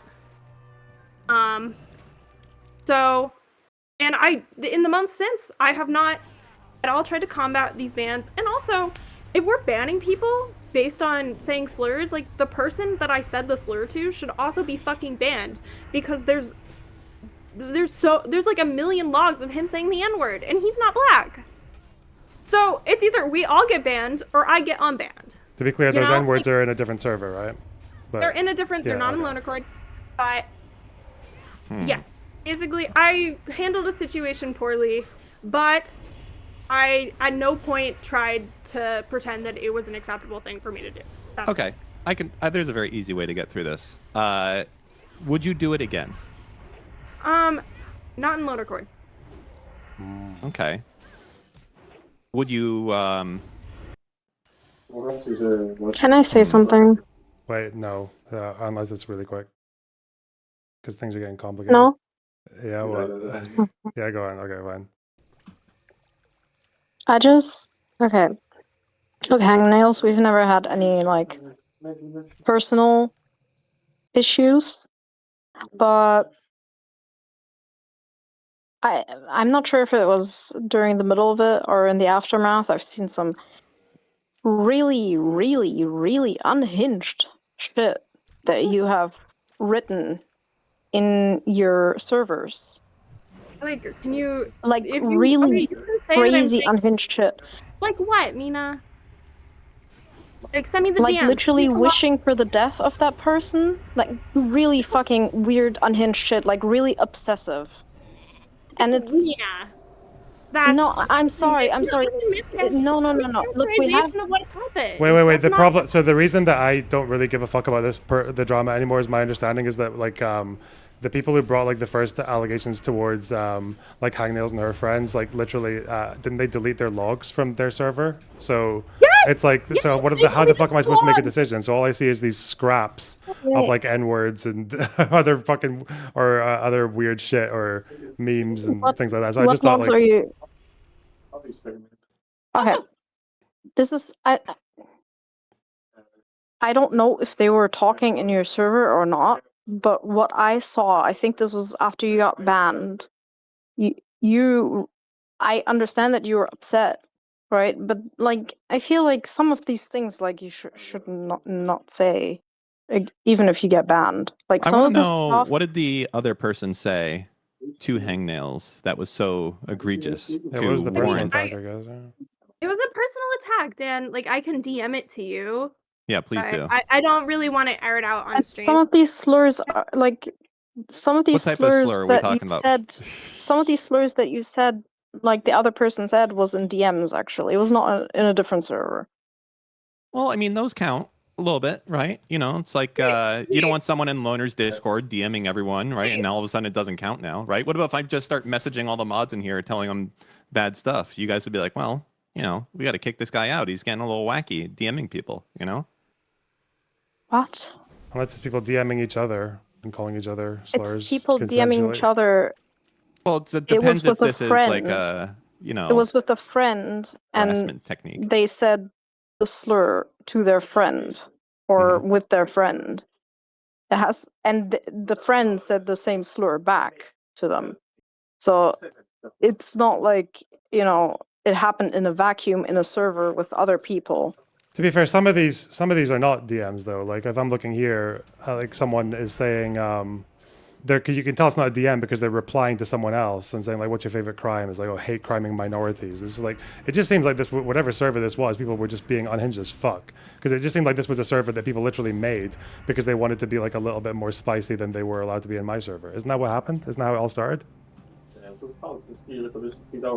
I'm not exactly sure which server you're I think exactly referring to. we greatly undersold how much time this was going to take. We're going to have to continue this at 4 p.m. because this is going to... Yeah. All right, listen, I want you guys to think better about your arguments and actually get some evidence available. And that goes for the other people that are going to be judged today, okay? Don't be sitting here without a whole thing. I want to be looking at Imager albums, and I want to know what's going on. And your fates will be decided today, live, in 32 minutes. When is this? Because I might don't just rush. be asleep. You got I'm from 32 Europe. minutes to put together your best Okay, case. 32 minutes. Yeah. 32 sure, minutes. whatever. Getting it to me in 2 minutes isn't going to do anything. It's not going to make it better or anything. I suggest you put the best work in. I will say that I am a advocate for reform. I believe people deserve second chances. However, I need to see all the facts of the matter, and I will do so in 31 minutes now. Yeah, Dan. Also, I have something I want to say. Actually, could the mods please, if this is gonna be fair for the viewers, can you mods please fucking like moderate out the people in your chat who are like, again, like clearly have a bias. All right. Pause. I'm holding my hands up in the air like a cat. No, Dan, Hold on. Hold on. Wait. My hands are up in the air like a kitty Fair cat showing their trial. paws. Like, why is Nina allowed to come in here and I know. I agree. So listen, hands up like a kitty cat saying pause.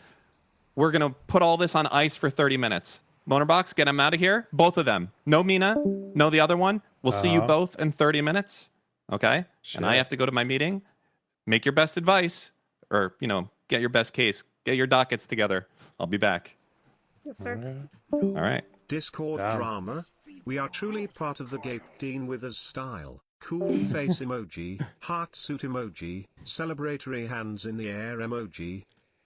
Just so you guys know what's happening, to distill this into like the most basic thing, I was basically sent like 2 50-page docs by 2 different parties accusing each other of shit. And to this day, I literally just have no fucking idea why these people just don't block each other and do their own thing. Because it seems like I have no I still can't make head or tail of it. And that's why I need a bit of fucking help. Like that's basically where I am.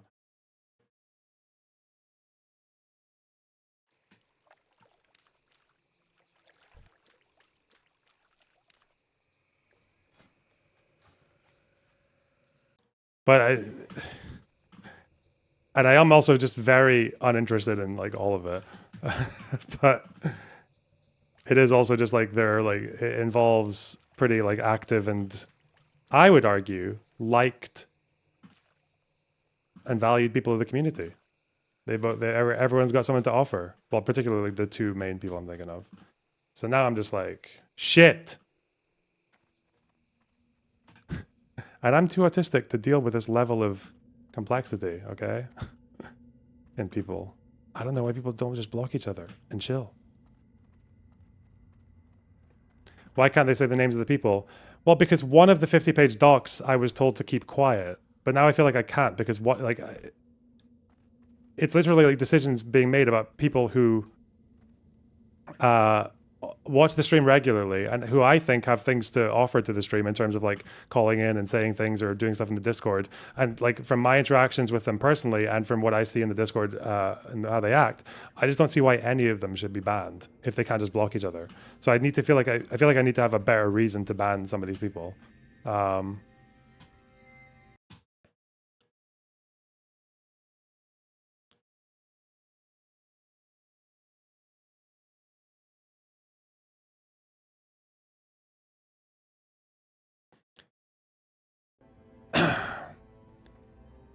Like, for example, someone here in chat, this will probably be part, it has literally like gone after the personal life of another person who's involved in this drama. Like for what? Why? Why would someone say something like this?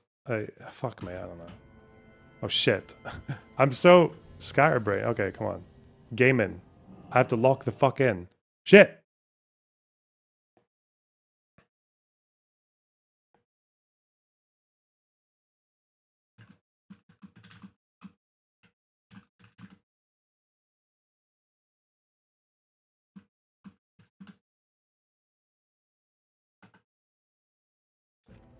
Sounds like dumb drama about hurt feelings. The feelings accusations are getting out of hand.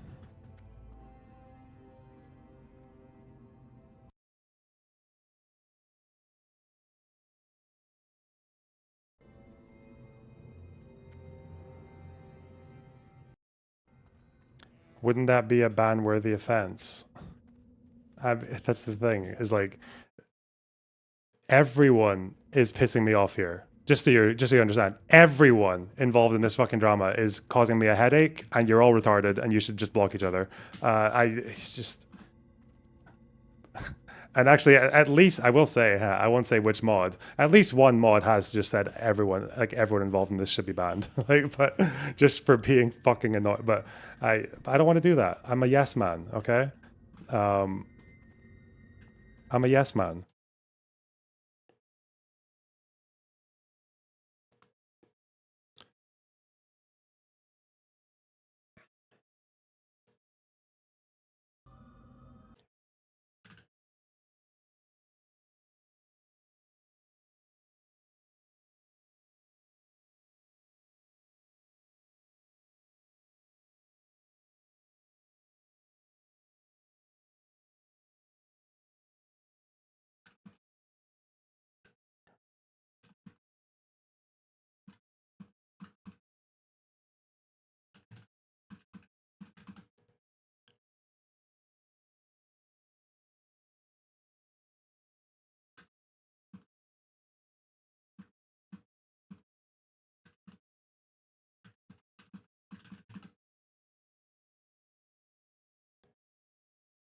Hmm.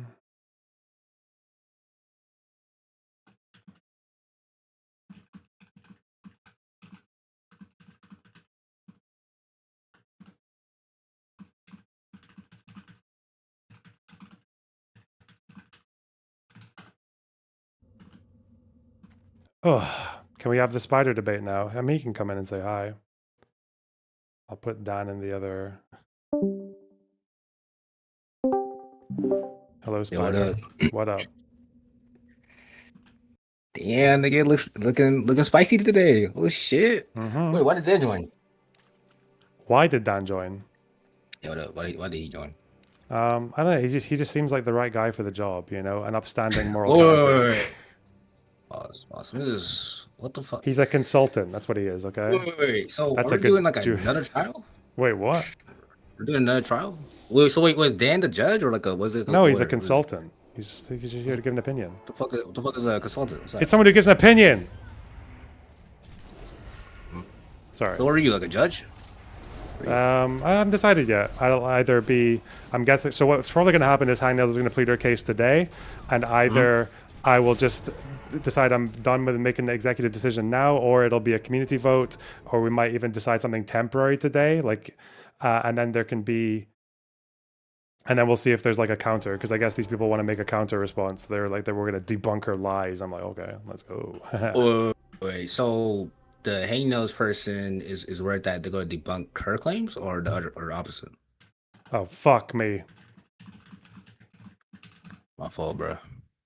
My fault, cut. What's your thoughts on Black History Month ending tomorrow for America?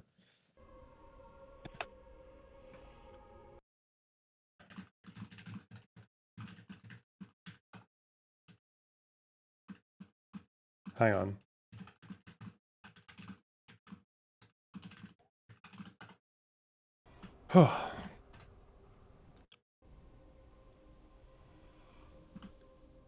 Sorry, what'd you say?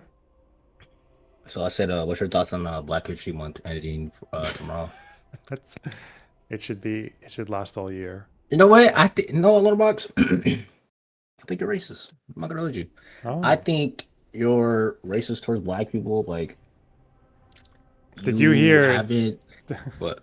Did you hear Dan's opinion on the N-word? I didn't even need to ask him. I thought I was preparing him for it. I thought the F slur one would be a good start, but now Mr. fucking Dan is, or just as an example, he said, "Is it okay for Black Discord users to call people the N-word?" I was like, "Oh shit, that's actually a highly contentious subject."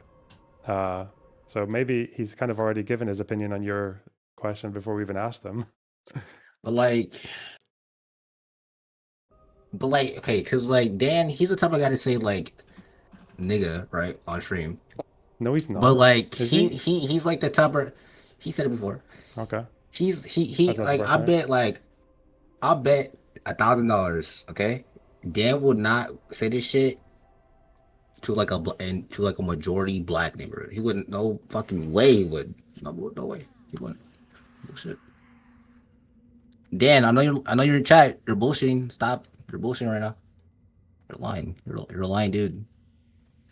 But Mr. Bornobox, who you think has the bag? So, do you think you should be allowed to call other people the N-word? Do I think? Fuck yeah. I'll call you. I'll say nigga. I'll call you nigga. I'll call. You know what I'm saying? Okay. I don't know why Dan said hard R, because I feel like African Americans, I don't ever hear them say the hard R. Holy shit. He said hard R? Well, he didn't say the word. He just said hard R. He's like, what the? Wait, what is? Oh, what the? I thought you were just talking about like Dan was just like the word, the regular N word. What the fuck? Wait, why did Dan bring it to hard R? What? I'm sorry. This. Oh, retarded. This screenshot you just sent me. Oh yeah. That will come up in the trial. Don't worry. Bro, you seen the screenshot, bro? Yeah, I've seen a few of them. That's not a DM, is it? There's no way it can't be. It's not allowed to be. Yeah. It's physically impossible. Yeah. Okay. It's in the. I could. Hold on. Let me tell you what server it was. Type it. Yeah. Don't tell me.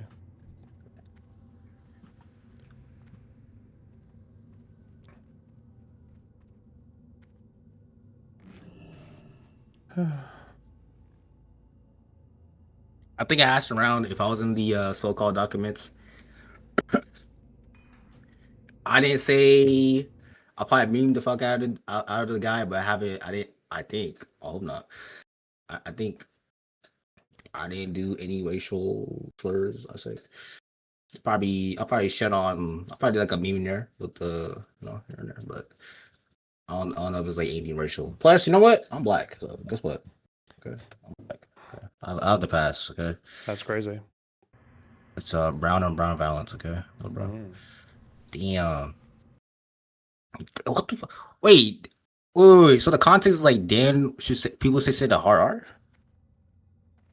No, I was asking about the F slur thing, and then he said, "Well, no, they can't say it because what are we going to allow black people to come in and say call people the N-word hard R?" And then I said, "Well, that reminds me, that's the spider debate." But I actually don't know what his opinion. I don't know what his opinion is on soft A, right? Yeah, so I don't know. We'll have to find that out.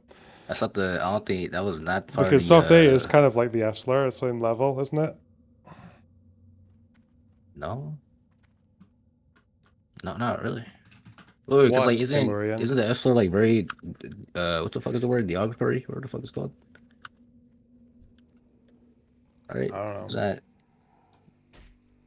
Let's see. Oh wait, let me read the definition. Wait.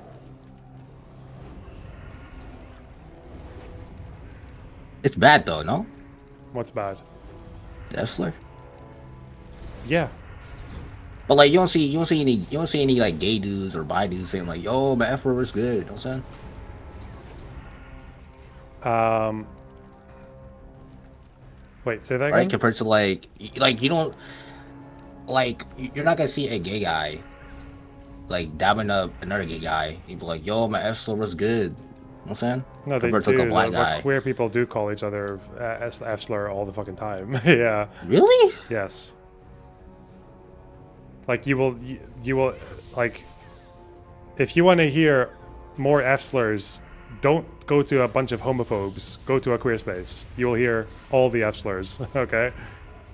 Wait. So like, hypothetically, right? If me and you went to a gay bar, right? Yeah. And then like, let's say hypothetically, right? I'm gay, right? And another gay guy is gonna be like, why you such being an F-slur today? Like, no way to say that. No way. Bullshit. I don't know if it's like, but like I've got a couple of queer friends or like trans friends. And yes, they say it all the fucking time. Yeah, and they give give their friends the pass and shit. I don't think the F tier is on the same. Yeah, I'm pretty level. sure they do. I thought the whole point of like the whole queer thing was anything that they call us, we will use on ourselves. That's like their whole thing. It's their whole golden rule. Look at all the gays are out in chat now. Yes, we do it. Yes, we do it. Apparently, everyone in this community has suddenly turned gay to be like, oh, yes, we do. Like fucking straight Steve in chat being like, yeah, we do. All right, all the gay motherfuckers in the YouTube chat, do y'all use the F-slur as like empowerment compared to as African Americans when we use the N-word or the word nigga compared to the F-slur? Do you guys use the N-word or the F-slur in that same vernacular or similar compared to the N-word? Because the N-word has more of a historical background, you know what I'm saying? Because like, you know, we were slaves, you know what I'm saying? Segregation, 1960s, MLK, right? Like I think the N-word has more of a superiority complex compared to the F-slur. You know what I'm saying? What do you think the F-slur is about? It's about fucking straight people trying to say that gay people were subhuman or satanic or fucking degenerate, right? But corrupted. But Lorebox. Let me know when the gays were slaves and they were lynched, okay, and they're hanged, okay. Well, they were dead. Do you think gays weren't fucking burned at the stake and killed? Yeah, of course they were. You want to go bed for bed? You want to go bed for bed? We can go bed for bed right now. No, let me ask ChatGPT right now. No one's trying to say that the gays are more oppressed. They're just they were oppressed. There's like tier. There's like, but like, not gonna lie, but like. Pretty sure buggery was a crime, like punishable by death. What? Nah, bullshit. I think we're kind of. I know us blacks, okay? Us blacks guys sit together. I think we're more. I'm gonna say it. I think in the 1960s. Yeah. I think we're more famously great time to be gay. I think we're more. I think we kind of win the number game. I don't know. Maybe I'm crazy. I don't know. What do you think about Uganda? That's a black country that kills you for being gay. Uganda? Yeah. What was this? People were being fucking castrated for being gay in the UK in the 50s or. Okay, but like this is a different ball game though. I mean, like you're comparing Uganda to like America. I feel like you know, a black guy like myself had more. Wasn't Alan Turing? Yeah, Alan Turing was castrated, wasn't he? In like the 50s, like after the war. Nah, I call bullshit. Oh. Okay. Wait, did you ask Dan what was his thoughts on the whole like the Scottish tourist guy saying like the hard R on the bathroom show? Scottish tourist. Oh, the Scottish dude Tourette's. with Tourette's. Yeah. Don't know. He probably said the guy's Tourette's. Fuck. I think.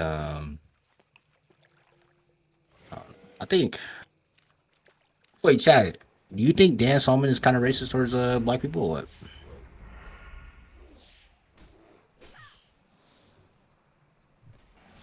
Yep. Haha, no. No. Okay, y'all just say no because he was in the call a couple minutes ago. See, this is some snarky shit. Y'all snarky people, bro. Fuck. Y'all some like snarky two-faced people, bro. So, Lorebox. Fuck. So with the whole court hearing between me and you, with the new trial, and the potential of me being a lawyer in this last There's time. no potential of you being a lawyer in this. What? Why not? Was I a lawyer last time? In the N-word debate or in the F-slur debate? No, the other one. The whole fucking hangnail saying that the F-slur, what the fuck, some bullshit. No, you're not a lawyer. That's just me down in hangnails. Okay, that's all that. We're keeping it simple. God, bro. Okay, but the N-word. I mean, well, the N-word. I'm win that case. I have the. I mean, I can assemble the Black Avengers. I have that. Yeah. That shit in the bag. Do it. Good luck. They're not gonna debate me though. You're too scared. You're too scared to lose a debate with me and Irrelevant. Like I'm just gonna be listening to the arguments. Okay. I should get a wig. But that's for another day. This hangnails one is going to take at least 2 days because there's going to be 2 days. Well, there's going to be her plea and then there's going to be the response. Wait. We need more 50-page documents. Yes, I love 50-page documents. These guys are so fucking mad. These guys like these guys like write like they really documents like with like PDF with their screenshots and like recommendations at the end and shit. Yeah. People take this seriously. So and I have to parse through this fucking madness. Okay, so like they're kind of like the Trump administration if they actually follow through, right? Basically, pretty much. Okay. So is it just hangnails that's in the court felonies, or is it other people involved? Hang on. No, it's not. There are other people involved as well, and Damn. I know that like the first document that was given to me, they said that that's like not to be given to anyone else because it's got too much private info, and I'm like, okay, I get that. But then the problem was that when I saw the response, and I didn't choose to ban everyone involved in it. One of the people messaged me and were complaining that I wasn't going with all their recommendations, and I was like, listen, like at the end of the day, if there are gaps here, there's fuzziness, like I'm not going to ban someone, and it was kind of okay there. But then it's being relitigated now because Hangnails called someone the F-slur, and she wants to get an unbanned trial, and that just means that the whole thing has to be resurfaced potentially to see exactly how much context surrounds this one fucking not even fully written F-slur. Yeah, just. Okay. So because like we're gonna have to. There's like layers to this shit. Okay. It's like layers to this shit. It's kind, you know what? It's kind of like Israel Palestine. There's like layers to this. There's a lot of layers. Like, yeah. It's like Israel Palestine. It's a lot of this happened because this happened because this happened because this happened. Let me see. Wait, what is the drama? So, fuck. I'm missing context. Well, I already know the drama, but I don't want to. You know, saying people might fucking pay me as the fucking main fucking villain, right? So I don't know. You can recap it, but up to you. Let's see what's this.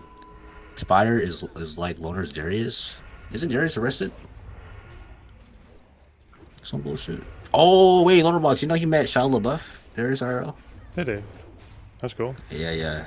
When apparently Shia LaBeouf got fucking beat up and jumped for I think apparently terrorizing New Orleans for a week or something. Darius just always seemed to find himself like where the fights are. Like he's always in jail, always getting the fights. Wait, so is Dan gonna join back in 30 minutes to like revalidate? He's gonna join back in 10 minutes. In 10 minutes? Yeah. That you said it right now? The 30 minutes started 20 minutes ago. That's 10 minutes. Oh shit. This is a fucking slog, dude. Wait, chat, who y'all got though? 1 for hangouts or 2 for the other motherfuckers? Who you got?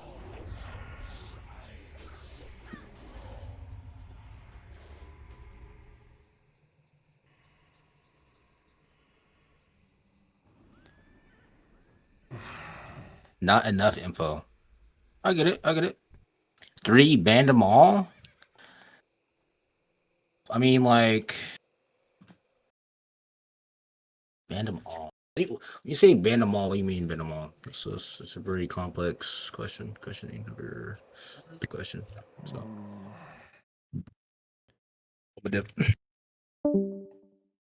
What do you do? New goal. Okay, let's do a new goal. There we go, guys. 5 super chats. Wait, what? What are they? What is this number? Excuse me, what? Where's my beacon? Hey! Why do I have a beacon? Shit. Alright.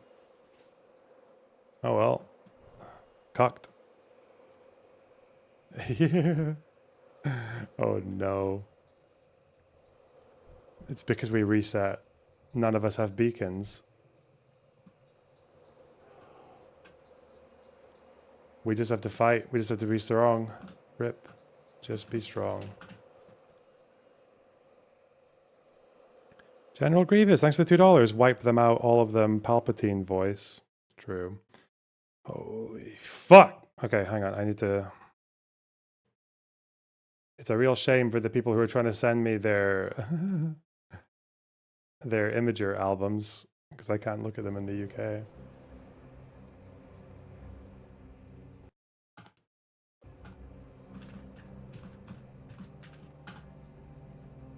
Oh my god, Hutch is still fighting DGG. That's so funny. Alright.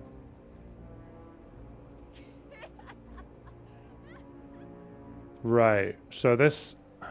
Oh yeah, James O'Brien. That's good. Thank you.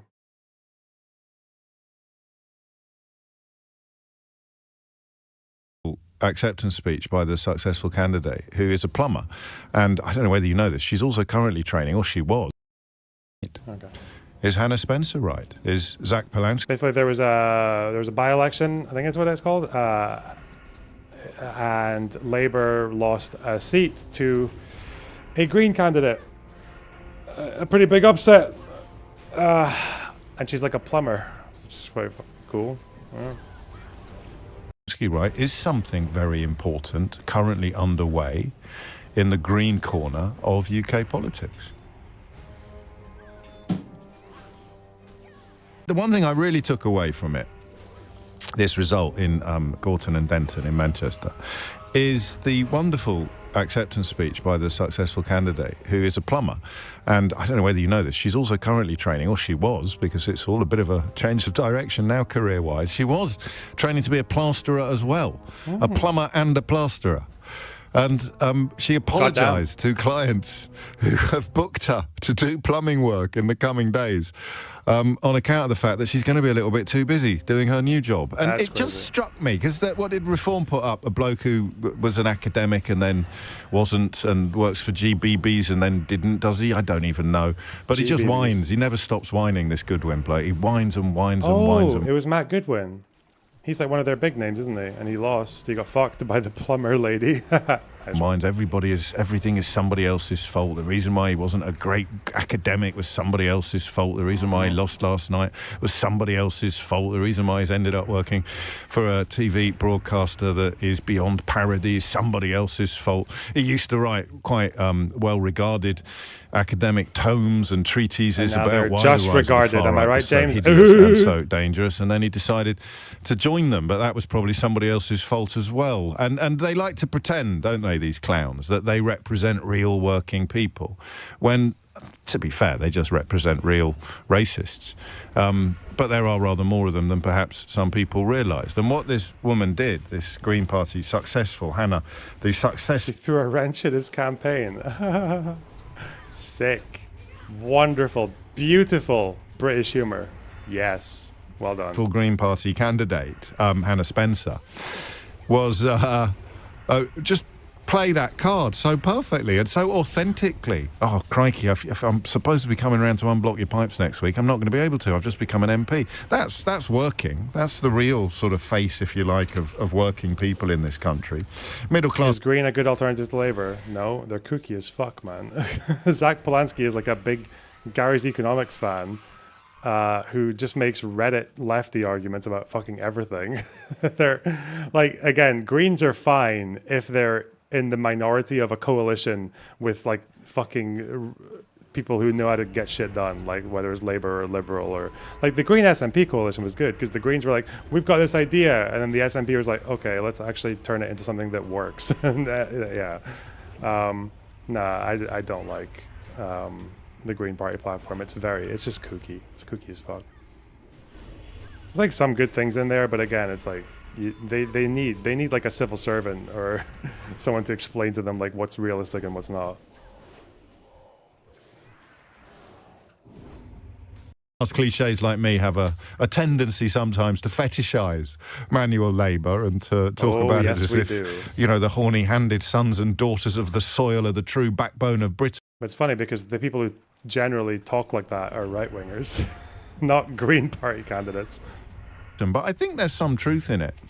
Have a listen. Have a listen to what she had to say. I didn't grow up wanting to be a politician. I'm a plumber.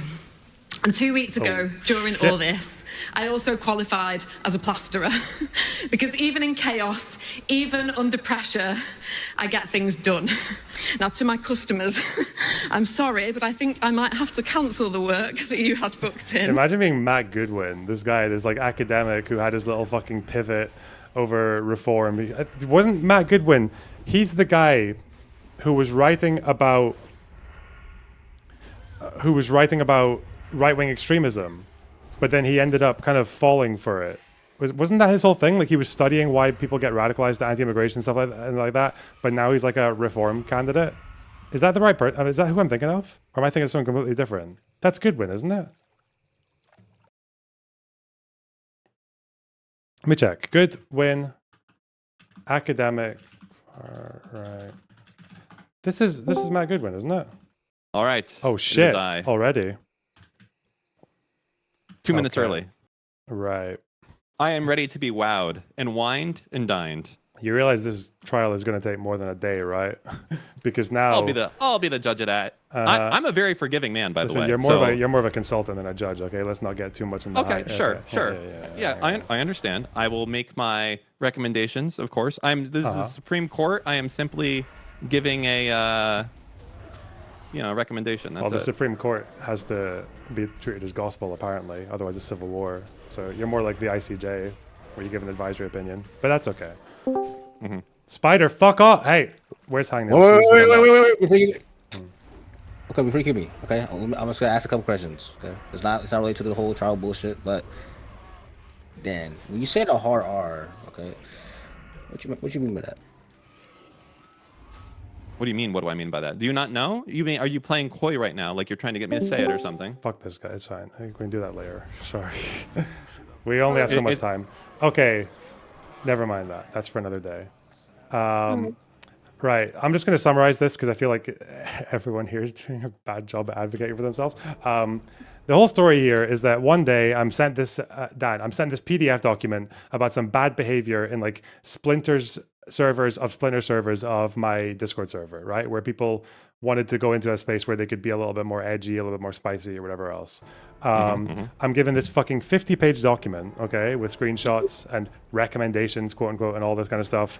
And we're basically encouraged to like ban a whole bunch of people. There are some people, like I think 2 or 3 of them, who say just blatantly racist shit, like kind of inexcusable, and then they're banned, and they're still banned now.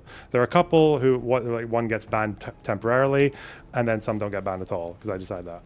And then I get this counter report, which is also about 50 pages from Hangnails. Okay,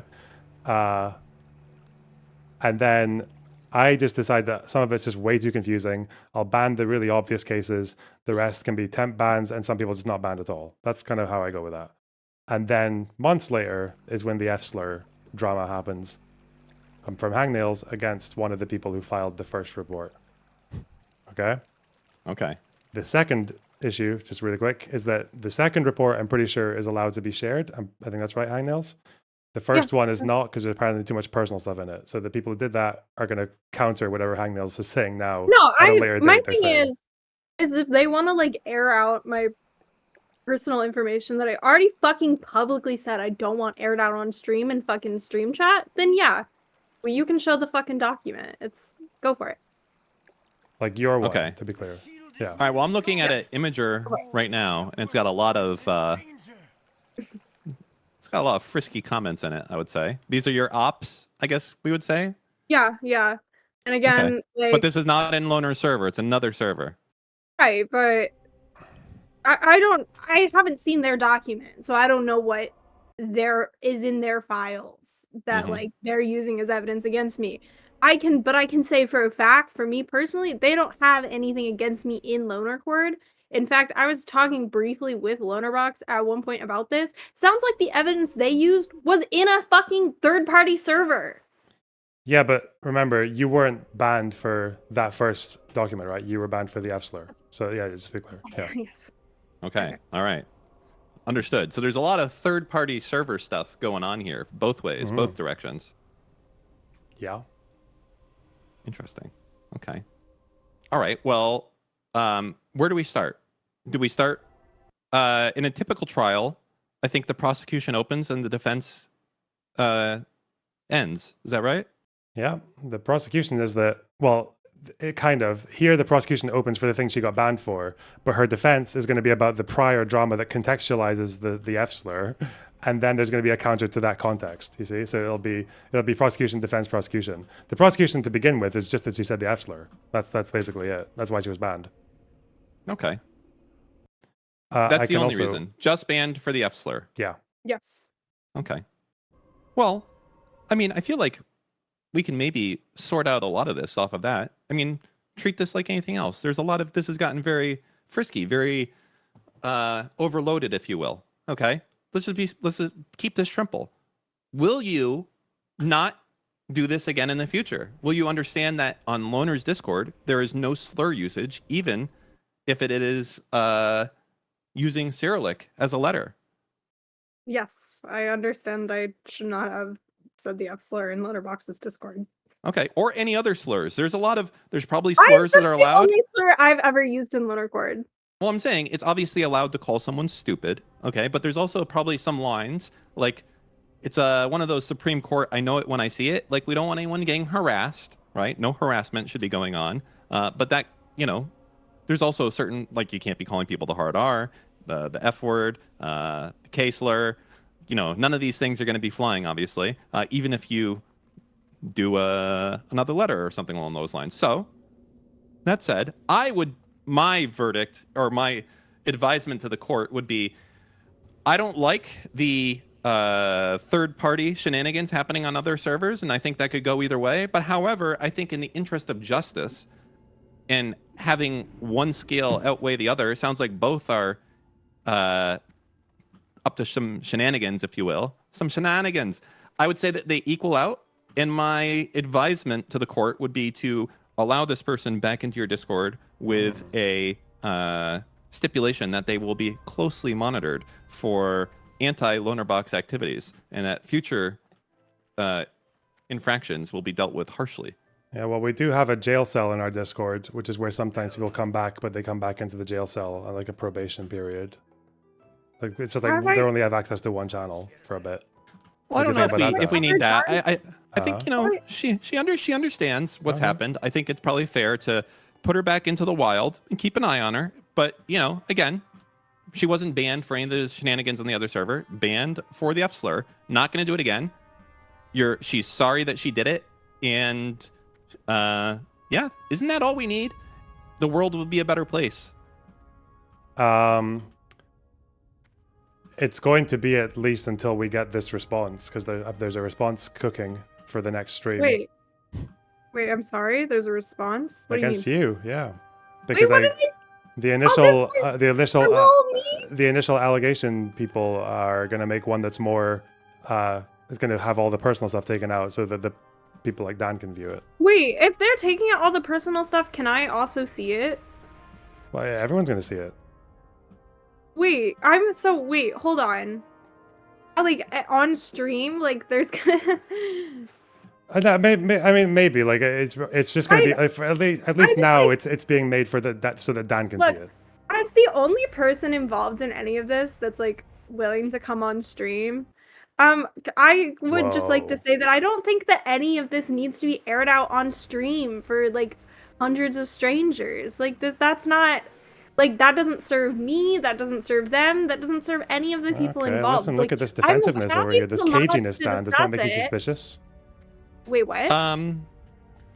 Well, I mean, no, it's just, to me, it's just like, if there's any personal information that because it's not, if it's their personal information, absolutely, I agree that they have the right to not want that aired out in a public forum. I would just like to know, what is the counter? Okay, I don't even need to see a manifesto. I just want someone to come in here and explain that if someone broke a rule, which you did, you said the F slur, you're not supposed to do that, and you got banned, and now you've said, I'm sorry and I want to come back. What possible counter can there be to this, aside from the fact that, well, I don't like this person? That's what I'm trying to get to. I don't need like a whole manifesto here, right? They were banned for a crime. Are we litigating another crime that they were not banned for?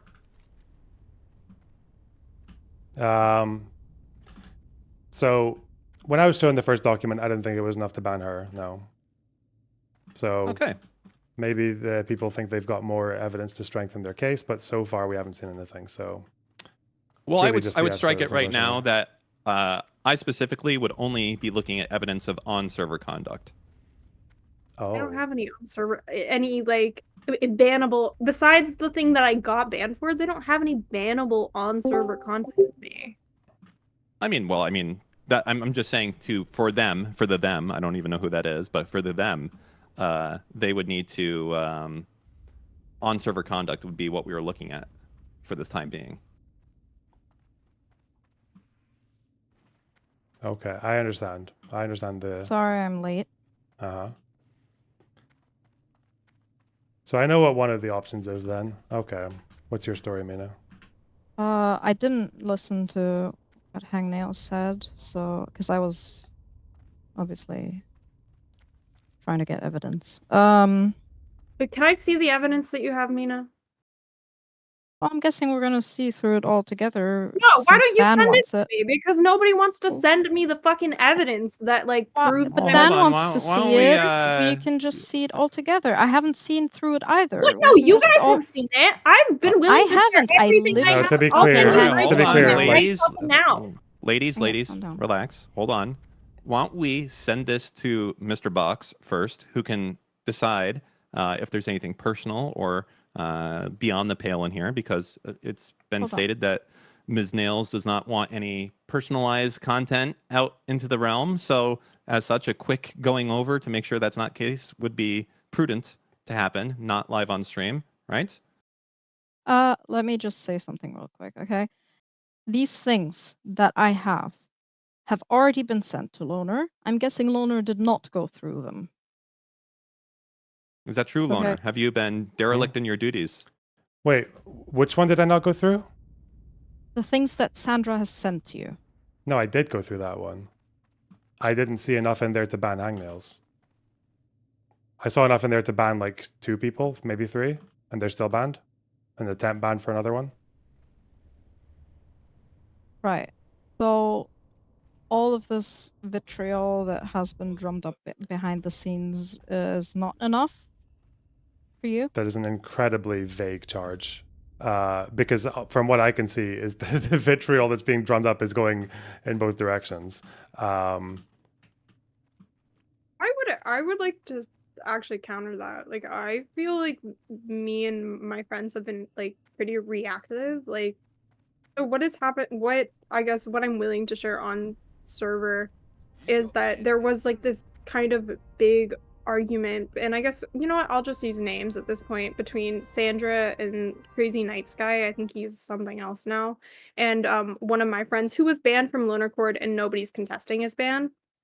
And they were making these like really personal attacks about his like I'd have to relook the logs. We do have them, about like a medical condition that he has. And while this was happening in chat, me and some other people felt like this wasn't appropriate. It was making us uncomfortable, and we were like, you know what, Sandra and CNS are curating an environment here in this server that like we don't want to be a part of. We're gonna go make our own server. because they were moderators. They had a lot of power in this initial Lunar Cord Splinter server that was created to, I think it was like, I wasn't there for the genesis of this server, but to my understanding, it was like people wanted to be able to have a porn channel or some shit. I don't know. But after Sandra and CNS, like, and this band person, like, have this like scrapple, which like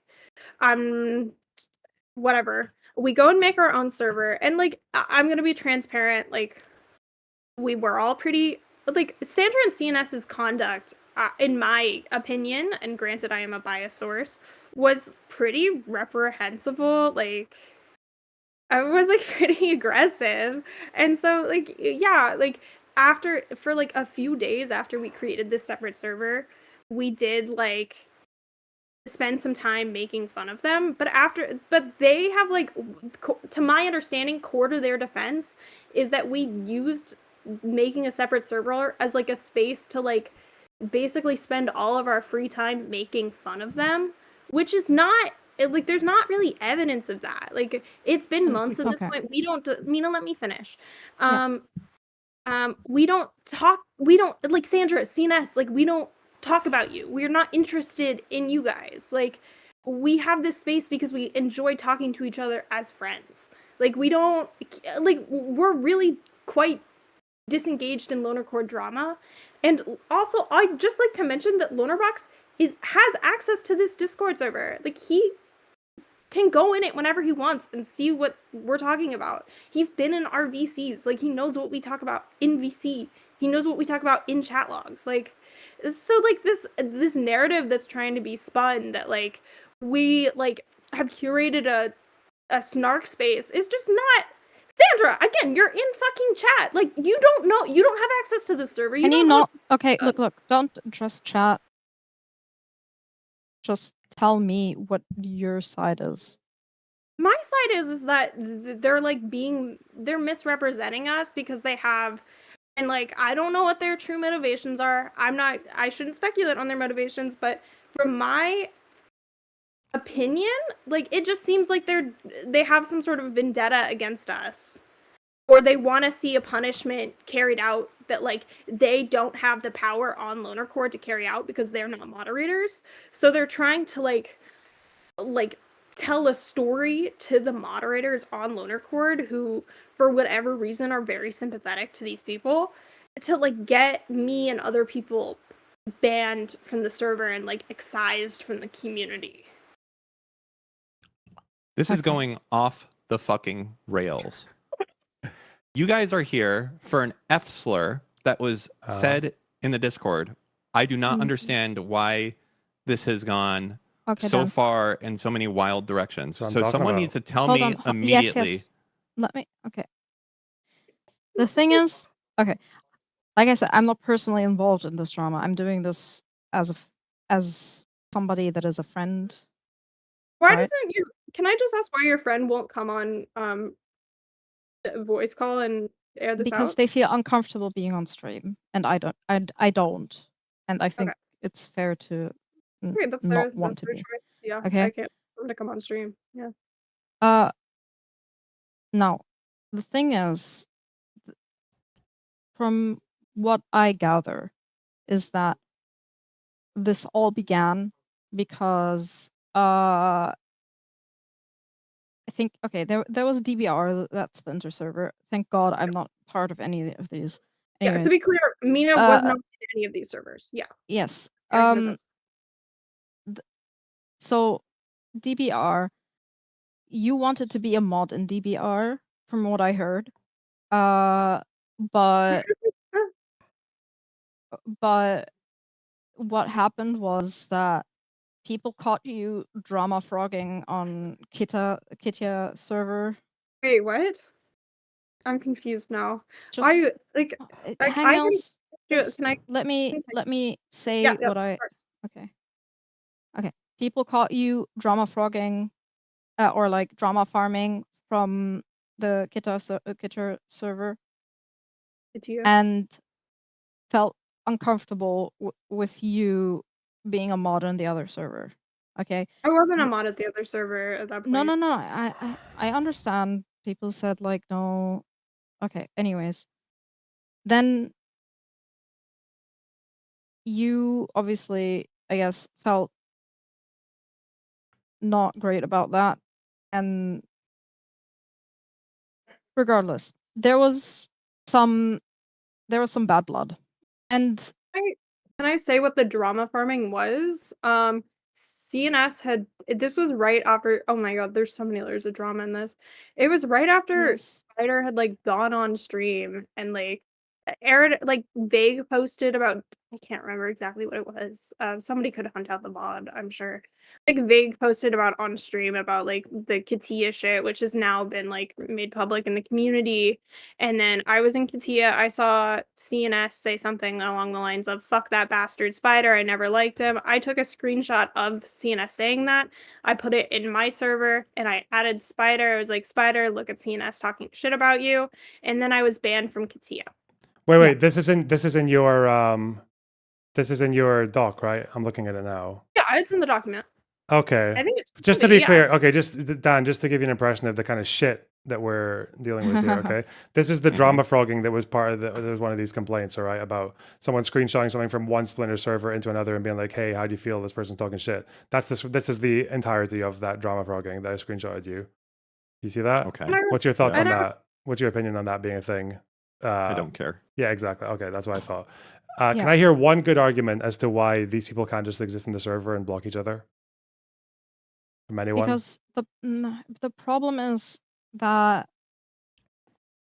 these people will not feel comfortable being active in this server, even if they block, for example, hangnails, because they're afraid that if they say anything about their personal information, that it will be used against them.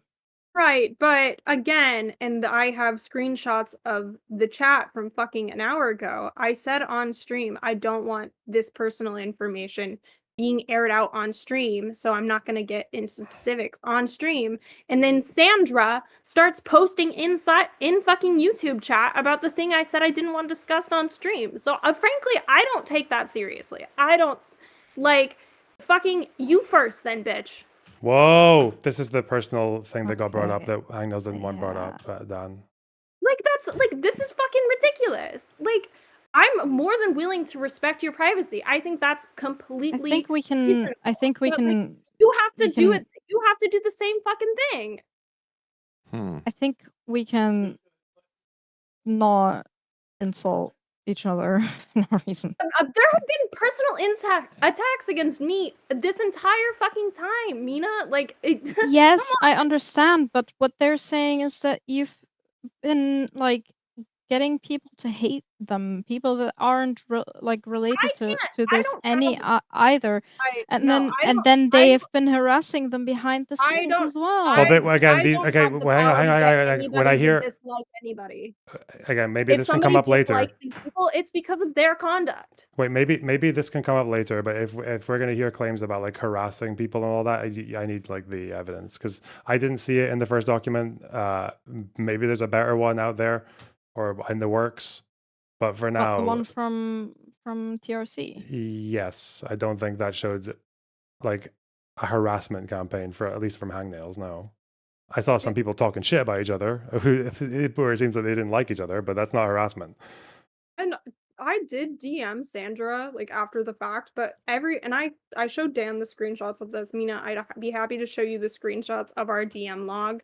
Like the screenshots that I sent to Dan basically show like I reached out to Sandra because I wanted to like from my perspective for a long time I thought that this would be resolvable through a conversation with Sandra. I felt like there was like maybe a conversation gap or excuse me, a communication gap that needed to be filled through a conversation. So I was like, you know what? Like we're all adults. Like maybe we can just try to talk this out. Maybe there are things that like seems like there are things that maybe both parties could be doing differently. Like I'll just try to talk to Sandra and like get this figured out. And she refused to talk to me. So like I like the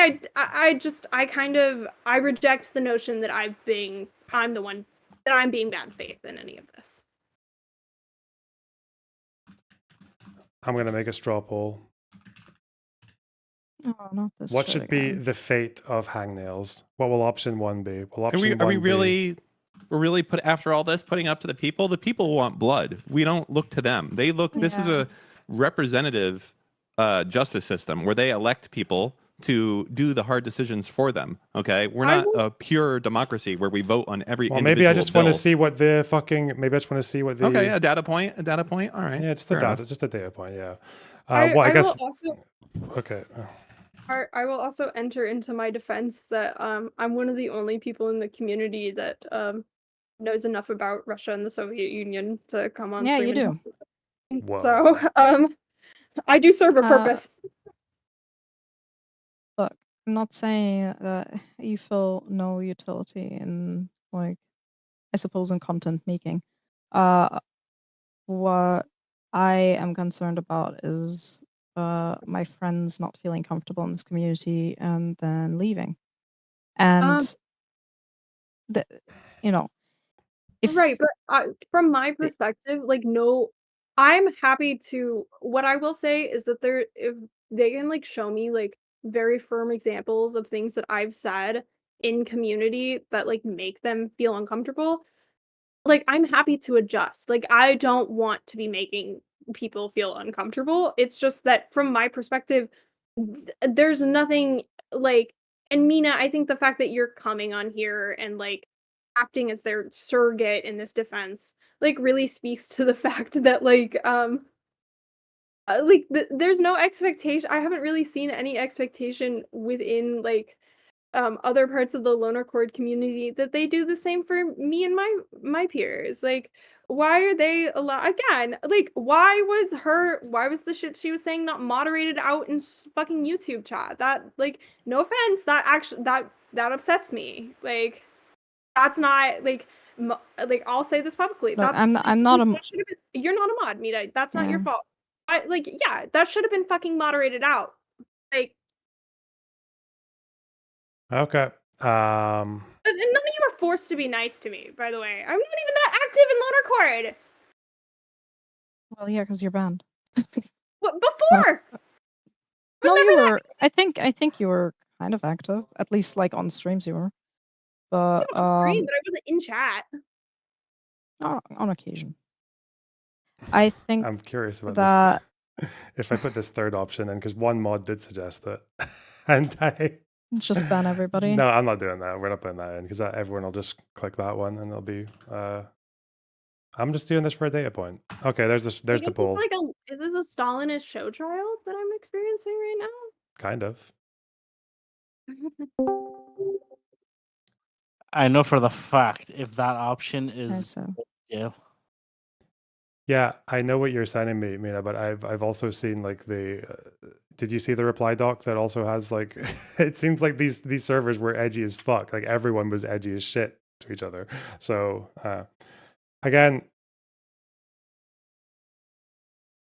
I'm quite Don't we have happy more with of these to do, or is this the only one? There is another one, and it involves How the is same Dan drama. involved? But I need to figure out exactly what the. I'll need to gather that one. How's Dan involved? He's a consultant. The mediator. Dan's my court attorney. Yes, I know people are saying they cropped screenshots. Every single doc I've ever been sent making accusations against each other is cropped screenshots, okay? Sometimes, well, I won't name names. I've had to go and find those cropped screenshots and found out that they were literally just being evil in the way that they were cropping stuff. You know who I'm talking about, if you do. Yeah, it's just, fuck me. That's why we just have to air this stuff out sometimes, okay? God. But so far, I'm just not seeing anything that can't be solved with a bit of a block and ignore. Which I'm happy to do. I don't want to, like, continue fighting with these people. To be clear, like, from my perspective, it's like none of this is worth the energy being extinguished on it. Would that include the people that I suppose you're associated with, and would they stop harassing them? Well, they're not harassing them, is the fact of the matter. If you can show me evidence of harassment, please do. And I'll talk to them and be like, this is not acceptable. Like, I don't I mean, tolerate. Loner literally said that, like, he banned a couple because it was clearly. Well, I like, banned a couple just because the comments were just like very, very like overtly racist and shitty. Like, but that's not like, but that was like quite like if we're talking about harassment, when people say harassment, like that is such a broad fucking statement. I've heard creators talk about how much harassment they've received, and you go into it, and they're literally just talking about mean comments in their comment section. Okay, like people can feel very overwhelmed by something, by negative attention that they get online. But harassment is like you are making the effort to back off and to stay away, and it keeps coming to you, and they are literally going out of their way to go past blocks or to go into different servers and to go after you. I have not seen that. Okay, that's all I'm saying. But if the harassment is like, oh yeah, well, someone who's in a mutual server went into that server and saw them speaking shit that's not harassment to me. That's just like people being bitchy, you know? So, okay. But the things that you have qualified as harassment as per your standards, right? So it means kind of that, like, you know, it's not like it didn't happen. It did. And I surmise is continuing because those screenshots that she sent you are what she told me is a fraction of everything that like has happened. Okay, well, maybe next time to make the doc like easier to understand, I guess, is like you've got the one claim, harassment, which is a bannable thing. It's just compile the harassment with the context and just be like, this is harassment and this is why, like, and then see if they have any defense. I mean, okay. Edgy humor with a friend though is like in private is not the same as making like targeted. Wait, that's got nothing to do with what I said, though, is it? Sexual derogatory comments. Yeah. Okay. But like when that is still the case, is like I seriously I don't understand exactly okay, your standard is those exact things that I've just said.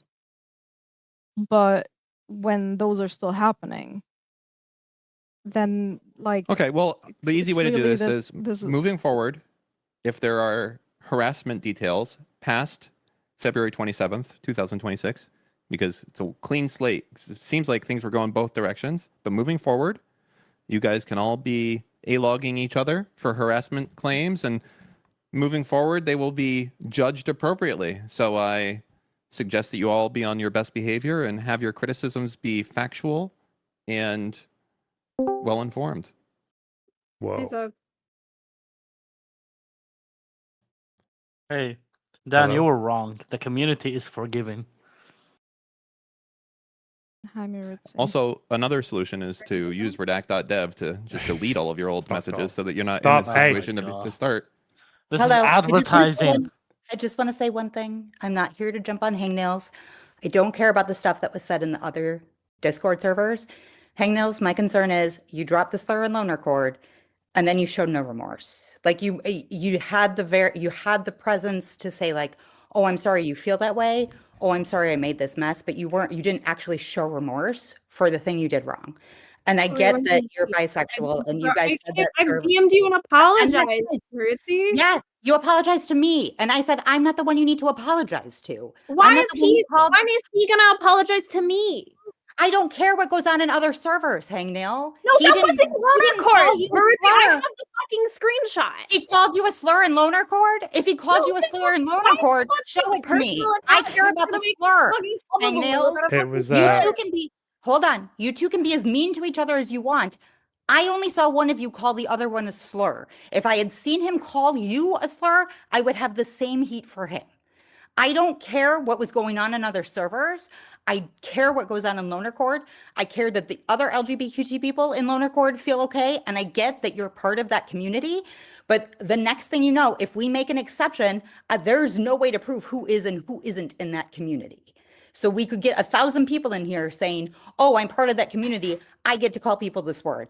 And that's just a bad policy. No, okay? I don't. We're definitely not doing that. No one gets to say it. None of this, I'm gay, I can say it. No. No. Because it's not like we have photo evidence of this. And even if we did, it could be old. What about if you're not anymore, right? People can change. What about Loner? He's Arab and I'm Arab and he called me a terrorist. Well, I don't know. Have you committed any It's terrorist not a, acts? terrorist isn't a slur. No. Listen, Okay. it's used as one. You used it as one. I felt attacked. Oh, did you as if feel I was attacked? Did you, public- Sev? Okay. What is it? What is your favorite word again, Dan? Have you heard Sev's favorite word for Jews? Yeah, I love my word. Yitter. Okay. Just so we're clear. Loner came up with it. All right. Well, look, I think we've come to hopefully some sort of a resolution here. You can unban this lady, okay? If you don't like her, block her, mute her, whatever. Moving forward, no slurs from anyone. If you're black, you don't get to say it, okay? Oh, if you're shit. gay, you don't get to say it either. That's just, I'm sorry, that's it. No, it's impossible to regulate, and then it gets into this. So wait. Okay, wait. Just to be clear now, exactly- because okay, I will say that my bias is actually moving now. Is calling someone a post hoc bisexual not kind of a personal attack on their sexuality?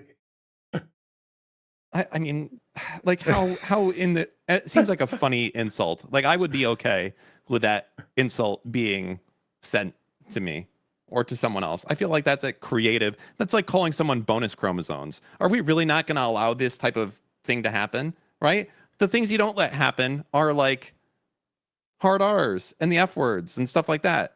Mm-hmm. Thank you, Dan. That's it. But she's So, sorry. wait. She's apologized. And she's apologized not going to do it to again. Maruzzi. She apologized to me, which I appreciate. Thank you, Hangnails, for apologizing to me because that was a mess that we had to clean up. And I appreciate that you apologized for that. But I don't know how much I trust you not to say it again because you haven't shown actual, you haven't even acknowledged that what you did was wrong. You acknowledged that it created a mess and that you were upset that it created a mess for me, but you didn't. I can solve this very quickly. Hey, go. Hangnails, do you acknowledge that when you do something like call a fat person fat, that it might hurt other people that are not part of it that see your slur and it's like, what they say fuck me for? Right? So are you sorry for saying that hurtful word? Yes, I can acknowledge that I acted immaturely. I didn't think about the effect that my word choice might have had on the broader Loner Rocks community, and I will not do it again. If allowed back, I will make an effort to be more mindful of It's not make an effort. You just no slurs. Like that's just not happening. Well, you can't ever truly promise. And say slurs. Like I feel like as grown adults, we can promise not to say slurs. What about if I broke into your house with a gun and made you type a slur into Lonerbox's Discord? In my 30s without ever calling someone a slur. I feel like as adults, that's something that we can agree that we're not going to do. Under 99.99% of circumstances, yes. Okay, something. What about if Lonerbox comes in a Discord and says to them, if you don't type this slur right now, I'm banning you? Okay, just for the sake of all sides, okay? Loner, that showed up on stream. I know, good. Just for the sake of all sides. First of all, Mina, if someone hypothetically accused Hangnails of being a post hoc bisexual, so she could justify saying that's probably quite bad, isn't it? Are you hesitating because you're not sure who said the claim? No, I'm sure who you're referring to. I just, at this point, like, I'm guessing you've already made your decision. No, I'm gonna do it on both sides, okay? We're doing one thing at a time, okay? Because I don't necessarily think that you like. I don't think like at this point like maybe I should just not litigate this shit anymore. Like any other further like instances of these kinds of situations because in the end you will just make a poll and the chat will just choose the most it's just a data point fucking option. Okay, just a data point, look, just a data point. I also yeah, but like Loner, you always like you have your own like kind of standard as to what is and what isn't what you believe is harassment, which fair for yourself, I guess. But in the end, you know, if harassment has happened and these people still haven't gotten an apology for said harassment. But there hasn't been any But that's why. harassment. Hang on, that, wait. That charge is not before us today. Yeah, I that's see coming. a parking ticket. I've been told that's coming, right? I've been told that's coming. This is why, you see, I've even said here, yes, the people who are alleging harassment are going to be presenting me that. One of them even said next stream. I don't know. It can be next stream, next week. You got to kick that down to the lower courts. I can't be litigating something that hasn't even been brought directly to the actual also, Mina, decision yet. Mina, if you don't mind as well, because I feel like there's a sort of we're doing both sides here, okay? We're gonna shit on hangnails for something in a second. Okay, I understand right? that, but like every single time I see one of my friends receive like weird amounts, like I don't know, weird amounts of vitriol, and Are your then friends being honest with you about their conduct? About their conduct? Yeah, are they being transparent with you about why people are upset with them? I told them to be, so I assume they are. You're trusting them. You're not asking for evidence of like why people are mad with that. Listen, this goes for both sides. Nothing. I've seen both sides of this argument. You guys all suck, and nothing makes how you guys were talking to each other and about each other, and the weird interpersonal click rumor mill. Like, I'm gonna post screenshots from this server and this server. Y'all were doing it. Nothing makes it okay. You all fucking suck. I would ban you all, but Lonerbox isn't gonna listen to me on that. My decision was get rid of them, get rid of fucking all of them. So, like, I'm just saying there is no context that makes what they are saying, what any of you guys said to each other or about each other, fucking okay. It's AIDS. It's all fucking AIDS. Shit. That's homophobic. Okay. I just feel like at a certain point, like I feel like resigned to just not say anything anymore, even though my friends are feel a type of way, because in the end you use your standard for what you like. Okay, if the standard is that they did the same in turn, okay, then I feel like if there's enough and sufficient evidence for that, then obviously the treatment should be equal. Like, I don't think they should be, in this case, like, treated better than, like, you know, if the crime is the same, then I suppose I agree with Maruzzi. But The thing is, to be clear, so far what I'm looking for, because what I've seen is not actually the crime being committed in turn. I'm seeing both groups doing something that's not ban-worthy, for the most part.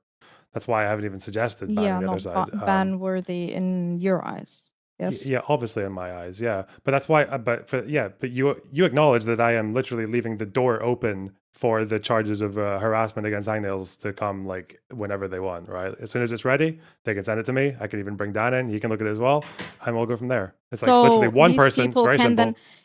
Everybody knows your standard for these things are very high, so they can make sure not to cross your line, but when somebody else's line is personally crossed. Well, yeah, of course, because if it's somebody else's line, then we would just have to meet the server to the standards of like each individual. That doesn't even work. It has to be to one standard. It can't just be someone comes into the server and says like, well, my line for harassment is different from everyone else's in the server, right? Like, I understand that, Loner, but not everybody is like you. Like, if you have this specific standard that you hold yourself to and you want to hold everybody else to, then at a certain point you're going to alienate a whole bunch of people that like will feel like personally hurt because their standard is, I suppose, lower than yours. to be clear, to be clear, and I know that this won't actually like land on anyone because no one knows what it's like. As the creator, okay, and as the person who has a very disproportionate amount of hatred directed to me with regards to how big my community is, from all fucking ends, no one goes through what I go through in terms of online vitriol and hatred and harassment and doxing and all that. Okay, Loner. so I am actually being like the people in the community they are always going to get it easier than what I can tolerate, right? Like I do make exceptions for people, and I do provide protections for people in the community that if it was directed at me, I would not really give a fuck. So I would reject that bit. But yes, it's true for some people the server is not going to be for them. I've never said I want this server to be a safe space. I've never said I want that. Even when I was a so aggressive 2020, I still said I don't want it to be a safe space. That's not the goal. There is going to be contention. There's going to be people being assholes to each other, people fighting. But yeah, obviously I do have a standard. So that's why I just want to make sure it's been crossed before I ban someone. I mean, you can also just apply the standard as the standard rules you have for your server, rather than your personal standard, the server standards. If it crosses server standards, you ban them. If it doesn't, you don't. We are going to turn the cannon in a different direction for a second. Dan, I hope you say it's. This screenshot here. Mm-hmm. What do you think about it? Tell me your process. Well, what's the rest of it? Just what the rest of what? The screenshot. That's the screenshot. Did it really end there? There could be more to that. Like down the ways or sideways? Both ways. Exactly right. I can tell you the word that was apparently said.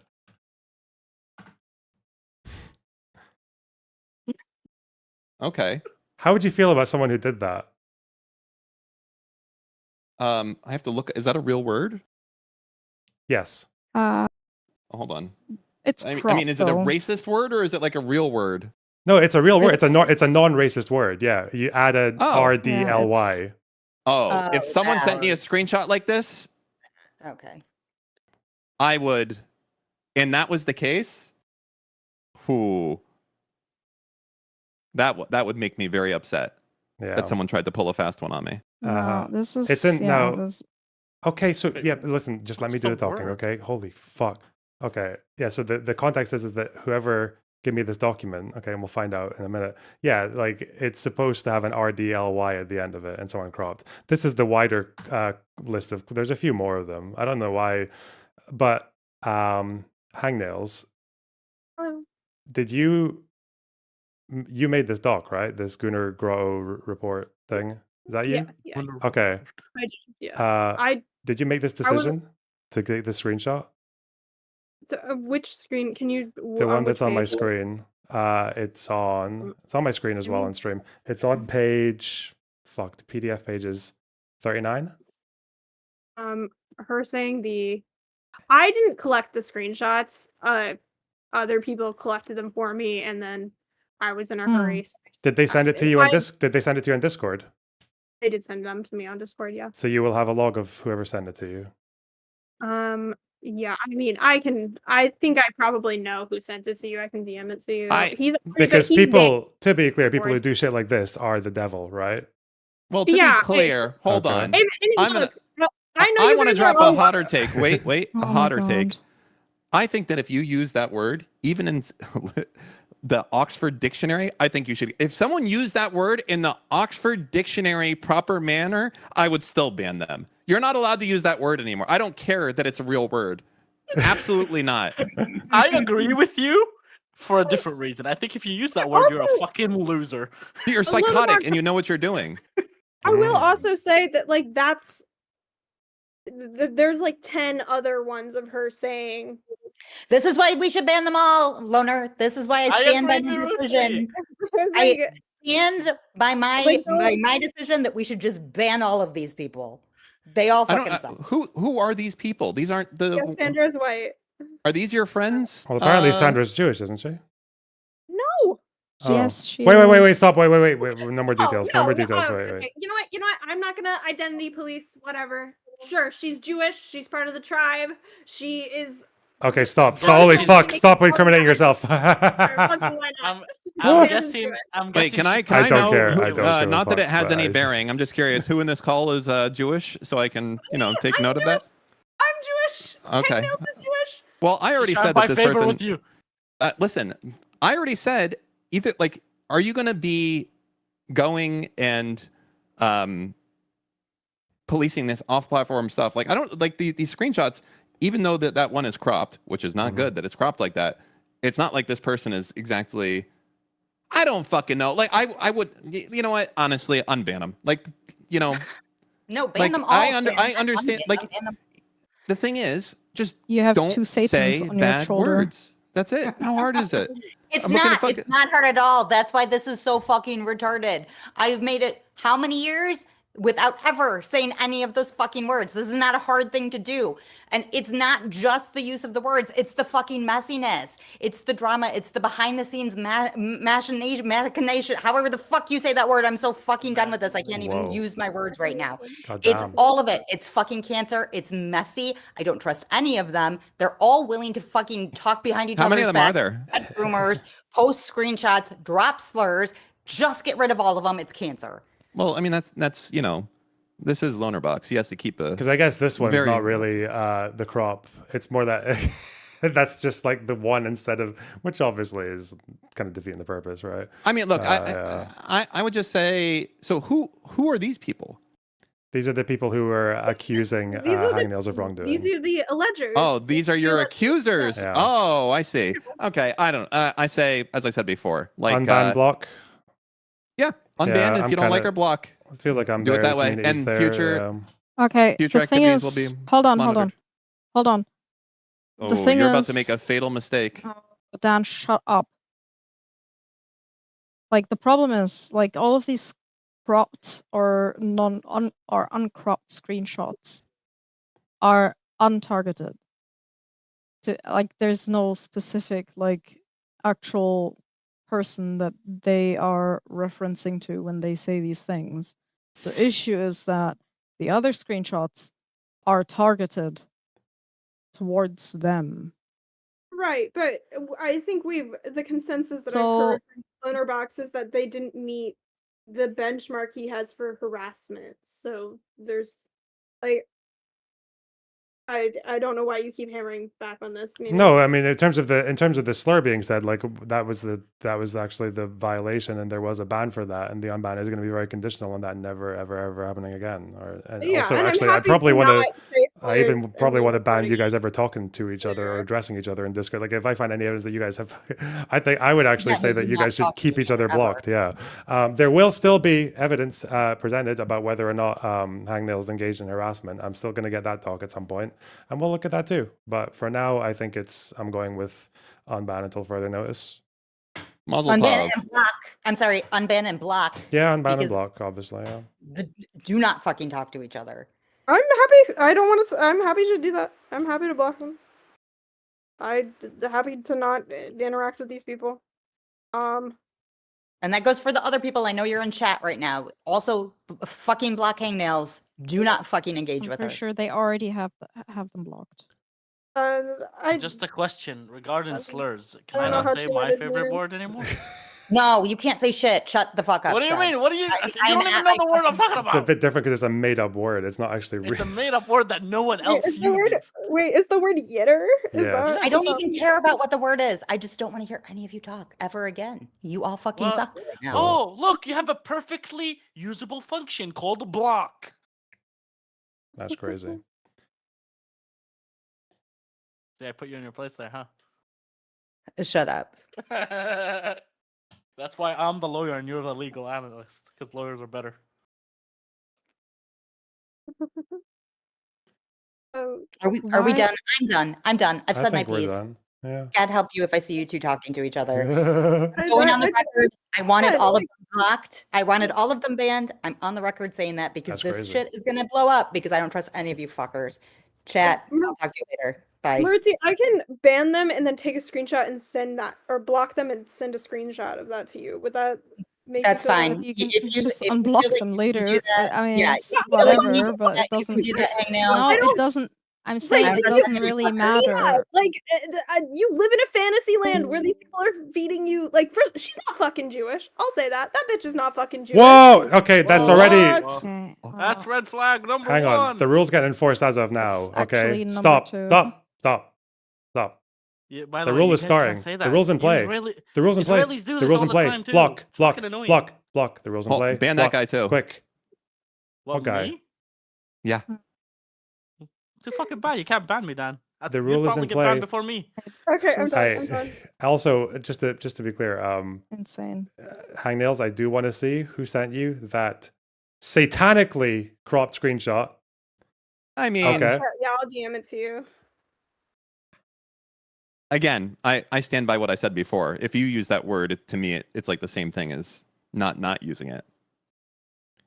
Again. Huh? Okay, sorry, wait, hang on, Dan. People want, so the other side wants me to share this screenshot. I can already see 100% what the counter argument is to this screenshot because of the words that are being used. So, I'm not litigating that. I don't give any fucks. I'm sorry. Like, block and move on. Like, okay. I don't care. Yeah, I would agree with that.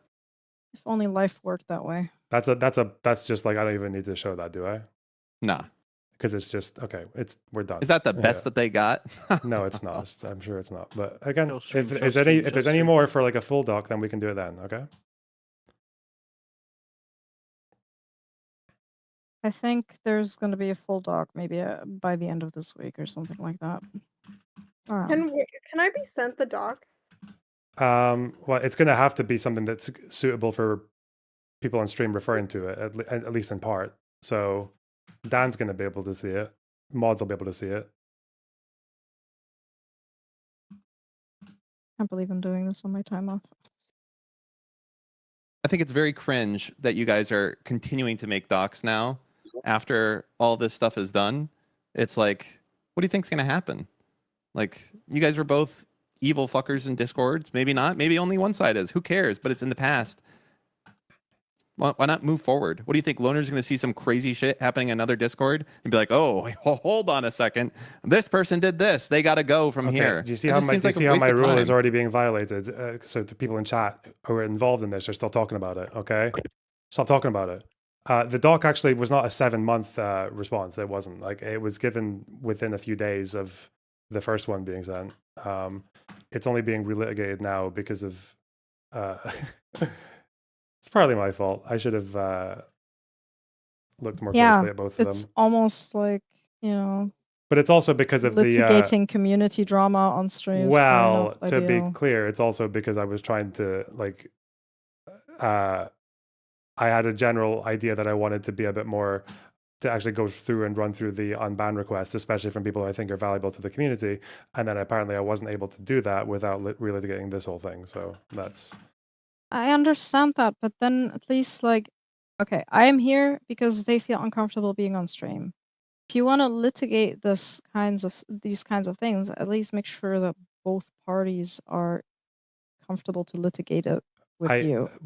The problem with that is that okay, so if someone sends me a doc of accusations and they say, well, you can't show this doc to anyone else. Like, I have done that. I haven't showed it to anyone else. Okay. So if I'm showing that, but I'm also given a bunch of recommendations and being suggested to ban people. And then when I do ban people, I get a DM saying, actually, I don't know how I feel about this because you didn't ban everyone. Well, then at one point I'm like, I'm kind of thinking, okay, I probably, how much of this do I have to, do you understand? Like, there has to be some involvement from other people at some point. If there's people are literally challenging my decision, right? Okay. That's what are you not saying? what I said. I said I'm here as a stand-in because they don't feel comfortable on stream. Mm-hmm. If you want to litigate these things, at least make sure to do it in an environment where they feel comfortable enough to actually represent themselves and not on stream, I guess. But it seems like the person who's uncomfortable, one of the parties who you're saying is uncomfortable with bringing this up on stream is literally still talking about it in my chat. Yes, they don't want to talk, actually say these things in VC. They don't need to be on VC, do they? They can. I've said even right now they can send me a doc if they want to if they want to show the harassment specifically for this one person. If they want to show that, then they can, and I will look at it, and I will. And I feel like I've been fair with the crop screenshot and everything else. So would you be okay with being in a private call, let's say, with everybody that is in this VC, but also, well, I guess maybe don't include me because, I I don't need to be there if they are representing themselves. If you make drama, would you be okay with that you're privately, not on honestly, stream? I would rather stop yapping. not. But yeah, okay. If it's actually like, important to them that like if they feel like something is going to go through to me that wouldn't otherwise if in a private conversation, then yeah, 'cause fine. it's them that are involved in this, right? I'm sure they can represent themselves better than I can. I'm not a lawyer. Yeah, but no one's a lawyer. Muruzzi We're is. just we're online fucking idiots. Again, this is not a game changer to me. Okay, it's not a game changer. Like, okay, like, Mina, do you think Mina? Hang on, just out of interest. Okay, just like one thing that's apparently making me very unfair right now. This screenshot here, right? That key word there. Do you realize that I could say this about myself?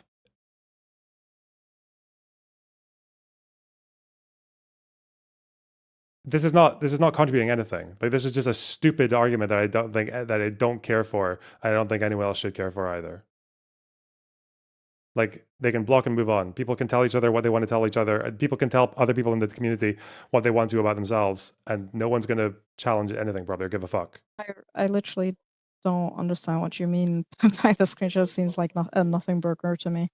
Yeah, it is. But apparently it's like providing, you see that sentence, like the top sentence there is like, yes. that could mean, that could mean anything. I could say that about myself, probably. Okay. Yeah, I think we're good. I think we're good with where we are, and I'm open to new evidence if it's presented to me. That's it. Loner, you can DM me with whatever if you need me back, but sounds like I can leave now. Yeah. Yep. Get out of here. Great. Thank you guys. I have my own issues with Shabbat this man shalom, hate crime. everyone. Shalom. Loner, I felt attacked when Dan wanted you to ban your only Palestinian viewer. When did he say that? Oh, because you say said because you called Juice. What, that Yitter? Is that what upset you? Loner came up with it. Yeah, I think it's quite harmless. Doesn't really fucking do anything. No one's upset by it. Shit. I should be compensated for this. Yeah, I should be.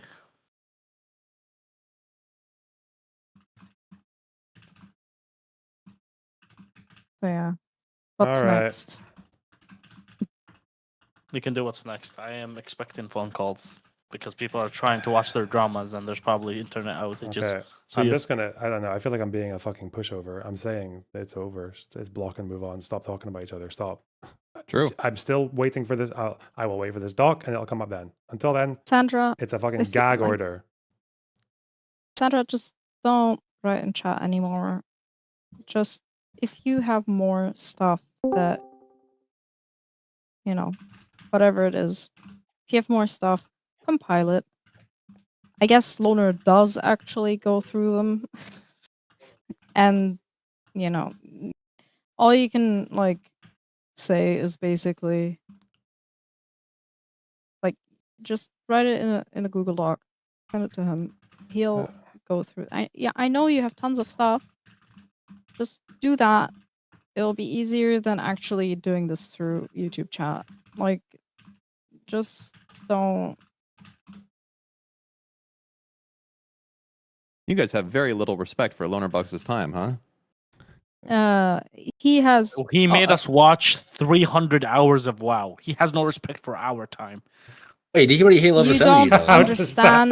You don't understand how many times. You don't understand how many times I've had to beg him. So it's cooking right now. Nobody understands how many times I've had to beg him, annoy him to, I don't know, cover certain things or do certain things. Not just that. Can you hear the entitlement from these people here, Dan? Like, it's going crazy. For my money either. Loner, I gave you well over $300 to play. I also BG3 gave him. and I also gamble, gave bro. him ungodly amounts of money. Okay. This motherfucker has nothing. Do you understand that if I literally did what was asked of me because people give me money, apart from Sev, I will say, because I actually did say with him, and that's my fault. We'll get to that. But with other people, if I literally committed to just like following, doing what everyone else tells me to do when it comes to them giving me money, then I would literally just be watching other people's content requests all day, right? I understand that, but then there's like, you and know, I talk about it all the time. I literally say it as a joke, right? I say like, "Oh yeah, how much to watch this thing?" I say like $1,000, and I'll consider it. You know, I'm quite open with the fact that it's like I think $500. everyone in this community, Loner, would actually be like, "Hey, you know, it's fair for you to play BG30 after I donate like over $300 or $400 for you to play." Yeah, Seb, you got scammed, bro. I'm pretty sure I don't give a everyone. fuck about the video game, okay? Did that? Okay, wait, Sev. Maybe we can find clips and see if I'm wrong about this. But did I? Maybe it's my fault. I feel like generally I would have probably said like, "Oh yeah, $50, and I'll consider it." I think that's generally how I talk about those kind of things. But if I didn't, then yeah. In any case, Baldur's Gate is my next game. I'm not playing any other game next after this other than Baldur's Gate. Wow, we actually made him feel bad after he. I do feel bad. Yeah.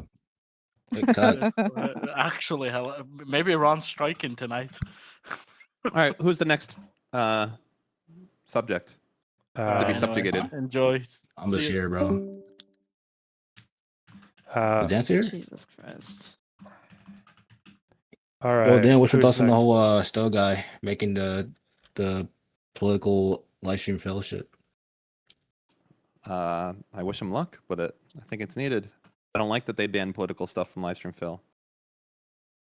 It was Gucci. It was Lucky Charms. I don't know why they banned politics. I wonder why.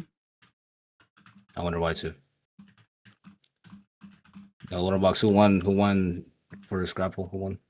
I will say LSF is very boring now, for sure. Yeah, it's kind of cooked.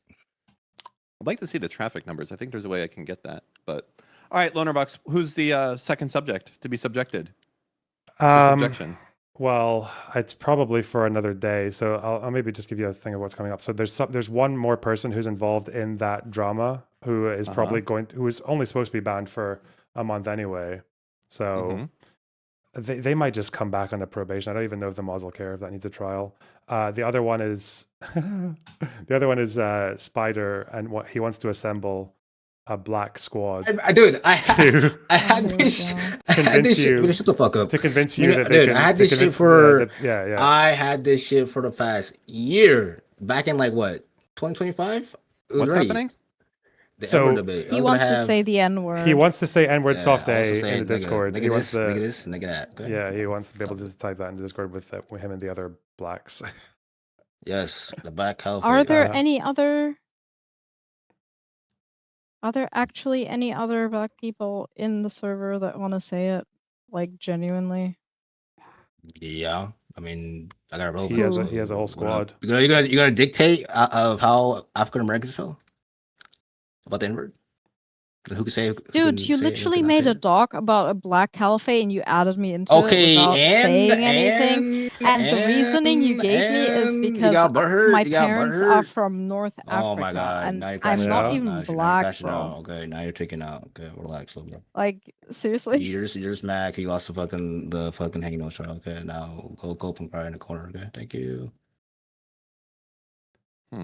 So that'll be. So what up? So you might have to deal with Irrelevant and Spider trying to convince you that it's okay for black users to say the N-word in Discord soft A. Hell yeah. Well, I mean, that's really your decision, isn't it? Yeah, but you're the I mean, consultant. to one about yeah. I would like to. I want to see the arguments. Because I actually don't know. I'm too Scottish to have these American debates. Because in Scotland you just don't say the N-word ever. Like even the fucking black people in Scotland don't say the N-word because they're generally not African American. They're African. No, but you said it in past though, no? Listen, it's going to lower the value of your Discord server in the event of a potential sale. If it's all clogged up with a lot of N-words in there, it's lowering the value. I would keep things safe. Keep it clean. You don't want it tarnished with that. You got to have it more like Taylor Swift and less like Lil Dicky. I feel like them saying it in Oh, thank VC you. is like that's kind of the only way it works, isn't it? I guess you're right. I'll probably concede to that point, but we'll see. We'll see. Maybe down the line. Who knows? That seems like it's open and shot. Amazing. But if Irrelevant wants to I know. and Spider want to gang up on you. I know. Mina's kind of mad Irrelevant right now. isn't even on this. Like he's never active in the server. Mina. Yeah, but he has. Relax. I don't know why you're so pussy about it. He has strong opinions. I already DM Irrelevant. He said he's down, so I don't know what you're He trying has to do. strong I'm just, arguments. Like, yeah, about Mina, the you're not black, that so he's I don't know not what really... you're. I don't know why you pussy. You literally put me in the dock without my consent. Mina, you're not black. You're not black. Sorry, I don't care. You I'm have hella more butthurt in African than DMs because I added you. you to the document and I removed you. So I don't know why you have a butthurt that I added a black man. You're not black to the black caliphate. So deal with it. You're not black. I am. Wait, hold on. Hmm? Wait, can I be in the caliphate? Yeah, if you want to. I can all right, then I approve. David. I approve. It's got my. I'm open with any arms. I'm very easy to bribe with things like this. So I think that it's okay. Yeah, I got Dan on my side. I got David. There we go. David as long as I have the pass, big pass, then I'm good. Yeah. All right. Fuck yeah. There we go. All right. Got my barbecue invite. Damn. All right. That's easy. His allegiance is with the highest bidder. It's gonna be easy. So N-word is allowed, but F-word is not allowed. It's literally neither of them are allowed in text. Sorry. This is a fucking joke. Like, God damn it. I swear to God, it's never going to happen. As a white woman, as a liberal white woman, okay, it is my Mussolini coming duty in. to tell black people what they can and cannot say, and you cannot say that fucking word in the server. My black brothers, rise up, rise up. I'm okay, rise up. Wait, is Lonerbox allowed to say it? Yeah, is he allowed to say it? It's he's the owner of the server, so like, is he allowed to say it? Probably not. No. So you won't. I mean, say it right theoretically. I mean, no. What actually? Right now? No, it's actually that I am allowed to say it. I'm just never going to. I mean, I'll give you the pass right now. You can say it. Say it right now. Say it. No. Say that you're one of the. People are gonna. Boy, I'll invite you to the cookout. And that's all he wants. He just wants the clip. He just wants the Reddit clip for his future. Scared? He needs to kickstart his fledgling. What is it? Political stream fails subreddit. Oh yeah, still 2000. Oh yeah, he's kind of. I don't know. He's got Gucci. Got to cook on that. But you're not a fan? I mean, you're not cool if you don't say it. I'm just saying. But yeah, Dan said it. You all say it. I say it all the time to Spider. Back and forth. DMs, shit. If everyone else jumped off a cliff, would you? Probably. No, but that's not cool. No, most people saying would. Saying the soft A is cool. If everyone else was jumping off a cliff, most people would just go with them. Okay. So until the next trial, I guess. How did you feel about you today, only had one? This was horrible. I thought it was gonna be some more. I thought it was gonna be some like crazy shit. Like, what's my thoughts on like the Sandra person saying like nigga or apparently the hard R? Oof, looking pretty not good. I did not like those messages. I will say that those are. I know. I mean, it's kind of mad right now. I mean, it's gonna crash out. No, Spider's on my farmer. Oh my god, you lost a trial. I will say those are some get some new evidence coming up. Come you back. don't even come know back how to the to next stream. write Get some evidence. Come back, genocide and into then a thank you. Come again. thumbnail, Thank you. Take the L. 1 HP voice. Thank you. Come again.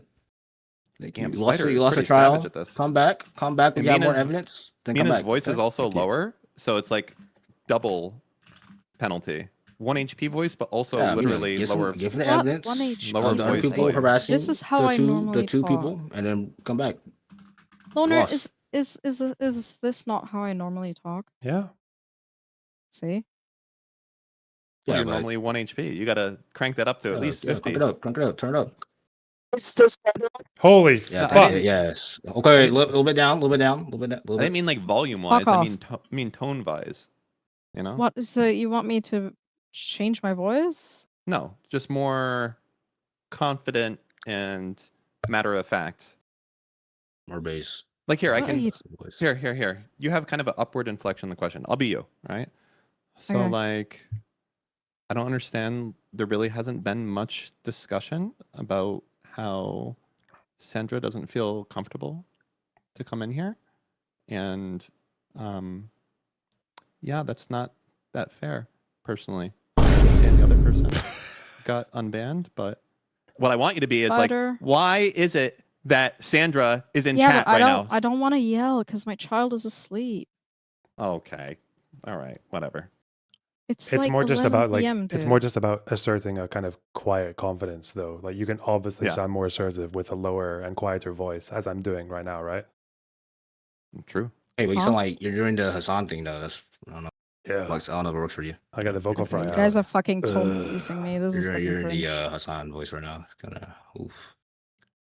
But, Well, oh, there is another person actually. What's their story? I don't even know what the fuck this person was banned for. Oh, this person was banned by a mod who is no longer here. So I'm guessing ooh, they're yeah, probably yeah, fine.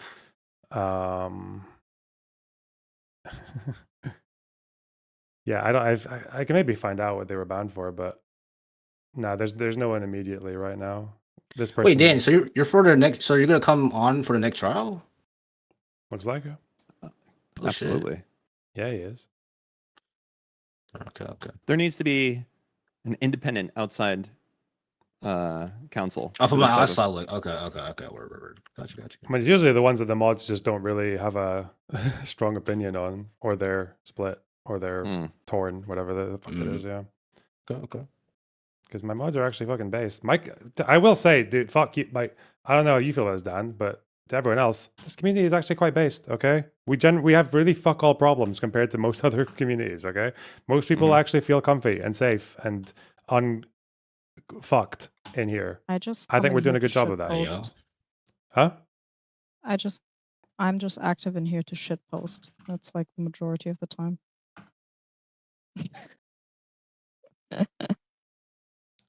Which is good. Yeah. Oh, okay. I see. This person's gonna have a hard time. They would never survive a vote. Will they say like hard or some shit? No, this person apparently tried to get Sundowner banned. Hey, what the fuck? Rest in peace, Sundowner. Since the community has quite a soft spot for him. Oh, I mean, to be fair, Sundowner did kind of just break rules all the time, but he was funny, so we Yeah, kept he him. did. So I got him banned on Sev's server. Wait, didn't bro say a hard R and one accord? Yes, he did say a lot of slurs. All the He did fucking the time. N-word tower in chat a few times. Oh Yeah. my fucking god, Jesus Christ! Who is this Mr. J? What's your story? Oh, hey, Loner. I was going to ask you about some things regarding what news I should be paying attention to in Europe, if any, regarding like Trump presidencies and how that would affect things. What's your interest area? I just wonder if regarding any UK elections, anything like, is there any power or forces within Europe are going to compel Trump to move in a certain direction? Yep. I should be paying Yeah. attention. Just maybe do. I don't know where you would start with this, but just get yourself familiar with the amount of far right parties that are backed by Russia in Europe, because basically all of them are in some way or the other. In China. And just find out how they're all doing. Holy shit! This is the equivalent of a mental cold plunge that just happened right there. God damn. Yeah. What? Awesome. This is the usual. Did you not know that stuff? Dan, you know how you guys have yeah. Russiagate, and it kind of showed some shenanigans, but basically not much to make a big news story out of, unfortunately. I guess. Yeah. Okay. Yeah, we have the same, but actual. Yeah, as in stuff like we can we show have the largest polling party in the UK now has a guy, their leader in Wales, was caught just taking bribes from Russians. £40,000. He's in jail now for taking bribes from Russians. And this is a trend across all the far right political parties that have risen up since, I guess, the end of Trump's term, the first term. Salvini in Italy, the guy who Lauren Southern was That a guy fan looks of, like me. the anti-refugee guy, he went to... Looks he like does you? look like you, yeah. He does. Have you the seen the fuck? picture of two girls kissing in front of him? It's me. Hold on, I'll send it to you. What the fuck? I didn't think about... Have you seen him in Red Square? Hold on, With wait. the I gotta fucking find. Putin shirt. What's his name again? This is Salvini. Matteo Salvini. Dude! Wait, Dan, send a this picture, Dan, real quick. No, wait. This picture is the perfect one. What the The fuck? lesbian one with the two girls kissing in front of him. Where is it? No, I've got... Why is it so blurry? Is the original picture that blurry? Hang on. Maybe. The Insider. No, yeah, it is blurry. Okay, it's just a blurry picture. Yeah, this dude. This motherfucker. Oh, I got the picture. Wait, put up mine right here. Do not put up any other link. Put up the one I just sent you. I'm putting up my one. Hang on. Let's No, see. put up mine Okay. immediately. Let's see. No, this one, it's not as good as my one. I'm sorry. Mine is better. It's not. You're How do you wrong. fucking know? You haven't seen my one. It can't be better than mine. Okay. It's perfect. Chat, in which one of these pictures does he look more like Dan? Okay. One's for this one, okay? And two's for this one. Yeah, it looks like Dan. The 2-1 looks like Dan. One. Oh wait, the first one. Two. The first one. I think this guy is a bit more brunette than Dan. Damn! Look Nah, at I feel all like those. Dan- Look at all like- those twos. Holy it shit! looks like Dan, It's how does it blurry. feel? How They're does it inferring. feel to They're get inferring. That's why. brutally Looks shagged. like Dan. Looks like Dan. It's first off, it's the same guy. Okay, to be clear, and also they're inferring it looks more like me because there's less resolution to Brutally. work with. That's exactly why. That is the blurring. That's why I said Okay, the blurring well, if does you it had more like service. fucking 5 pixels, Get okay, then blur fucked. the other. Get blur the other one. fucked. You Make the other one look genocidal small, and that'll be scumbag! the same thing. Like make the other one look small and be like, holy shit, that's Dan also. God damn. Oh, what if I? Oh yeah, Just like- it still doesn't. He's too rotund. His face. Listen, you'd have to blur it. Add some blur. He's gained some pounds here, no doubt. Okay. It's the smile. squish the picture. What? That's a Dan smile? Is that what you're telling me? Yeah, it is. Yeah. It is a Dan smile. I'll give you that. You know. He's just That's a well-fed. You're in the, you're in the Yeah, middle of it's some like fucking. Dan. You're in the Yeah, middle of it's some kinda fucking Dan. drama right now. You know. It's some He's good. He's a well-fed Dan. Yeah. You want to put on a Okay. few pounds and go to Italy and just sneak your way Wait, in. Mr. J, it looks like Dan though, right? You'll be right. Looks like Dan. Yeah. Goddamn.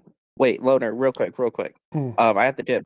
Are you planning on doing any like IRL political activities either in Europe or America? Not for a while. I've been in maybe do a debate thing in June, July. I don't know though. In America, maybe. I don't Loner know. touching grass. Okay. Well, I'm excited for when that comes. Appreciate you. All right. Bye Next bye. time, Take care. remember she Bye-bye. say next time instead of a trial, we propose a rap battle. No documents, no screenshots, just pure mumble rap bullshit. Yeah, but you win by That's default stupid. because that's how you talk. But I don't rap though. You seem like every black person rap though, like rapping. I don't know. The bird you mumbles. That's half the battle, isn't it? You're funny. You're a funny guy. Know that? You're funny. Hmm. Oh, Okay. I think there's no more trials today. I think we're good. But That's it. there's more in the works. that's it. Clap it up. Okay. Did you? Clap it up, Wait, clap wait, it wait. Has nothing to do, unrelated to the trials. Did you see the ex-prime minister of Norway trying to kill himself and get hospitalized because he has ties to Epstein? No. What Jagland or whatever the fuck he's called? Yeah. Would that All be right. like Do you need me for Jagland? anything else, or am I free? No, you can go whenever you want. Shit. Okay. All right, I'm out. Me to come back next time with more evidence. Thank you. Bye Get bye. out of here. All right. Good luck Yep. to whoever the next future litigants are. I Bye-bye. expect my briefs beforehand next time. Oh, okay. Well, Thank maybe. you. Think about it. All right. Right. This guy under investigation Yeah. but not arrested as of February 26th. Okay. Yeah, but he tried to kill himself even though he said he did nothing wrong. Yeah. I mean, if you did nothing wrong, but everyone thinks you're a fucking Epstein associate, you're probably going to be flirting with the button. Shit. He's under investigation over his ties with the late American sex offender Jeffrey Epstein, has not been arrested or detained as of February 26th. That's yesterday. So he was under investigation and he tried to kill himself today. I think it was yesterday, but or maybe this morning. I don't know, but yeah. And it was this info that he'd been He's arrested. Okay. hospitalized. Holy shit. I guess he's hospitalized because he tried to funny himself. Yeah. He tried to funny himself. Yeah. It's very edgy. What the fuck? Thought you were a nice person. What do you He mean? tried to funny himself. Is that you? Did you come up with that? I've never heard that before. What do you mean? That's like a normal thing to say sometimes. Oh, I'm not aware. Not edgy. It's like to prevent, to not be as fed posty, I suppose. Oh. A letter from Jagland's lawyer, Anders Brosvit, stated that the burden on Jagland and his immediate family had been challenging to such an extent that there is a serious danger to life or health. Holy fuck. Initial reports framed it as a suicide attempt, but it was strongly denied. So he was hospitalized, because of medical risk. Oh. His lawyer denied it was a suicide attempt. I wonder. Yeah, I guess you could be so stressed that you get hospitalized, couldn't you? Or you can have a heart attack or some shit. Fuck. I mean, I guess you can have like a mental breakdown. Yeah. I don't know how.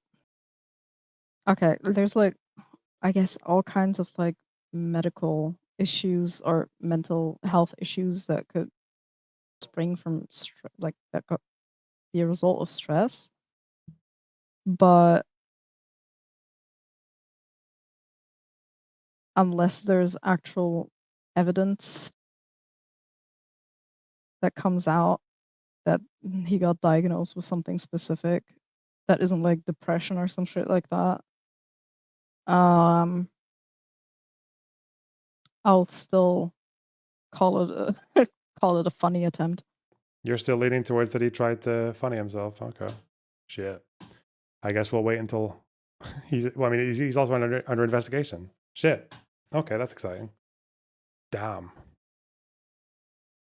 Yeah, and also apparently, well, I did send you like the thingy majingy, a German news article about Mendelssohn getting arrested. I'm not sure if you actually talked about it or not. No, I haven't done the story yet. It's on my list. I fucking hate Mendelssohn. He's always been a piece of shit. Let me see. Oh no, I did read this. I'm pretty sure I read this on stream because it was short. Okay. Yeah.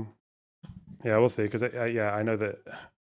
Is he still under arrest? I thought it's not the same thing where he's only arrested for a brief period of time and then they let him go, but they're still investigating. Or is he still? Is it different from?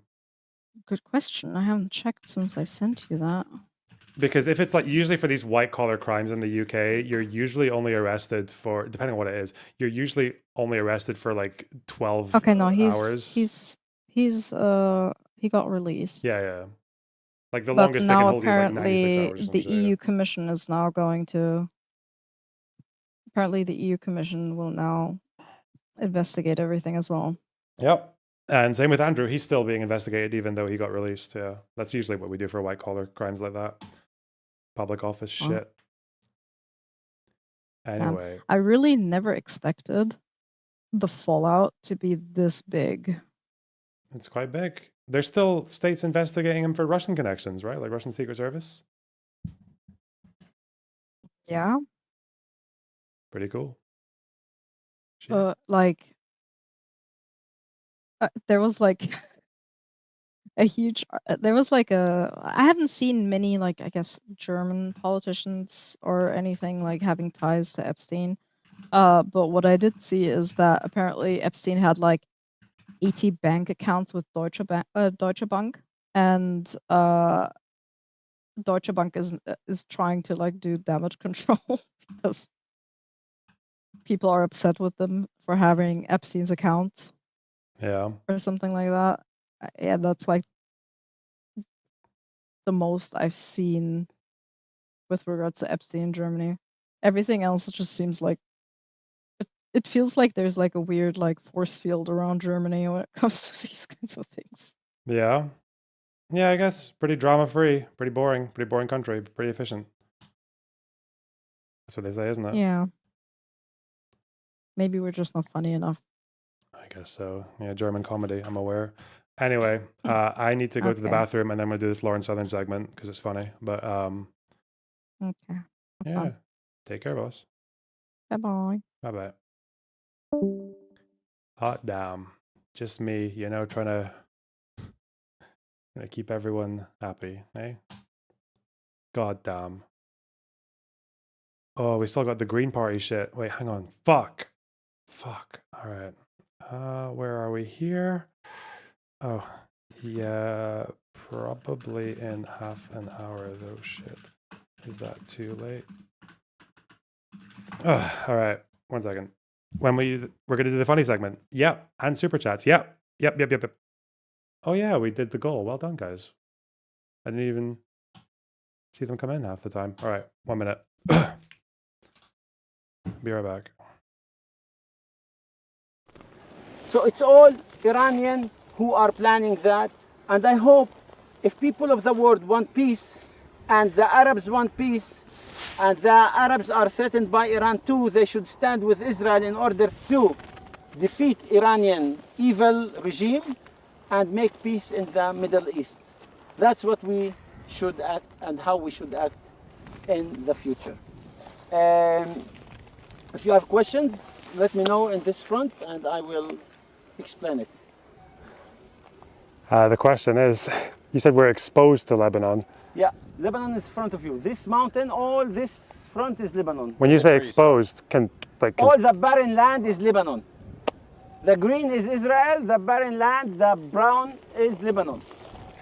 This is a really stupid question.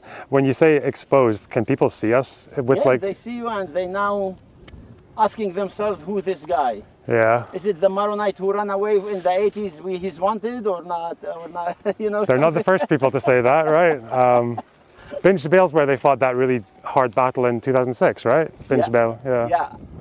You see, all these homes are serving Hezbollah as intelligence bases, deceiving people, saying like they gave money from 2006 war, after 2006, to build these homes in the slopes close to the border in order to collect intelligence on our side, under civilian cover. All those homes were not there.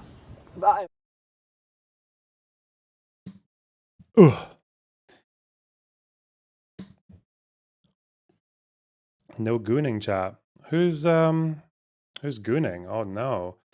Testicle Johnson, thanks for the 2 Canadian. How about you only allow it for the month of February? What, for Black History? Shut up. Captain Dan the Fireman, thanks for the $10. If you make drama, congratulations, you're the content. If you're uncomfortable, stop yapping. Wow. What a classic fuck around and find out argument. Wow. Hard as nails. Okay. Twisted Ted, thanks for the £5. Can someone put their foot down on this soy nonsense? Wow. User, thanks for the $10. All I've learned regarding this is that Spider deserves the pass. I know it.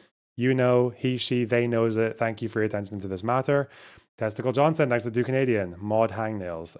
That's a really good idea. Bulb, sweet bulb, thanks for the $5.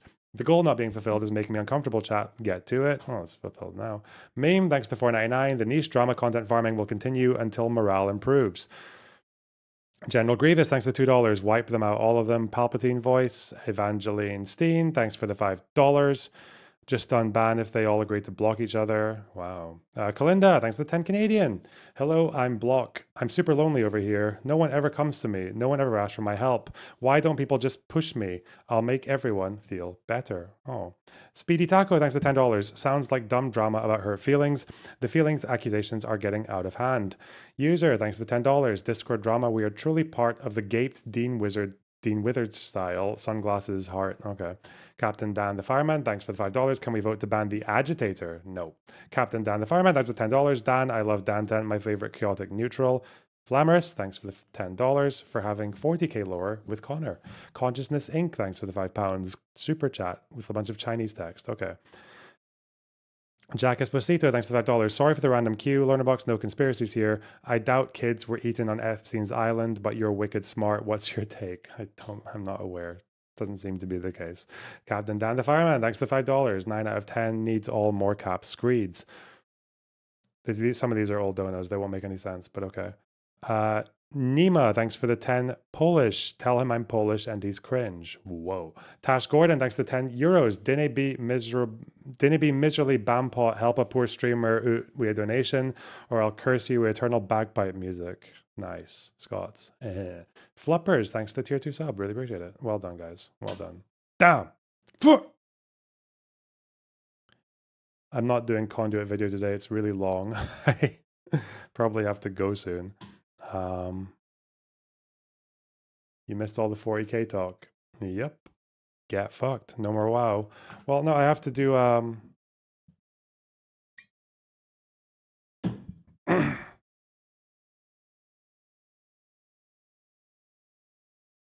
have to do a good old segment.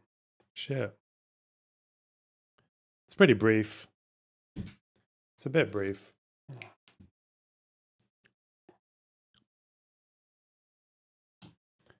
But it's good. I think it's good.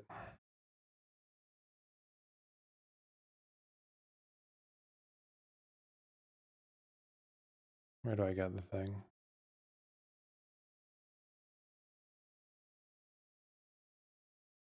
I just wanted to do like a slight, speaking of rehashing drama, eh?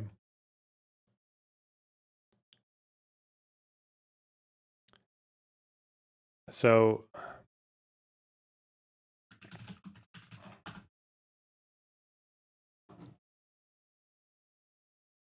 yeah, I'm still following. Okay.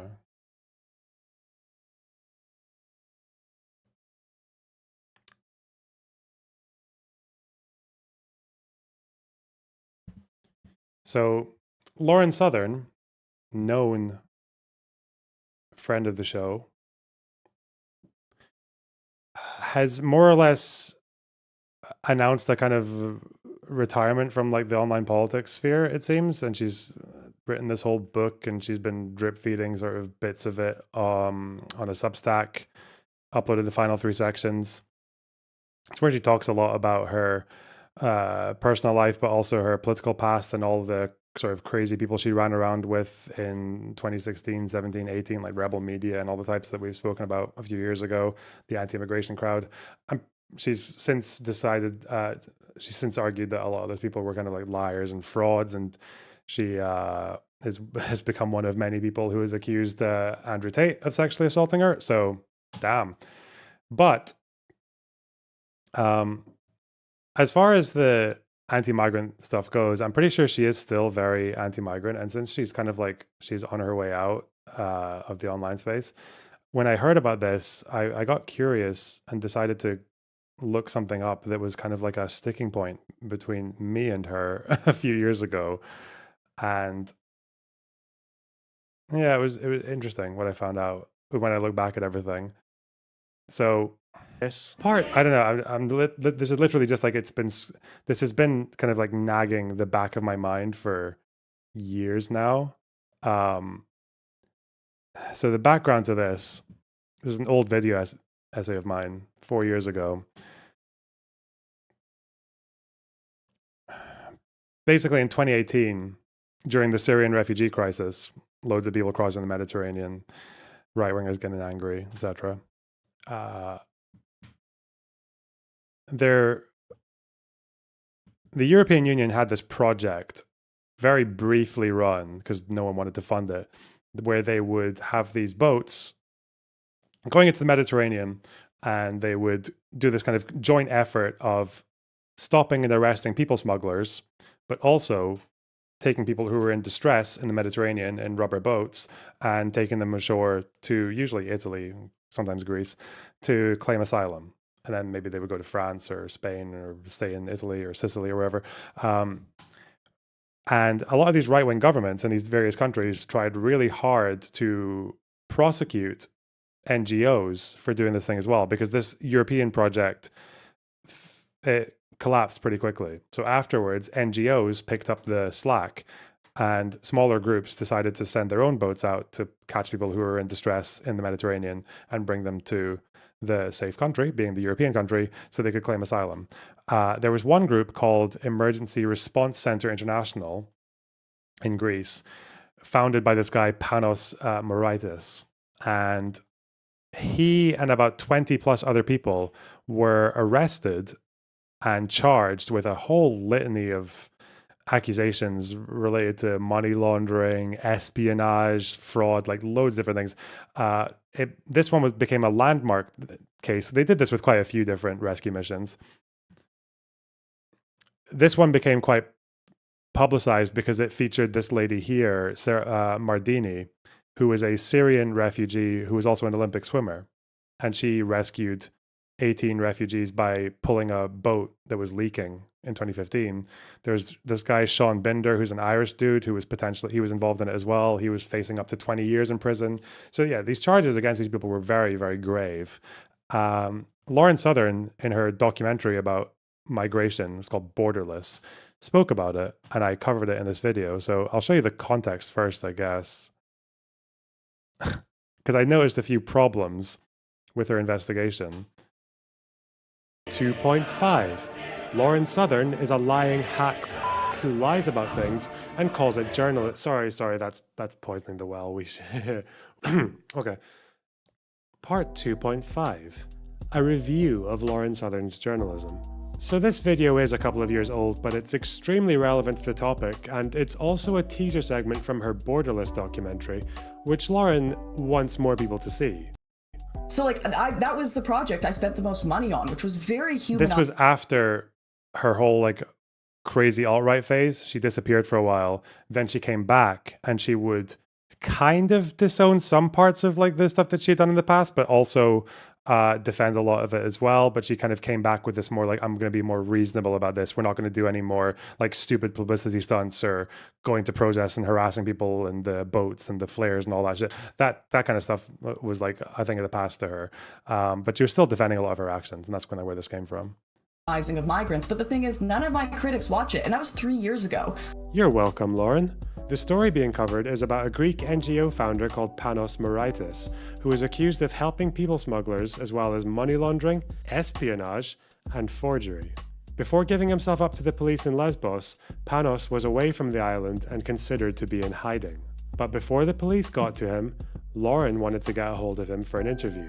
Look, this is impressive, isn't it? There's an evidence board, there's Panos in hiding, and these two are going to find him before he's taken into custody. And they're linked to Doctors Without Borders. I mean, they're hugely connected, but it all leads back to Panos. So how are we going to get him? I'm going to reach out to the rest of the RCR members who haven't been arrested and who are still active, see if we can get a connection to him, and then we can maybe arrange a call, maybe a meeting, but I think that's so unlikely given that he's in hiding from the police. Well, we can try. We can try. I mean, the police have already found a few of their other high-profile members. You can't be nowhere. Then it goes to 1 week later. They still haven't found him yet, but now they might have a lead. You know, all volunteers have resigned in fear of being arrested. There are very limited people that can represent the organization, and these operate off the record at the moment while they are trying Right. Here's the problem. The date on that laptop is the 10th of October. The first scene was 1 week earlier, so the 3rd, which is weird because the guy they're looking for turned himself in on the 19th of September. Ooh, so they're talking about trying to find him 3 weeks after he was already found. What? None of this is real. Everything they're apparently trying to figure out was already available in the press when they recorded this. This isn't investigative journalism. This is a film set with two wallopers pretending to be investigative journalists. I feel like we should watch a bit more of this just so we can enjoy Lauren's acting. Okay, So when I spoke to Lauren about this, she said that she used the argument that sometimes journalists will do this thing where they film what they did after the fact because they're just recreating for documentary purposes. And like, my sister used to work as a journalist, okay? They will sometimes do this thing where if you meet someone, they will, after the meeting, maybe film you walking up the steps towards the journalist office. They might film you talking to each other about something completely irrelevant just so they can catch like the hand movements if there's like a voiceover or something like that. But I've never heard of journalists recreating like a scene where they're having to hunt someone down or whatever. Especially when this is like a teaser scene from the documentary. But in the documentary, when they're talking about how they found this guy, the whole build-up is completely different. They just get a phone call and they say, oh yeah, apparently this guy is coming into Lesbos. Like, yeah. Way, and let's see where we can Yeah. go from this, because that would be amazing. Even if we don't get this former person, we've still got the press person, so we can probably... We've got someone that is in contact with Panos. Maybe he's even Yeah. met Panos. Okay, Yeah. let's do it. Good morning. That's right. Yeah, no, this is worth it, I promise. So, ERCI have WhatsApped me. I've been talking to them for the past few hours. They've said that we can actually get an interview directly with Panos, not even on Skype, on the phone, in With person. Panos? In person. Yeah, the guy who's behind all of this. So, he's arriving in Mytilene in 2 hours, which is, he's basically, I've got this shipping app, which they've given me an update to, and they've said that he is here, on the ship here, which is going to come around. Right. Here's the problem. Kalen, that's his name, is waking Lauren up just after midnight, presumably an hour after that laptop scene, to say that the guy who turned himself in 3 weeks ago was going to turn himself in the next 2 hours. Are we following? So it's midnight, sometime after October the 10th, and Panos is arriving in Lesbos at 3 in the morning. Is security up? Yeah, he said he can do it. He said actually we should probably leave like now, Yeah. because we want to get there really early, speak to the lawyer, and just figure out like a route onto the ship. Okay, so we have to leave now. So why is it broad daylight when they arrive at the boat? And why is this definite pro-Ukraine guy is connected to Lauren? Oh, the other guy, Kalen, no, yeah, he was part of Rebel Media with Lauren, but now he has become like now he basically did a whole thing where he kind of denounced everything he had done with these guys and denounced Tommy Robinson and all that shit, spoke about some of the techniques they were using in their videos. And then, now he's like a pro-Ukraine guy. He actually is, I think he goes to Ukraine. He might be in Ukraine right now. Yeah, he does Ukraine documentaries. Yeah, his content's actually quite good. Yeah. Definitely real text exchange happening at 8 in the morning. The strangest thing is, they did interview this guy. It's just that the lead up to that interview completely changes in her Borderless documentary. Instead of happening in Charlie's detective bunker, it just happens over the phone. Apparently there's going to be a passenger ship docking in Lesbos this morning with the leader of ERCI on it, this Panos Moraitis guy. Yeah, he's the one that's in hiding from police for the last little bit. Fucking... Why would you do that? The interview itself is pretty underwhelming. He just says what his charges are and that he denies them, but here comes the expose. After this interview, when the cameras went off, they claimed, and I emphasize the word claimed here, to have met with Panos' lawyer where they secretly recorded this. They said that we were actually money laundering unknown sums of money. And the press in Greece said like 500 million. And in reality it was 500,000 euro, which if you engage with NGOs, it's a small amount of money actually, for 3 years. Wow. But we were laundering it. So I've just gone back to watch some of the footage, the interview we did. I did not edit that bass drop in. That was them. Panos, the head of ERCI, and I'm listening to the undercover recording we have now. Panos denied all of these allegations to the police and publicly. He said they were partaking in no money laundering at all, and I'm pretty sure I just heard his lawyers say to us on tape they laundered $500,000. I mean, we have to send this to police. This could actually impact the court case. That is so convincing. Okay, here's the problem with alternative media. People like Lauren, people like me even, are not accountable to anyone. We can just say whatever the fuck we want. People in mainstream journalism, whatever you think about them, can get fired for making up quotes. Boris Johnson, guy who gets away with everything, was fired for making up a quote. I, on the other hand, can just waltz in here and say that I spoke to a refugee in Paris and he said, "Yes, I am a refugee. I met with Lauren Sazel in 2018. She told me to go back to my country and then proceeded to shoot me in the balls with a, flare gun." I can't believe what I'm hearing. This is huge. This could really impact the hell, Lauren. Even if this really is Panos' lawyer, the lack of verification is still stunning. We're never told what the lawyers... So... Yeah, there's obviously all kinds of, let's assume it was the guy's lawyer and he's saying, oh yeah, they accused us of this thing, 500,000, blah, blah, blah, blah. What? Oh, we were laundering it. It's like, if you're a journalist, you want to get like a clarifying question, right? You want to make sure you've got it bang on the record that they are laundering $500,000 and somehow they're stupid enough to tell this to a couple of strangers who are pretending to be sympathizers. So I asked Lauren Southern about this. This is a few years after this documentary that she had done.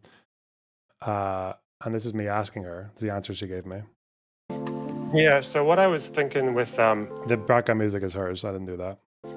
So is there more clarification off that recording? Because the two big things I felt that were very missing from that interview with the lawyer was no clarifying question. So him following up saying we were laundering it. We don't know if that's him describing the charges, right? Or actually saying. You know what? I'm gonna ask I do not have it on my computer here. The hard drives with all of that footage on it. When we were traveling, so we went to Turkey where we had all of our stuff confiscated. That was after our trip to Greece. We were literally mailing hard drives back to London where my editors were throughout our trip. I didn't take any of them home. I was sent edited copies of the film, full transcripts, and usually we would do like, you know how when you open Discord you can do a screen share with editing and watching and cutting. We do that. So I don't own all of the footage on my own hard drive. I have obviously all the final copies, but I can absolutely request and source that if you want more context. Yeah, It'll probably take me a minute, but I'm did you happy edit to do that video? Did you edit that video? Yeah, I was part of the editing for sure. Well, And it's been like 3 years. Yeah, I know. I'm not gonna try to put you on the spot or anything. No. Like, I'm happy to actually source it because I know for a fact we wouldn't misportray anything to that degree, especially. Yeah, because in the video, instead of a clarifying question, because again that is one. So spoiler, obviously I'd never got any hard drive. I think I DM'd her once ever since this happened, and she didn't reply. So that's it's open. So I never got the hard drive. And obviously she was kind of, I think in this conversation, hinging on the fact that this is 3 years after the guy has been initially arrested. He was first arrested in 2018. This is from like 2021, this debate. So they were still under investigation at that point. It didn't seem to have gone anywhere. And there was nothing on Google after like 2019, 2020 about how the case was progressing. So she was just kind of hinging on, they're still under investigation, you know? And I was like, and I'm sitting there like, dude, if one of these NGOs is up to some shady shit, like I'm going to look like such a fucking moron at the end of it. So I went through a period for quite a while, just like every now and then, if I saw Lauren Southern on the timeline, I would go and Google the case to see if there had been any progress, because sometimes this takes a long time, especially if it's trumped out charges and they're just investigating to stall them or to harass them or whatever else because they don't like what they're doing. So they were cleared of espionage, I remember, in 2023. That charge was gone. 24, this is basically everyone for that organization, with Sarah Mardini being the main celebrity figure there, the Syrian swimmer. So they were still being investigated for human trafficking, money laundering, and fraud. Obviously laundering, because apparently Lauren has sent that incriminating evidence to the police. But then it just disappeared off my radar because I'd forgotten about it completely, until I saw that Lauren was like leaving the internet or whatever. So perchance, I Googled it just to see if anything changed. They were acquitted of everything this year, January 15th. They were acquitted of all charges, all of them, every single one, including trafficking, all of it. The 24 former volunteers were arrested 7 years ago, accused of human trafficking and other offenses, could have faced up to 20 years in jail. Yeah, they're all done. They're all cleared. It ain't nothing. It was nothing.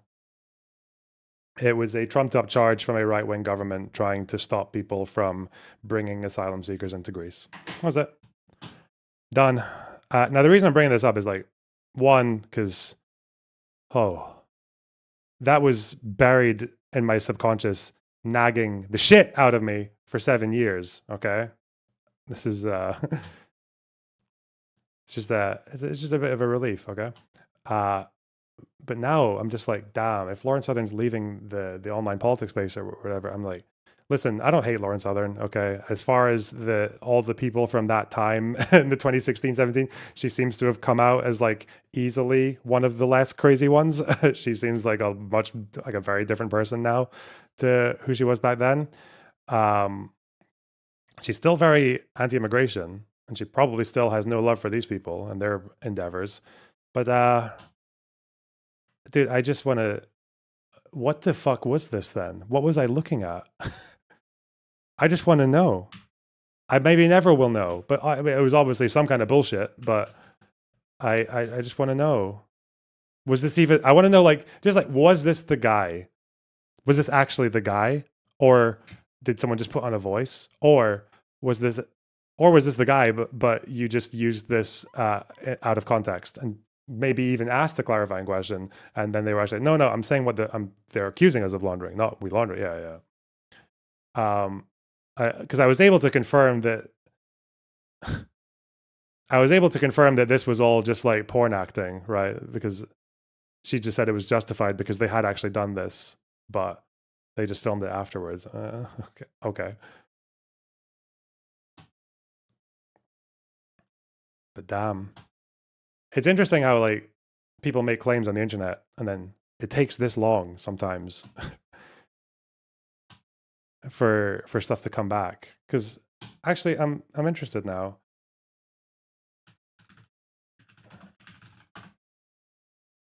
This documentary is still up. It's still there.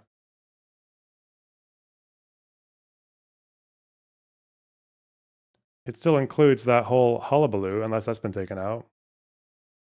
I think it was a teaser video, wasn't it? Oh yeah, it's all widescreened. I remember where it was.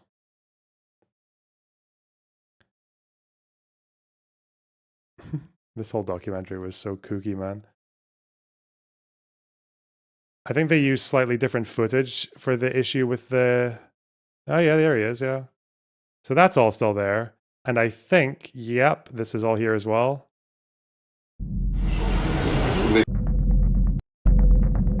Nothing more. Yeah, this is them meeting his lawyer.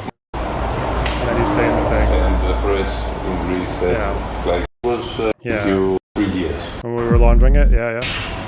Wow. What? We were laundering it. So I've just gone back to watch some of the footage, the interview we did with Oh, Panos. I'm guessing this was superimposed because this isn't on the clip from the teaser. She probably superimposed this? Okay. Head of ERCI, and I'm listening to the undercover Overlaid. I don't know what recording the fucking word is. we have now.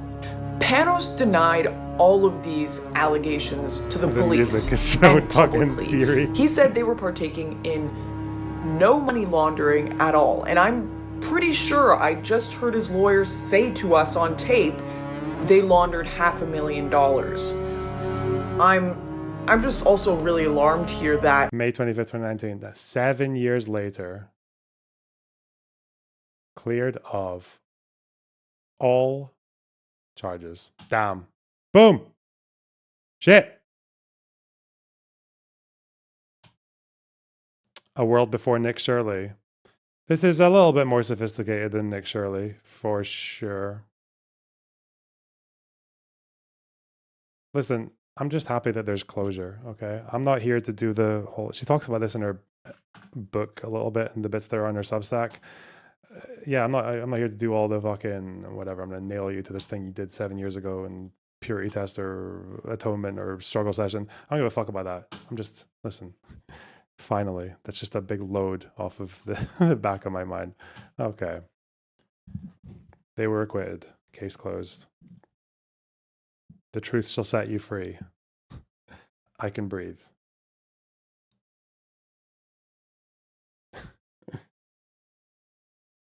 Yes, I said big load. Well done, asshole.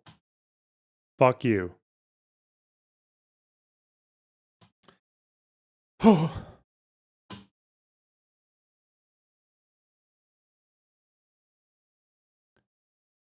Good little rehash. Nice one.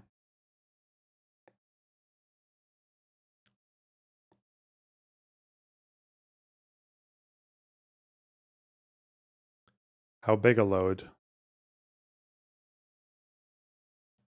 think of all the loads that have gone into your mum in the last 24 hours from me alone, not to mention the other 24 humanitarian aid workers. And that will be close enough. The interesting part is that it doesn't sound like Lauren Southern had years of feeling like she was bullshitting on that. I don't know. At least a few years later, a couple of years later, she insisted that it was all legit, but I have no idea what she would say now. I'd be really curious. I don't know. I don't really even have the means to ask her. I don't think she has DMs open on Twitter. I tried messaging her on Discord a while ago. She didn't reply, so it's out of my hands. But I'm fine. If I never get the admission, that's fine. I'm just happy to know that there was actually fuck all going there, because people are very good at making you doubt yourself, and that's the impact of this kind of media, this kind of disinformation. I was making that video and then doing that debate, being like, even doing that debate, I'm like so nervous because like she's wanting to call me and talk about this video. It's like 2 years old. I'm like Googling frantically. I'm like page 10 of fucking Google search being like, did something happen? Did this guy get caught? Is this guy actually laundering $500,000? Oh, fuck. And they're going to be like, the court produced Exhibit D, a video, a clip from the Borderless documentary of this lawyer admitting to money laundering to a couple of strangers who are pretending to be activists. Like, oh, fuck. I would have killed myself. I'd have been in a video game. I'd have absolutely pop my clogs, but that's okay. We survived.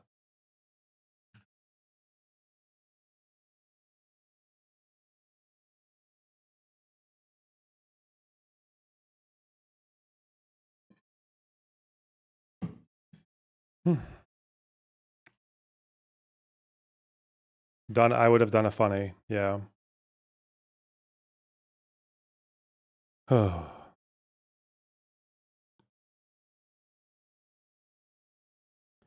Will you upload the Lauren Southern segment to YouTube? Yeah, of course. Yeah. Oh. Okay.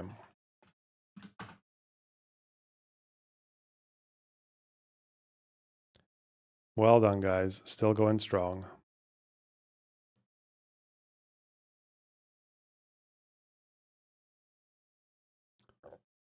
Excuse me. Judas, French. Snake domino drill bench snowball printing. Quality air traitor impression. Butterfly ripple. Manor turncoat. Well, you can be a snake, a Judas, a turncoat, a traitor. Boo!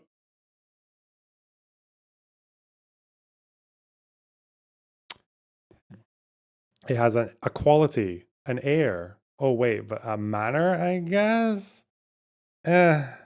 French. Domino. Oh, wait, effect. Sorry, snowball effect. Domino effect. Butterfly effect. Ripple effect. Drill French quality manner bench printing press French press bench press. Oh wait, drill press. Nice. This is it has a vibe. Aura. Okay. Well done, guys. We're doing all right. It's not bad connections. Last 2 days have been pretty smooth, I would say. Ooh, large brain, fat brain. Good smooth brain. Smooth brain, smooth performance. Get fucked.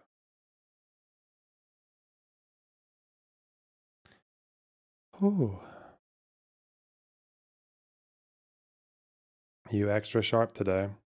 Must be all the drama it's given me.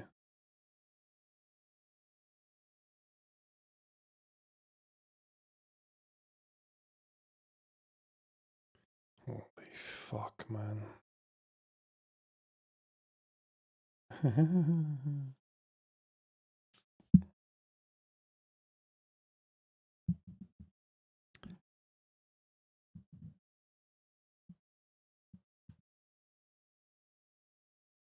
Okay.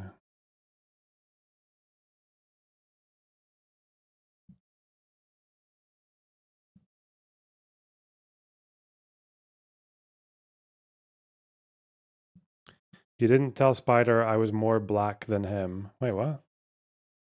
Are you going to talk about Afghanistan and Pakistan? There's not much to say. Like, what Pakistan used to be friendly with the Taliban. They would harbor them during the American occupation. They have since soured. There's been border conflicts. Pakistan have started bombing Kabul and saying that they're at war with the Taliban because it's like there's two Talibans, right? There's the Taliban in Afghanistan and there's the one in Pakistan that is causing problems, and there's also border clashes. And the Taliban denies that they're helping the Pakistani Taliban, but they are separate groups, but they obviously have a lot of ideological affinity. So yeah, they're basically at war. I don't know. Fuck. I don't know. Is Pakistan? Do they believe that they're going to fucking get rid of the Taliban? I feel like America tried. Damn. But yeah, a few hundred have died in those clashes, mostly Afghans.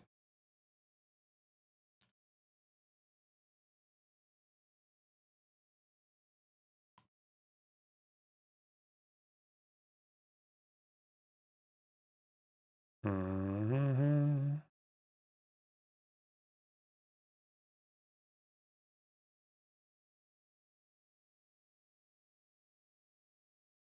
Oh God, there's gonna be another. There's another Discord scandal. There's another moderating scandal. Oh God, sometimes I feel like it's on purpose to keep me occupied. Oh fuck. There's another Discord scandal. Okay, we'll deal with it. Don't worry. We'll bring in Captain Dan. I can't believe what I'm looking at, right? Fuck's sake. That's okay.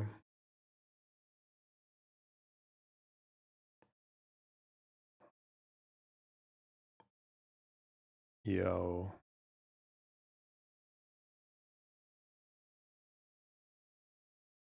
Is it a new one or related? It's a new one. Separate. It's not related at all. Not even slightly. Oh. Okay. Okay.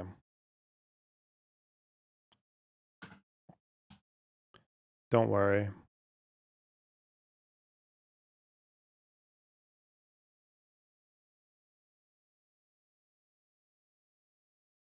Hot fresh scandal. Right off the press, boys. Babies.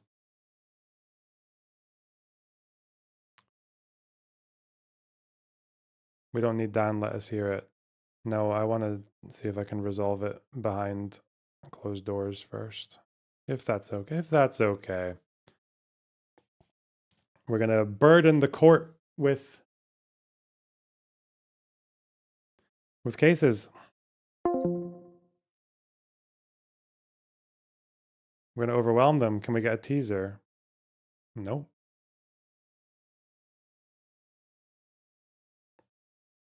Fix this daycare. What? This this fraudulent daycare. What's your goal for TBC? I don't know. Just do some of the content at a steady pace. No arena shit. Done too much of that. Done plenty. Okay. Do I need to tie any other loose ends? Will I stream tomorrow? Maybe. Maybe for a bit. I feel like there's a lot to go over. There's a lot of other memes. I've still got some Obsidian shit to share with you guys, maybe.